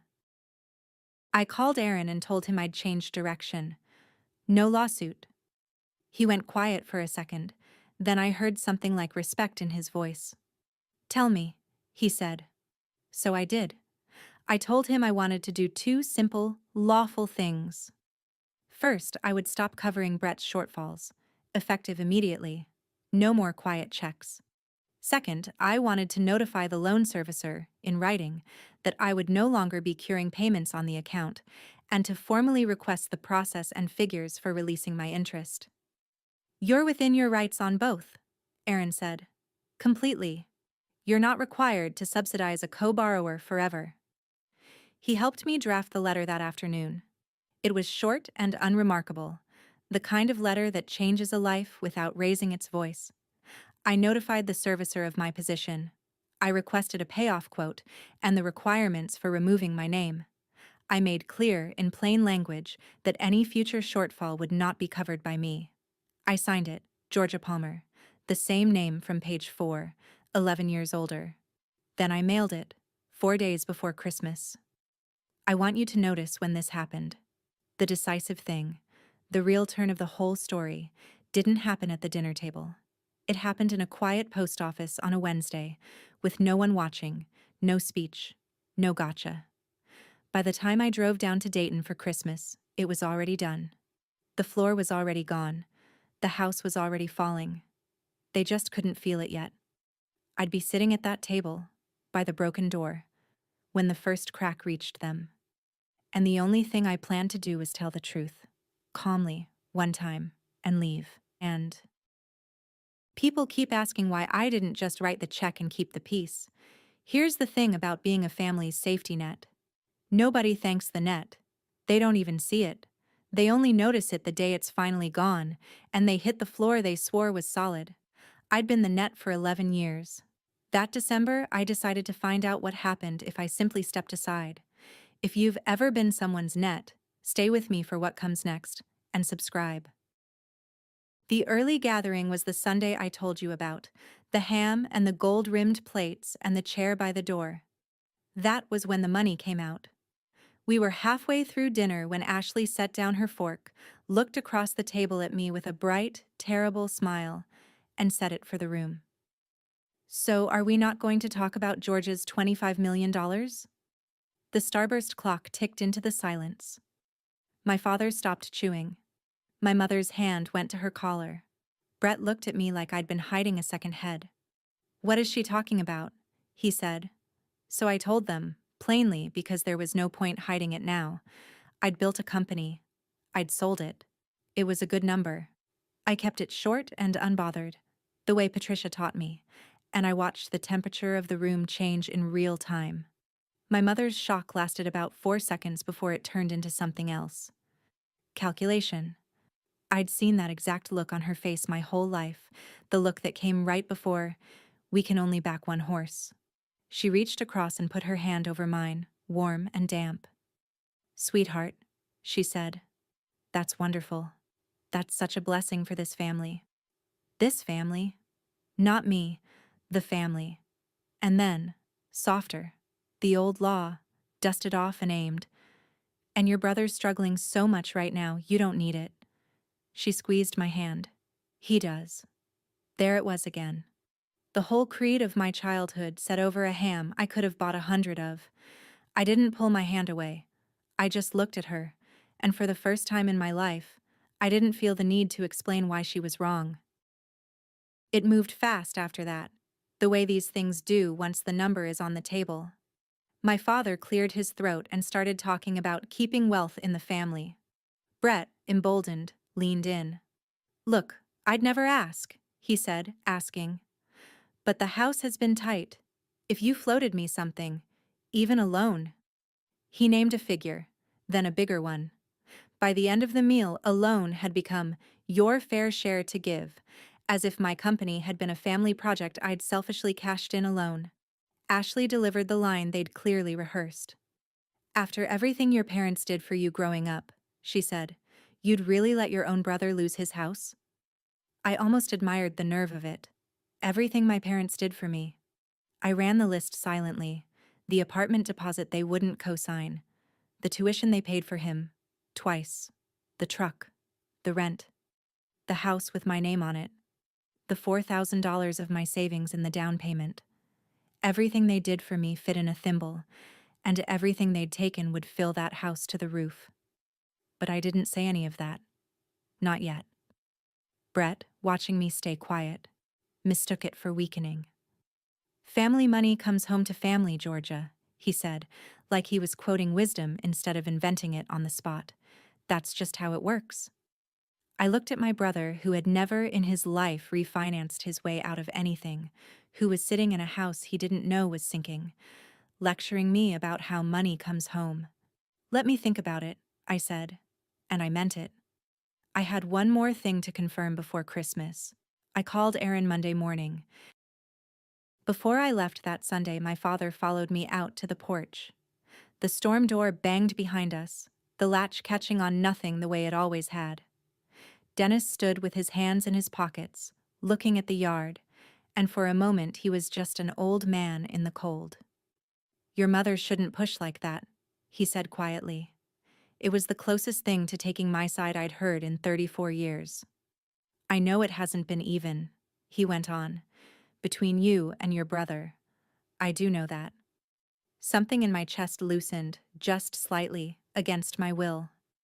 I waited.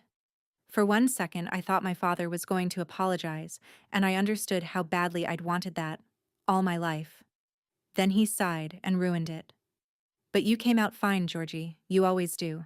And Brett, he's not strong like you. He needs the help. We did what we had to do for the one who couldn't make it on his own. There it was.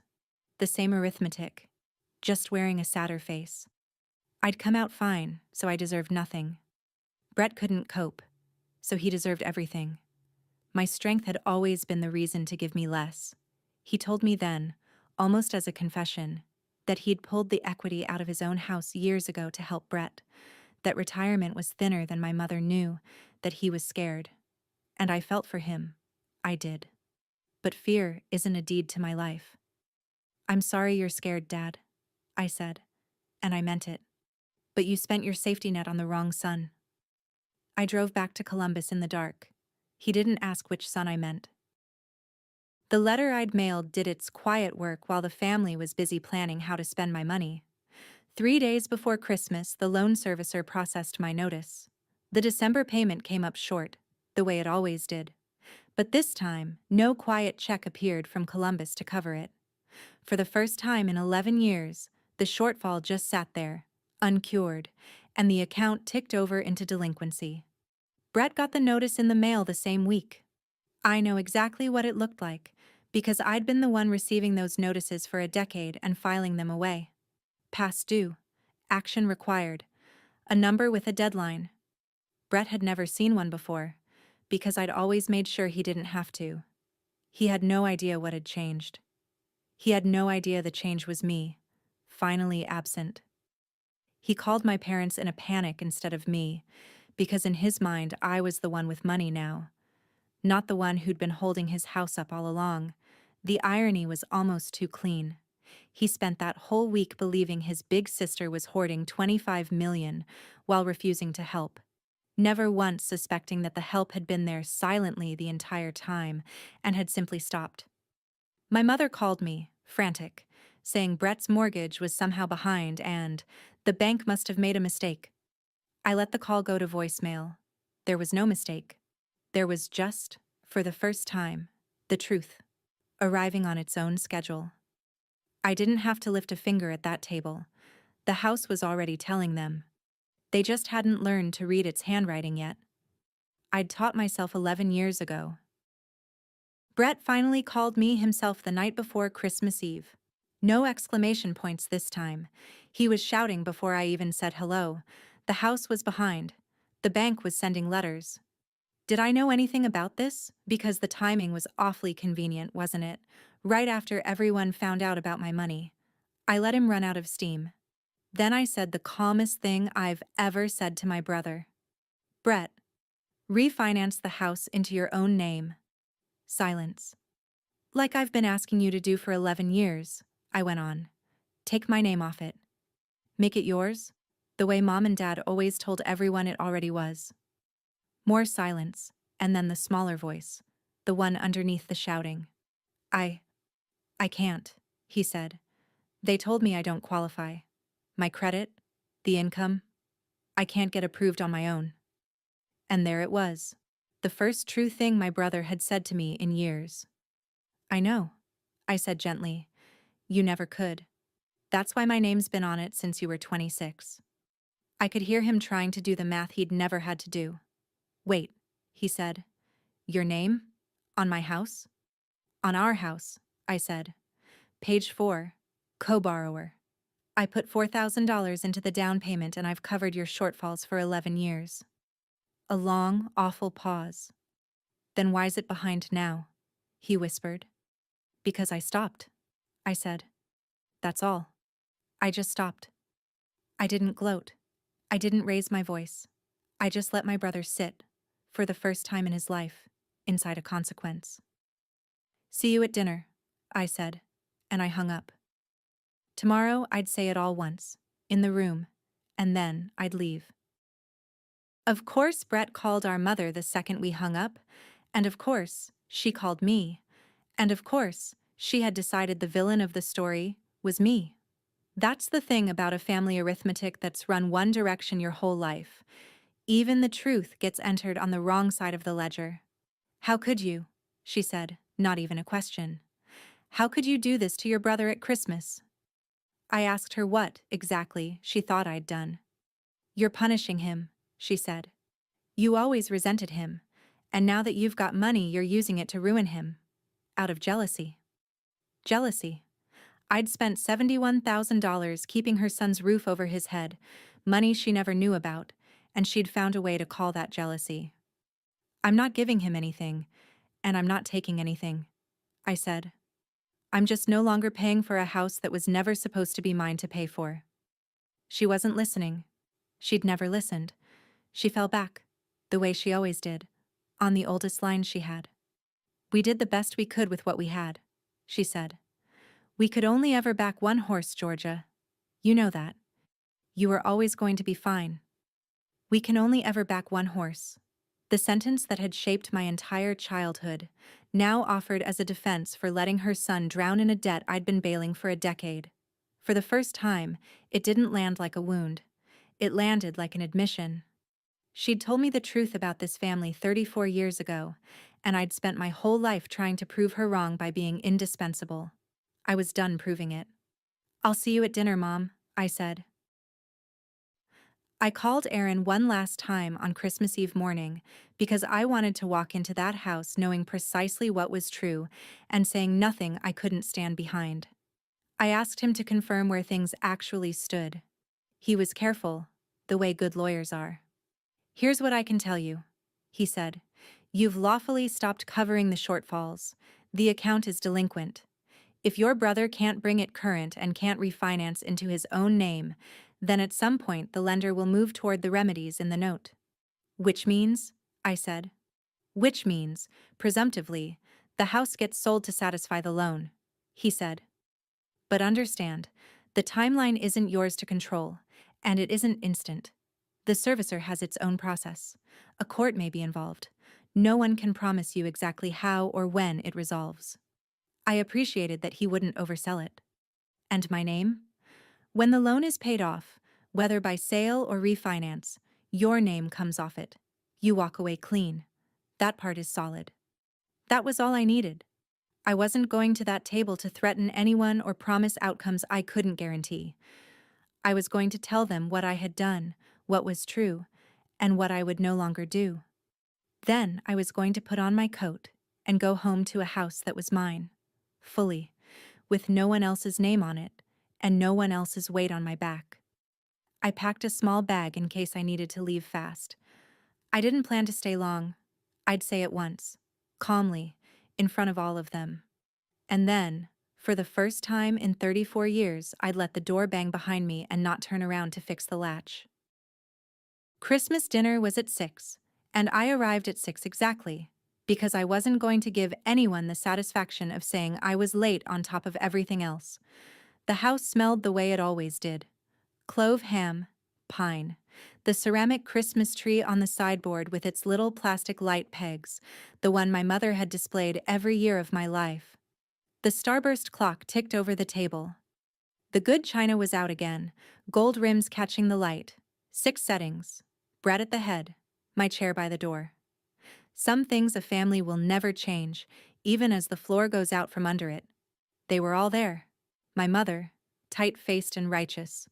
My father, who wouldn't meet my eyes. Brett, gray and hollow, like a man who hadn't slept, which he hadn't. Ashley, perched beside him, watching me the way you watch weather you started. 2 aunts down the table who'd clearly been briefed and arranged their faces into disapproval. The whole jury, assembled. I sat in my chair by the broken storm door.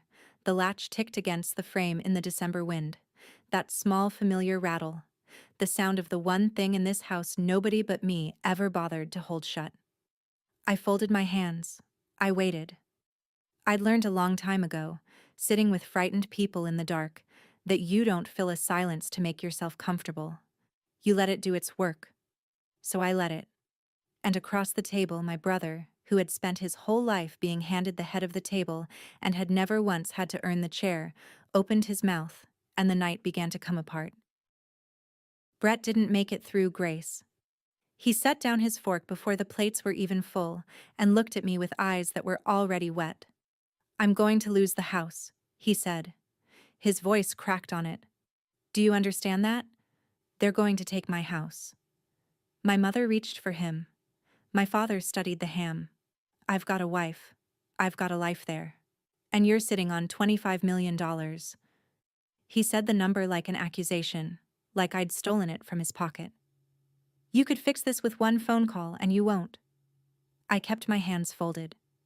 "How much do you think would fix it, Brett?" I asked, evenly. He named it before he could stop himself. 15 million. The table went quiet. Even the aunts looked startled by the size of it. He'd asked for a loan 2 weeks ago. Now, panicked, he'd jumped to 15 of my 25, as if my 8 years of 100-hour weeks were a pot we were all meant to split.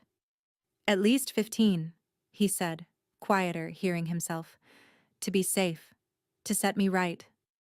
Then my brother, 37 years old, slid out of his chair at the head of the table and went down onto my mother's kitchen floor, on his knees, crying. Actually crying, the way I hadn't seen since we were children. "Please," he said. "Please, Georgia. You're my sister. Don't let them take everything." And my mother, watching her son on the floor, turned the full force of 34 years on me. She stood up so fast her chair scraped. "Look at what you're doing to him," she screamed. "Look at your brother. You did this. You stole his future, Georgia. You walked in here with your money and you stole his future." The starburst clock ticked. The latch rattled. My brother wept on the linoleum, and my mother screamed that I was a thief, and every face at that table turned to me, waiting to see me crumble or cave the way I always had. I didn't do either. I looked at all of them, very calmly, and I felt, of all things, a kind of peace. Because I finally understood I was the only person in that room who knew what was actually true. And I was about to say it once, plainly, and then never explain myself in this house again. I didn't raise my voice. I've found that the quieter you get, the louder a room has to become to hear you, until everyone is leaning in despite themselves. "I want to say one thing," I said, "and then I'm going to finish my dinner and go home." My mother kept standing, breathing hard. Brett looked up from the floor. "That house," I said, nodding toward the front of the property, toward Brett's place across town, "has had 2 names on the loan for 11 years. Brett's and mine." Silence. My father's head came up slowly. "I'm not a co-signer," I said. "I'm a co-borrower. I own half of it, I have since Brett was 26, when no bank on earth would lend to him alone, and Mom and Dad drove to Columbus and asked me to put my name and $4,000 of my savings on the line so the family could buy its son a house. I let that settle. And for 11 years, every time Brett came up short, I quietly covered it. $71,000 all told. None of you knew. That's the only reason that house never went under. Ashley had gone very pale. Brett's mouth was open. My mother's righteousness flickered just for a second into something like fear. Last week, I said. I stopped. That's all I did. I didn't sue anyone. I didn't take a dollar from any of you. I simply stopped paying for a house that was never supposed to be mine to carry. The only way my name comes off that loan now is if Brett refinances it into his own name, and we all know he can't. I looked at my brother on the floor. You didn't lose your future, Brett. You've been living on mine since you were 26. I just stopped lending it to you. My mother found her voice, thin and shaking. Family money, she started, comes home to family. You're right, I said. And for the first time all night I let myself smile, small and tired. It does. It's finally coming home. I picked up my fork. To me. Nobody moved. The clock ticked. Somewhere under the table my father exhaled. Long and low, like a man who'd known the truth for 11 years and had only just been forced to hear it out loud. I took a bite of ham I'd practically paid for. It was very good. For a second, nobody in that kitchen knew what to do with a Georgia who didn't flinch. Then my mother did the only thing she knew how to do. She got louder. After everything we sacrificed, she cried, we did our best. We could only ever back one horse, you know that. We told you that. And I set down my fork, and I gave her the last thing I had to say. Gently, because it wasn't an attack. It was just, finally, the truth. You said you could only ever back one horse, Mom, I said. You were right, but you spent 34 years staring at the wrong end of the stable. She stopped. You never once noticed which one of us was actually carrying the whole barn. The aunts looked at their plates.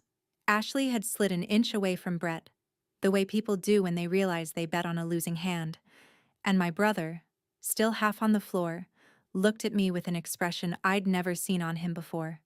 Not anger, not even fear, exactly. Recognition. The dawning, 11 years late, of who I'd actually been to him all along and what it had cost me, and how little any of them had ever turned around to see it. I stood up. The chair by the broken door scraped back. The latch rattled in the wind. That old familiar sound, the one nobody but me had ever bothered to hold against the cold. I wasn't going to hold it tonight. I put on my coat. My mother was still talking, the words getting smaller, the way a storm sounds once you've driven past it. I'm not angry at any of you, I said from the doorway, and I meant it, which surprised me most of all. I'm not going to fight you. I'm not going to sue. I've spent my whole life in this family's ring, and I'm finally walking out of it. I looked at Brett. I hope you figure out the house. I really do. But I won't be the one who figures it out for you. Not anymore. I looked at my parents. Don't call me about money. I won't answer. If you ever want to call me about anything else, anything that isn't a number, I'll pick up. The choice is yours. It always was. Then I opened the storm door, and the wind caught it, and the broken latch banged against the frame the way it had my whole life. For 34 years, I'd been the one who turned around to ease it shut, to fix what no one else would fix, to hold the cold out so everyone inside stayed comfortable. I stepped out onto the porch. I let the door swing. I didn't turn around, and I didn't reach back. And behind me, I heard it bang once, twice, loose and rattling. And then I was down the steps and into the cold, clean dark. And for the first time in my life, the latch was somebody else's problem. Here's how it landed, since I know you want to know. Brett couldn't refinance. Of course he couldn't. It didn't happen all at once, the way some part of me had braced for. The servicer did what servicers do. Sent the notices, gave Brett a window to bring the loan current, and waited out the timeline the documents required. He couldn't cure it, and there was no quiet check coming to rescue it anymore. By 3 months into the new year, with that window closed and the account too far behind to save, the lender moved to recover what it was owed, and the house went up for sale to pay off the loan. It sold in the spring to a young couple with a baby on the way, which I liked, because at least the maple tree would get to shade somebody who'd earned it. When the loan paid off at closing, my name came off the note at last. 11 years, gone with a single line on a settlement statement. I was free. My father's retirement was thinner than my mother ever understood, and they downsized to a smaller place, quietly, the way they'd done everything that embarrassed them. Ashley left Brett within the year.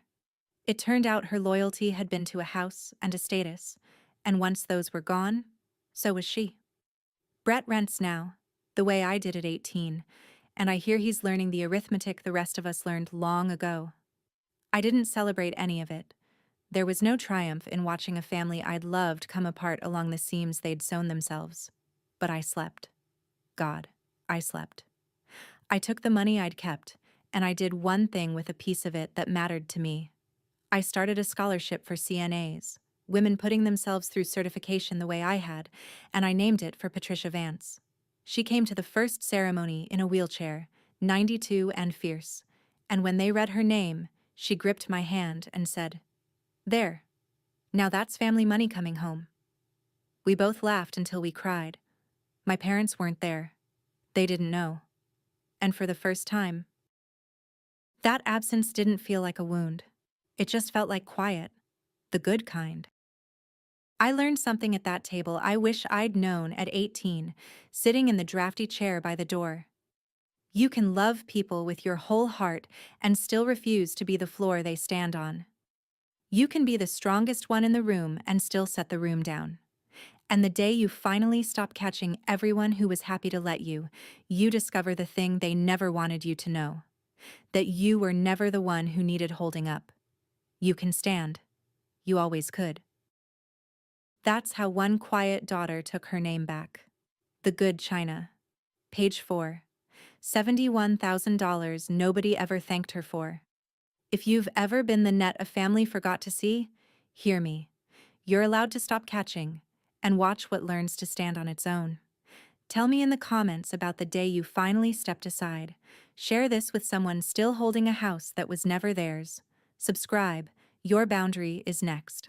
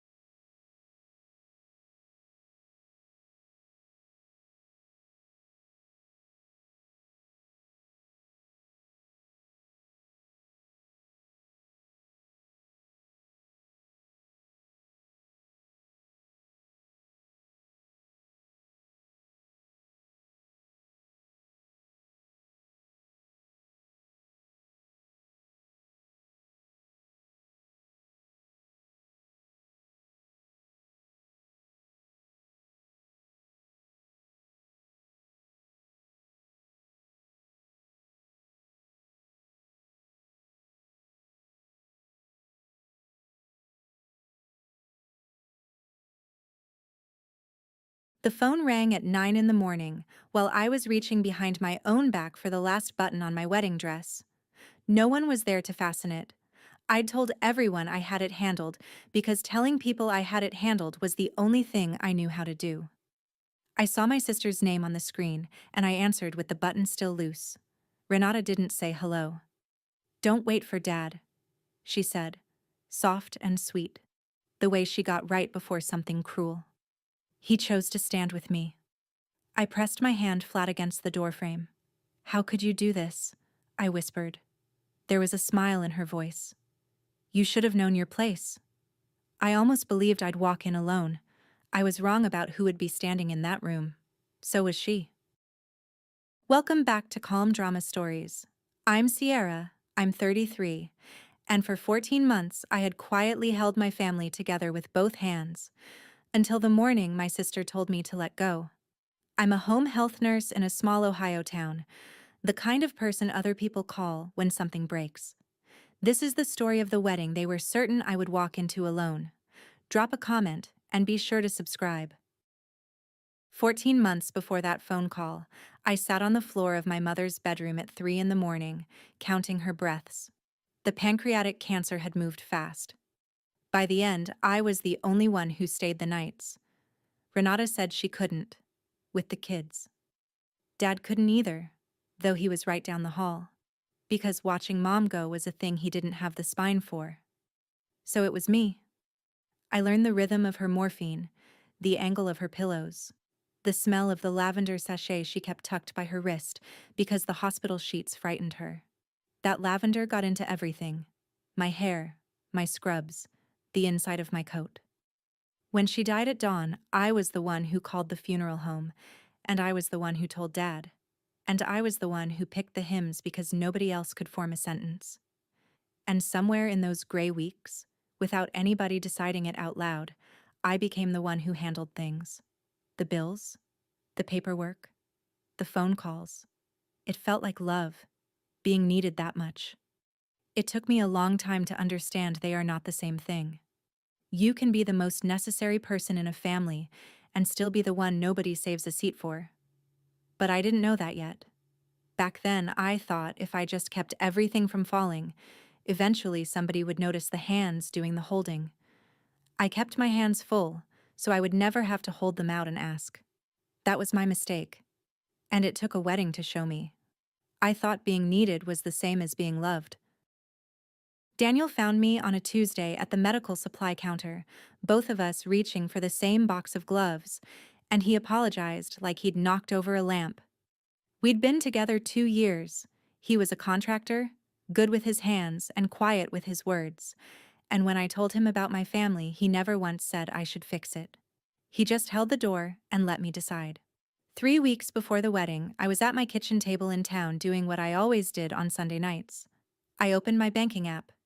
I confirmed the auto payment for the homeowner's insurance on the family homestead, the one Dad's pension stopped covering after Mom's medical bills ate the savings.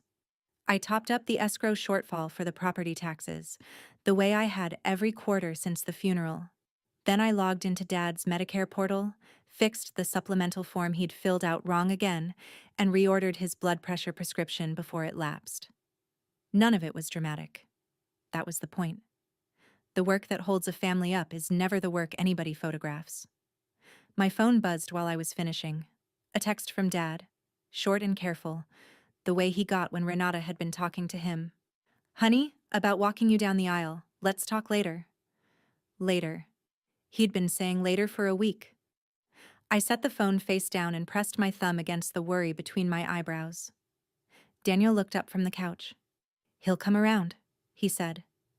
I wanted to believe him. But I'd watched my father avoid hard rooms his whole life, and a wedding is the hardest room there is. I should have heard the warning in that word. Later. Renata showed up at my house that Thursday, which meant she needed something. She came in without knocking, 2 kids and a diaper bag and that bright, tired energy she'd carried since the divorce. Cole was 11 and stared at his shoes. Lily was 7 and hugged my leg. My sister had been drowning for 2 years. The marriage gone, the rent always 1 week ahead of her, the second job that never quite covered it. I'd co-signed her apartment lease so she'd have somewhere to put the kids. I never brought it up. She brought it up constantly, in that way people do when a kindness sits in them like a splinter. I hate to ask, she said, which is how every ask started. She needed $400 for Cole's braces consult. I wrote the check. She tucked it away and then, casually, while pouring herself coffee in my kitchen, she said the thing she'd really come to say. You know you make everything about you. Mom's last months. Now this wedding. I held very still. I take care of things, Renata. That's not the same. She smiled at me over the mug. Dad needs his grandkids right now. You'd understand if you had any. There it was. The lever. She controlled when Dad saw Cole and Lily. She'd figured out it was the one thing he couldn't survive losing, 14 months into being a widower in a too-quiet house. And she had her hand on it.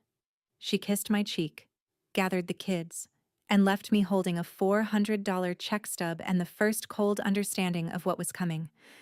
She'd found the one string Dad couldn't bear to have cut, and she was already pulling it. I didn't sit on it. That's the part people never believe. I drove the 20 minutes out to the homestead on Route 9 that same evening, because I have never been the kind of woman who waits to be rescued from a problem I can see coming. The gravel crunched under my tires in the dark, that sound I'd known my whole life, and Dad's porch light was the only one on for a mile. I found him at the kitchen table with the TV murmuring and a plate he hadn't touched. "Dad?" I said. "I want to talk about the wedding." Plainly. He wouldn't look up from the placemat. "It's getting complicated, honey." "It's not complicated, you're my father.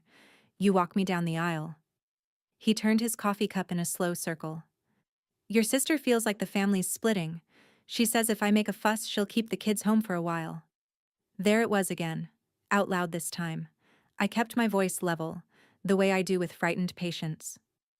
"Then let's all sit down. You, me, Renata. Get it in the open." He shook his head before I finished.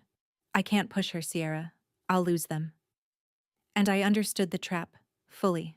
The way you understand a current that's already past your knees. If I forced him, I'd be the one tearing his grandchildren away from a grieving old man. Renata had built it so that my fighting for him would look exactly like hurting him. I drove home with the gravel sound following me out the lane. Her words sat in the truck with me the whole way. "You should have known your place." I'd known my place for 14 months. My place was holding everything up. I just hadn't said it yet. Aunt Prue called the next morning before I'd finished my coffee.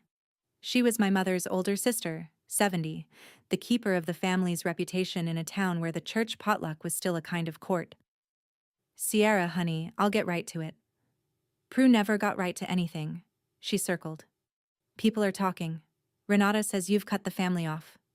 "I haven't cut anyone off, Aunt Prue. I'm getting married." A long, wounded sigh came down the line. "Your mother, God rest her, would hate to see this. Can't you just be the bigger person?" I'd been the bigger person at every funeral, every holiday, every 3 a.m. There's a point where being the bigger person just means being the one who absorbs the blow so no one else has to. "What exactly is Renata saying I did?" I asked. And Prue, who couldn't help herself, told me. My sister had been on the phone for a week to half the county. The story was that I'd grown cold and proud, that I thought my nursing degree made me better than them, that I'd run the family like an accountant ever since Mom died, and now I didn't want them at my wedding. None of it was true. All of it was useful. "I see," I said. And I did, finally, see the shape of the whole thing. If you've ever been the one everybody leans on and nobody thanks, the one whose boundaries get called selfish the second you set one, stay with me. What I did next wasn't loud. It was just true. Comment. "I see her," and keep watching, because the morning of the wedding, a door is going to open, and I want you in the room when it does. Here's what made it ache. We were supposed to get married in the apple orchard behind the homestead. My great-grandfather planted those trees.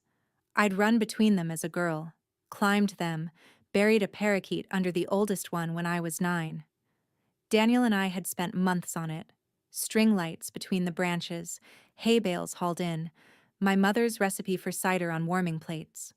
For the first time in my life, I was going to be the person standing in the center of that family land, the one the day was about. Not the nurse, not the handler, not the one clearing plates while everyone else laughed. Just the bride. I'd let myself want it more than I'd wanted anything in years.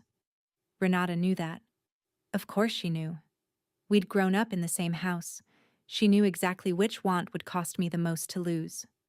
She started circling it on the phone with Prue, dropping it into family conversation like a seed. Funny how Sierra just assumed she could have the orchard. It's family land, isn't it? Not hers. I told myself it was nothing. The orchard had been promised.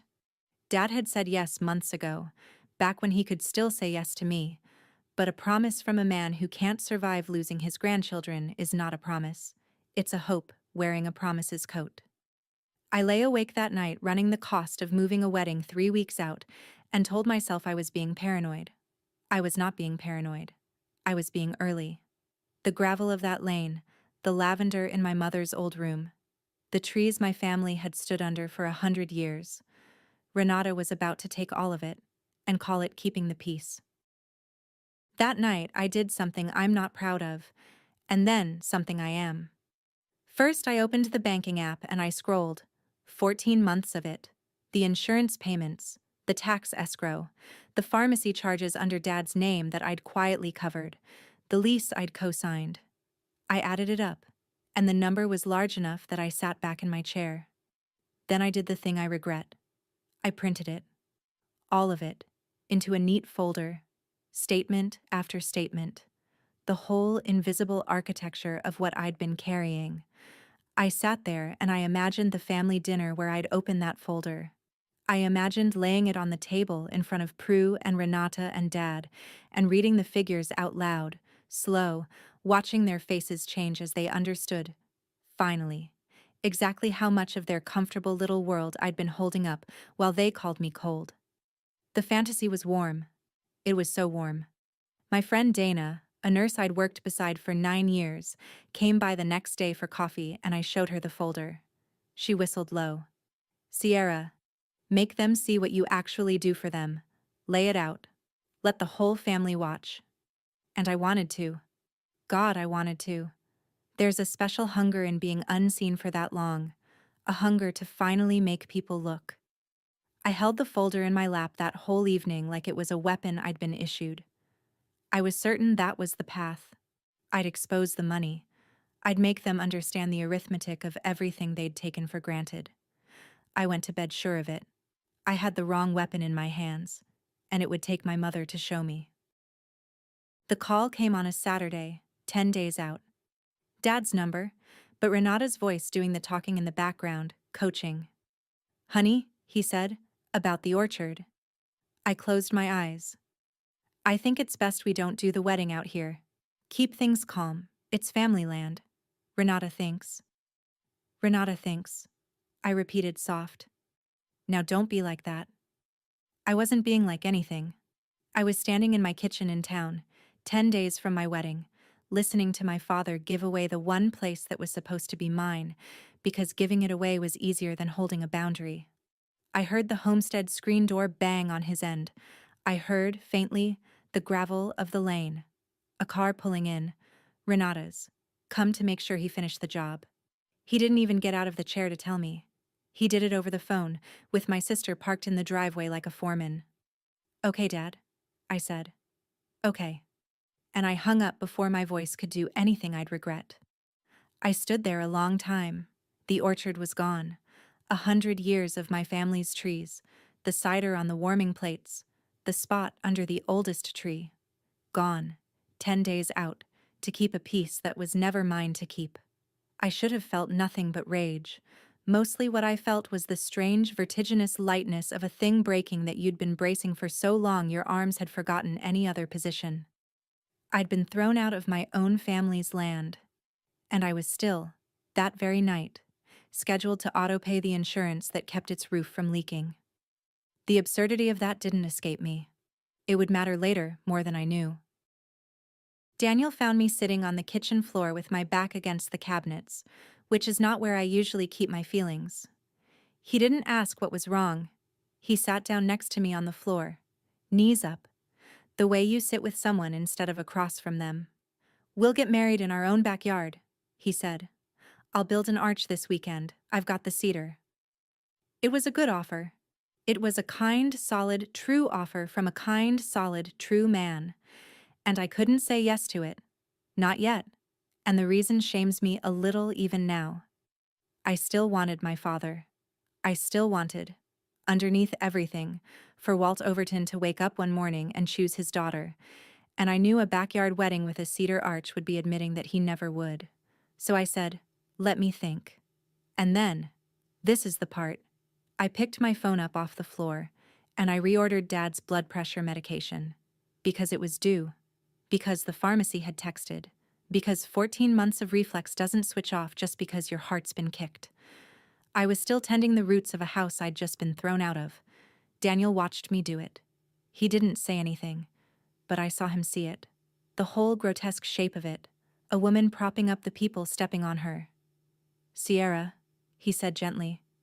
Who's holding you up? I didn't have an answer. I'd built my whole self around never needing one. And somewhere out on Route 9, in a house I was still keeping warm with my own money, my father sat alone and let my sister decide who got to love him. I went to bed angry. I woke up with a plan I'd regret. For 3 days I rehearsed it. Not out loud. In my head, in the shower, on my drives between patients. The speech, the folder. I'd walk into the family supper Prue was already planning, the let's all make peace before the wedding supper, and I would set the folder down on the table next to the casserole, and I would open it. I scripted the opening line a dozen ways. Before anyone talks about family loyalty, I'd like to read you some numbers. I scripted Prue's face going pale. I scripted Renata's mouth opening and nothing coming out. I scripted my father finally understanding the size of what he'd let his daughter carry.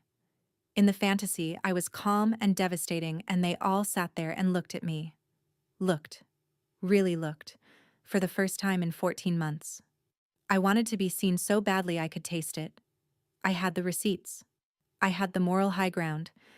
I had 9 years of Dana telling me I gave too much and got nothing back.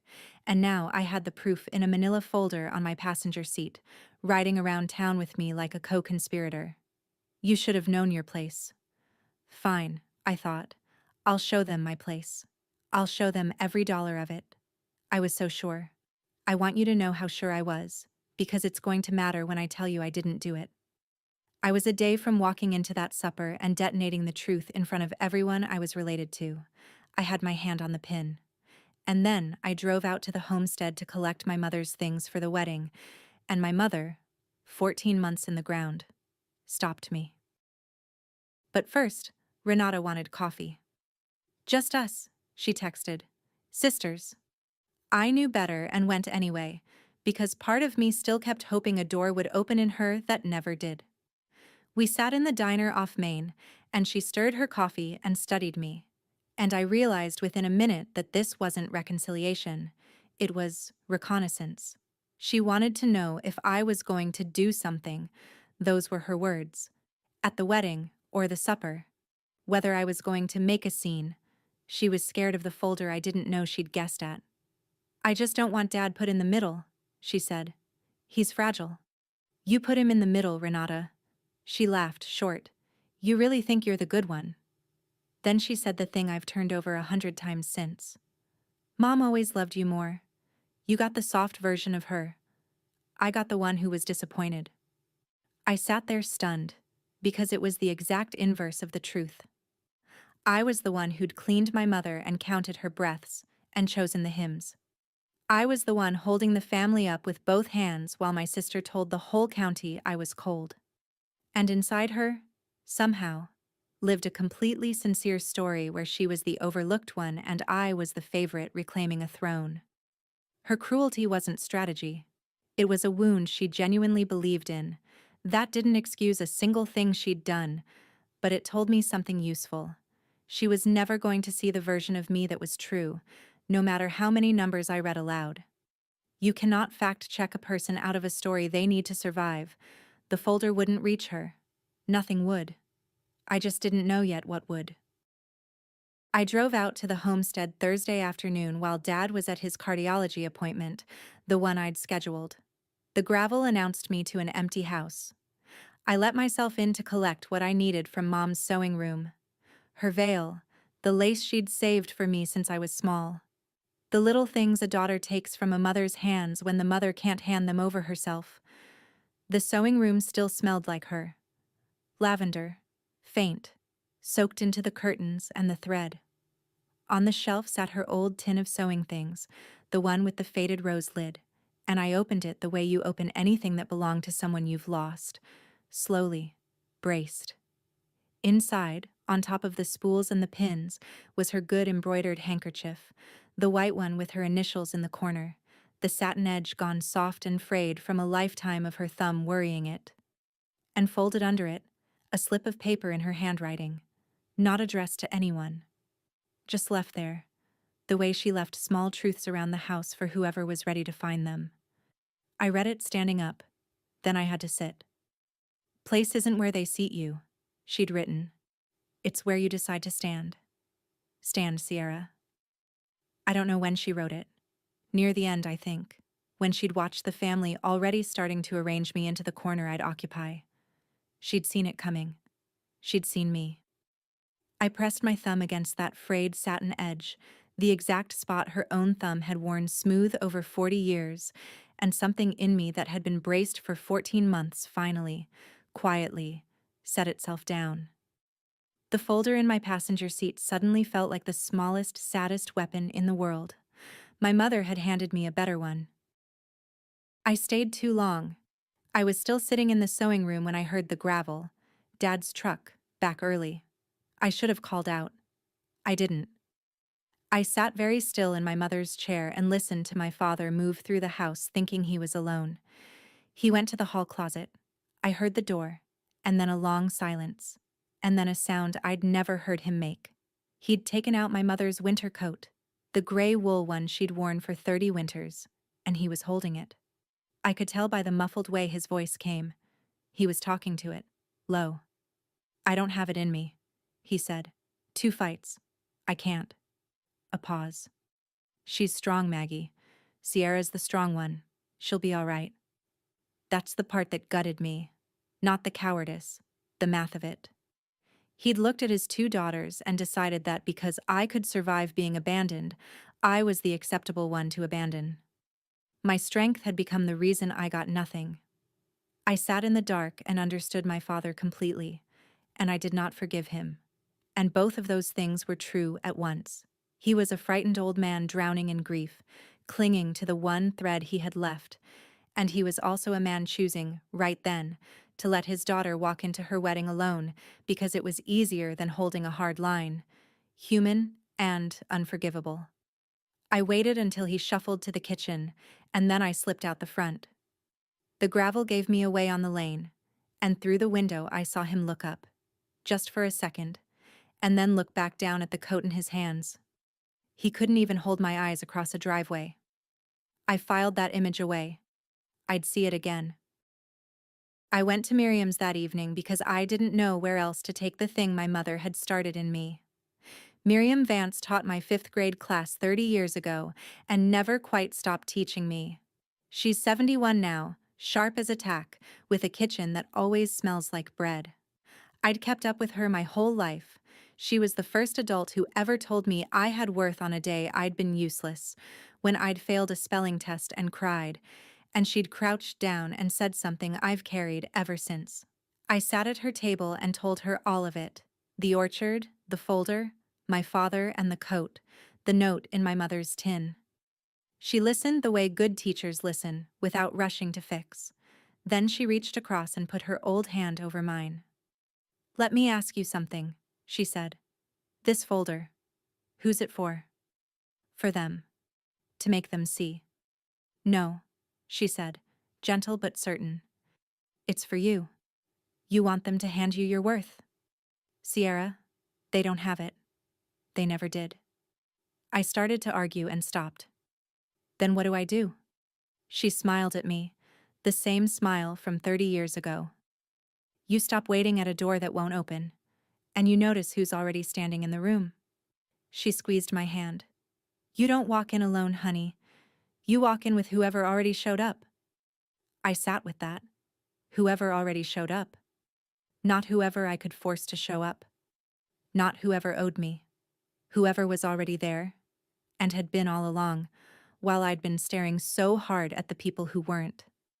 I drove home that night with the folder still on the seat, but I'd stopped thinking of it as a weapon. I had a different idea forming, a better one. The next morning, Tom Brandt called. I'd nursed his mother, Eunice, through her last 3 months the winter before. Sat with her, managed her pain, was holding her hand at the end while Tom drove in from 2 counties over.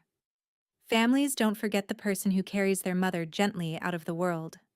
Tom called to thank me, awkward and warm, because it was near the anniversary and he'd been thinking of her. We talked a while and he asked how I was, and because I was tired and the wound was fresh, I told him more than I meant to. About the orchard. About needing a new place, 10 days out. He went quiet. Then he said, Sierra, our barn. The old timber one we restored after Mom passed. It's just sitting there. I started to say I couldn't possibly. You carried our mother out of this world, he said, and his voice cracked on it. Let us carry your day. Please. It'd mean something to us. I sat down on my front step. The thing I want you to understand is that this was not a gift falling out of the sky. This was a harvest. 3 months of cold drives and night shifts, and a dying woman's hand in mine. That's what was coming back to me now, in the shape of a restored timber barn with string lights and room for everyone who mattered. You reap what you plant, and I'd been planting kindness in this town for 9 years without ever once expecting the field to feed me back. I told Tom I'd think about it, because I still couldn't quite believe a door would open that I hadn't pried open myself. But it had. And another idea, the real one, was clicking quietly into place behind it. The peacemaking supper happened that Sunday at Prue's, and I went, folder on the passenger seat, still half convinced I'd use it. The whole family was there, Renata and the kids, Dad silent at the end of the table, Prue orchestrating casseroles and tension. I felt the folder out in the truck like a held breath. Prue started in before the plates were down. Now, we're all family, and family forgives. Sierra, I think you owe your father and sister a little grace. And there it was, my opening, gift-wrapped. I could go to the truck, I could bring the folder in, I could lay 14 months of receipts on Prue's good tablecloth and read them out, slow, and watch every face at that table rearrange itself. My hand actually went to my keys. And then I looked at my father. Really looked. He was staring at his plate, smaller than I'd ever seen him, a man who talked to his dead wife's coat in an empty house. And I understood, with my mother's note still folded in my coat pocket, that if I read those numbers aloud, I would break him in front of everyone. And I would be fighting Renata on her own ground, the ground of who owes what, who's the victim, who gets to be the wronged one. I'd be making it about me, and about money, and about being seen, which is exactly the game she'd win. I took my hand off my keys. You're right, Aunt Prue, I said, calm as still water. Family forgives. I forgive all of you. Renata's eyes narrowed. She'd expected a fight and gotten Grace, and Grace frightened her more. The folder stayed in the truck. I drove home and dropped it, unopened, in the recycling bin. I finally knew what my real weapon was, and it wasn't paper. Here is what I did instead, and I did it quietly, over 3 evenings at my kitchen table. I built my father a handover. Not a weapon, a gift, of the most honest kind. I made a clean, organized packet of everything I'd been silently carrying for 14 months. Every account, the insurance policy and when it auto-drafted, the property tax escrow and the dates it came due, the Medicare logins, the supplemental forms, the pharmacy auto-refills, the names and numbers of every person I'd been quietly coordinating on his behalf. I wrote it out in plain language, the way I'd write discharge instructions for a patient going home to manage on their own. Because that's what this was. I was discharging myself. For 14 months, I'd been the machine keeping that house running, and no one had ever seen the machine, because a working machine is invisible. So I was going to hand my father the keys to it, all of them, clearly labeled, and step back. Not to punish him, to free us both. He couldn't keep depending on hands he refused to hold in daylight, and I couldn't keep being load-bearing for a family that called me cold. It hurt to type it. Every line was a thing I'd done out of love that had been taken as my due. But underneath the hurt was that same strange lightness from the kitchen floor. The feeling of arms remembering they were allowed to lower. When it was done, I had a folder again. A very different folder. Not the one that exposed them. The one that released me. I set it on the counter to give to Dad after the wedding, and I went to call Tom Brandt and tell him yes. Yes to the barn. Yes to a room that wanted me in it. Moving a wedding in 9 days should be impossible. It wasn't, because I'm good at exactly one thing above all others. I organize the unorganizable under pressure. It's the nurse in me. I made the lists. I made the calls. And then the strangest, warmest thing happened. The town moved with me. Dana rallied the nursing crew to string the lights. The Brandts hauled in hay bales and set their grandfather's timber barn glowing. A family whose father I'd sat with through hospice brought folding chairs. The diner off Main, where Renata had interrogated me over coffee, donated the cider. My mother's recipe, because the owner had loved my mother. Daniel built his cedar arch after all and set it at the barn's far end. Every call I made, someone said yes before I finished asking. I'd spent 9 years being the person this town called when things broke, and I had never once understood, until that week, that I'd been building something. A web. A net. A room full of people who would catch me if I ever stopped catching everyone else. The orchard was gone, and somehow what replaced it was bigger. I stopped trying to be invited to a family that kept seating me at the edge. I built a room of my own instead, full of people who'd chosen me.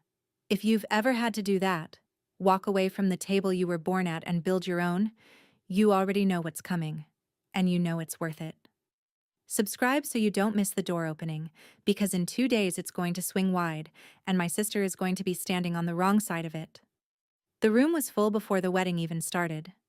Renata just didn't know it yet. Renata caught wind that I wasn't crumbling, and it broke something loose in her.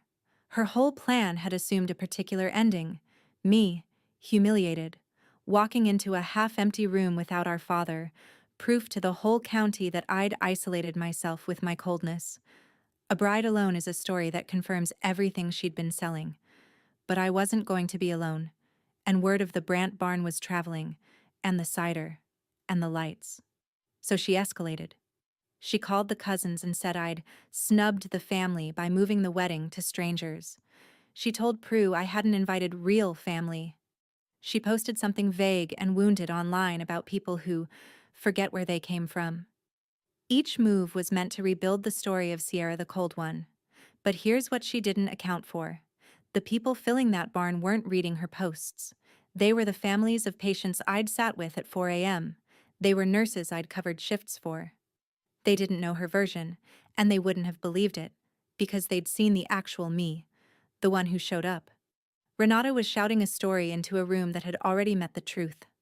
I heard from Dana that my sister had started to sound frantic on the phone, the way people do when the narrative they've built is coming apart in their hands. Walt was caught dead center, pulled between the daughter screaming the loudest and the slow, sick realization that maybe the quiet one had been the one telling the truth all along.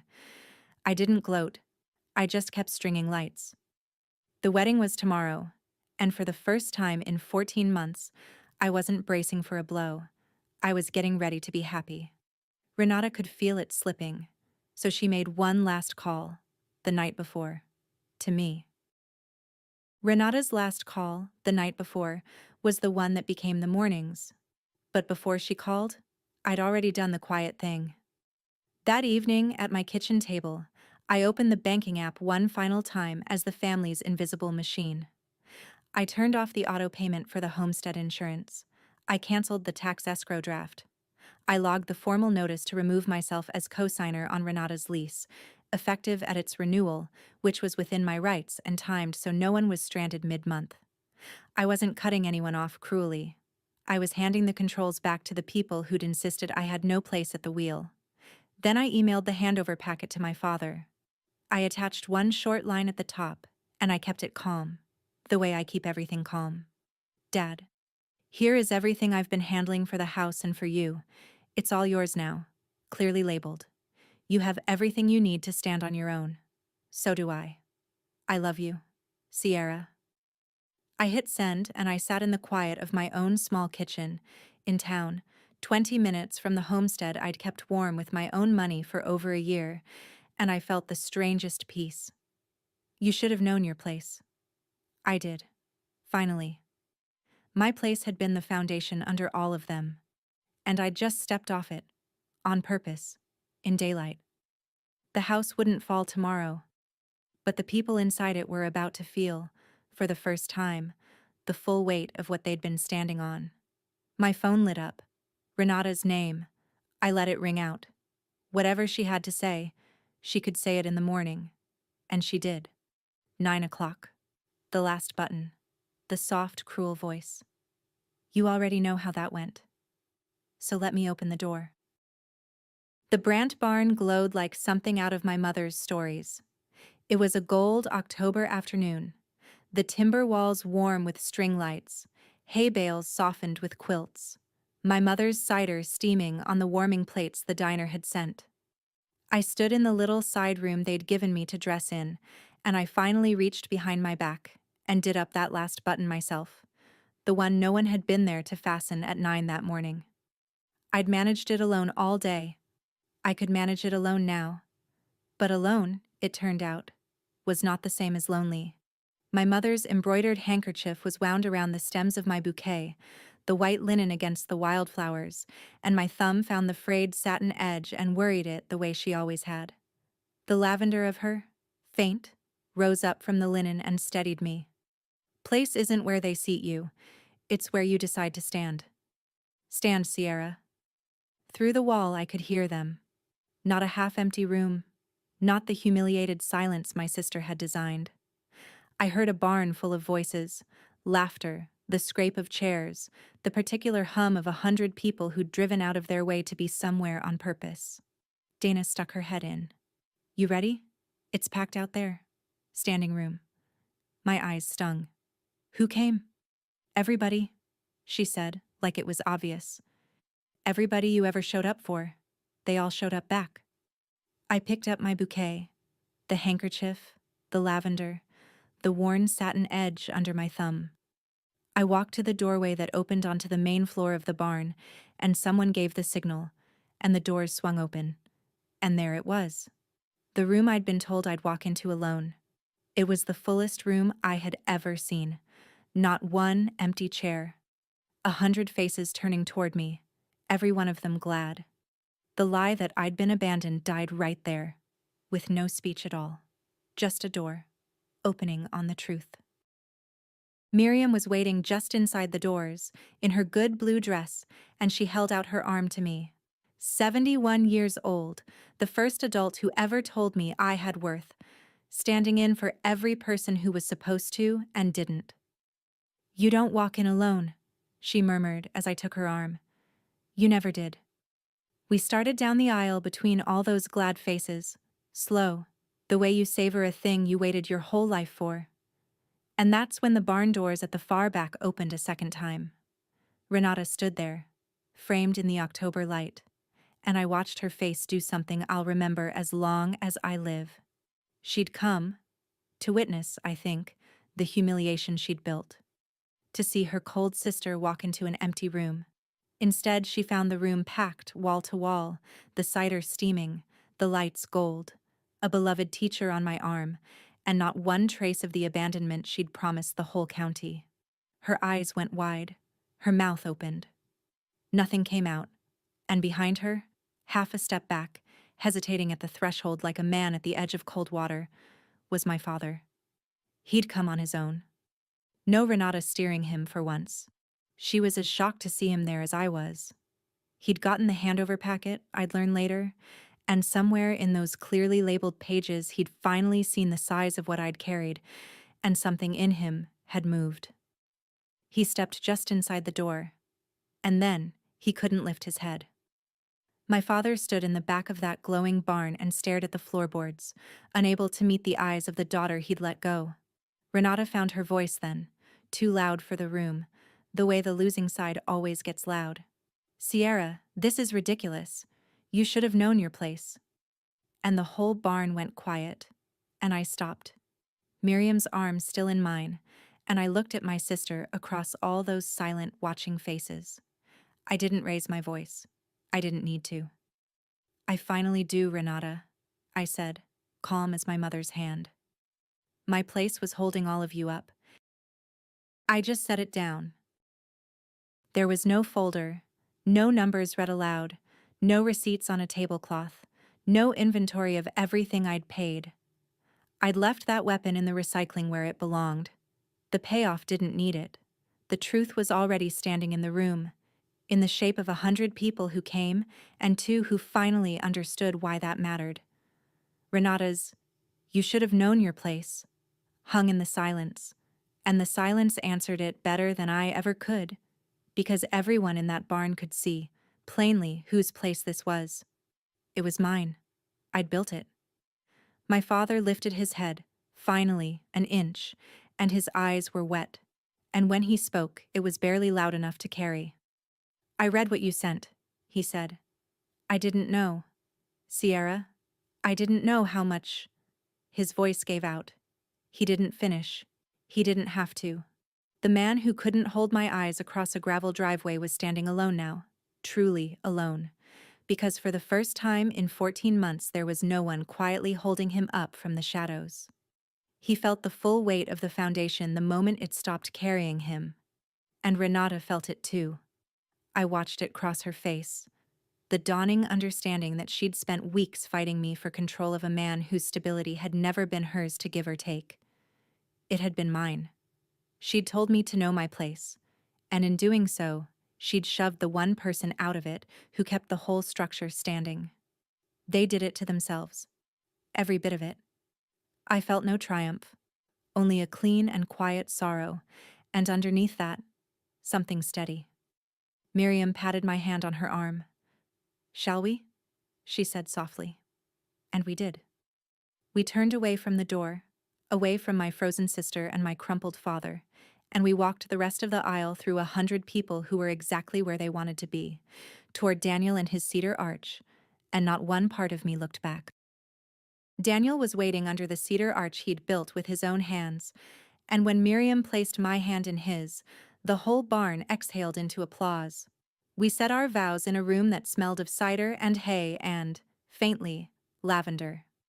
I kept the handkerchief wound around my bouquet the entire time, my thumb finding that worn satin edge whenever my voice wavered, my mother present in the only way she could be.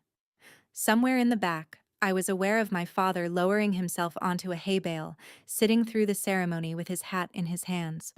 Renata had gone, slipped out the way she'd come, into the October light. I let her go. I didn't have a speech for her, and I didn't need one. The vows were the only words that mattered, and they were about a future, not a wound. When Daniel kissed me, 100 people I'd spent 9 quiet years showing up for rose to their feet, and the sound they made was the sound of being seen, finally, by the people who'd been seeing me all along.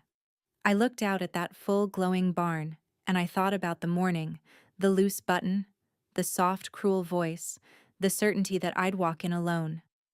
I had been so sure I was alone. I had been wrong in the most beautiful way a person can be wrong. My mother knew it before I did. She'd left it in a sewing tin for me to find. That my place was never the chair they pointed to. It was the ground I chose to stand on, and the people already standing there when the door swung open. I didn't walk in alone. I never had to. I just had to stop staring at the people who weren't there long enough to see the room that was full. The weeks after told the rest. My father sat down with that handover packet and learned, line by line, what 14 months of being carried actually looked like. The insurance came due and he paid it himself, late the first time, on time after that. The tax escrow, the Medicare forms, the pharmacy refills. All of it was his now, clearly labeled, exactly as I'd left it. He called me more in that first month than he had all year, and slowly the calls changed shape. They stopped being about what he needed and started being about nothing at all. The weather, a ball game, my mother. Once, near the end of a call, he said, "I should have walked you down that aisle." I didn't argue and I didn't absolve him. Yes, I said. You should have. It was the most honest thing we'd said to each other in years. Renata's leverage came apart on its own, the way a thing does when the structure under it is gone. She'd been trading on her control of the grandchildren, but Dad, standing on his own 2 feet for the first time, didn't need her permission for his own stability anymore. He had the packet, he had the accounts, he had himself. The threat that had ruled him for a year lost its teeth. She didn't apologize. People that deep inside a story rarely do. But she got quieter, and the calls to the cousins stopped, and Prue, who'd preached that family forgives, found she had no scene left to manage. I kept the boundary my mother's note had taught me to keep. I help where I'm respected. I don't where I'm taken for granted. I'm still a nurse. I still show up for this town at 4 a.m. when something breaks. But I stopped being the invisible machine under a family that called the machine cold. Miriam came to Sunday dinners now. So did the Brants. So did Dana. The family I was born into got smaller and truer. The family I'd built without noticing got larger and warmer, and the two finally stood at a livable distance. Out on Route 9, my father learned to cross his own gravel driveway and knock on his daughter's door in daylight. It took him a while. He's slow, and he's 70, and he's still grieving. But he comes now, on his own, and he holds my eyes when he does. The lavender of my mother is still in everything. Her handkerchief in my dresser drawer, the satin edge a little more worn now from my thumb instead of hers. I take it out sometimes and read the note again. Place isn't where they seat you. It's where you decide to stand. I stand now, in a room I built, with people who chose me, and I have never once had to ask them to. If you take one thing from my story, let it be this. Your place was never the chair they pointed you to. It's the ground you choose to stand on, and the people who are already standing there when the door finally swings open. The loose button no one fastened. The gravel my father couldn't cross. The door that swung open on a room that was already full. If you've ever been the one holding it all up while they told you to know your place, set it down, and look around at who's been standing beside you the whole time. Share this with the woman in your life who needs to hear it. Comment below, and subscribe to Calm Drama Stories for the next one.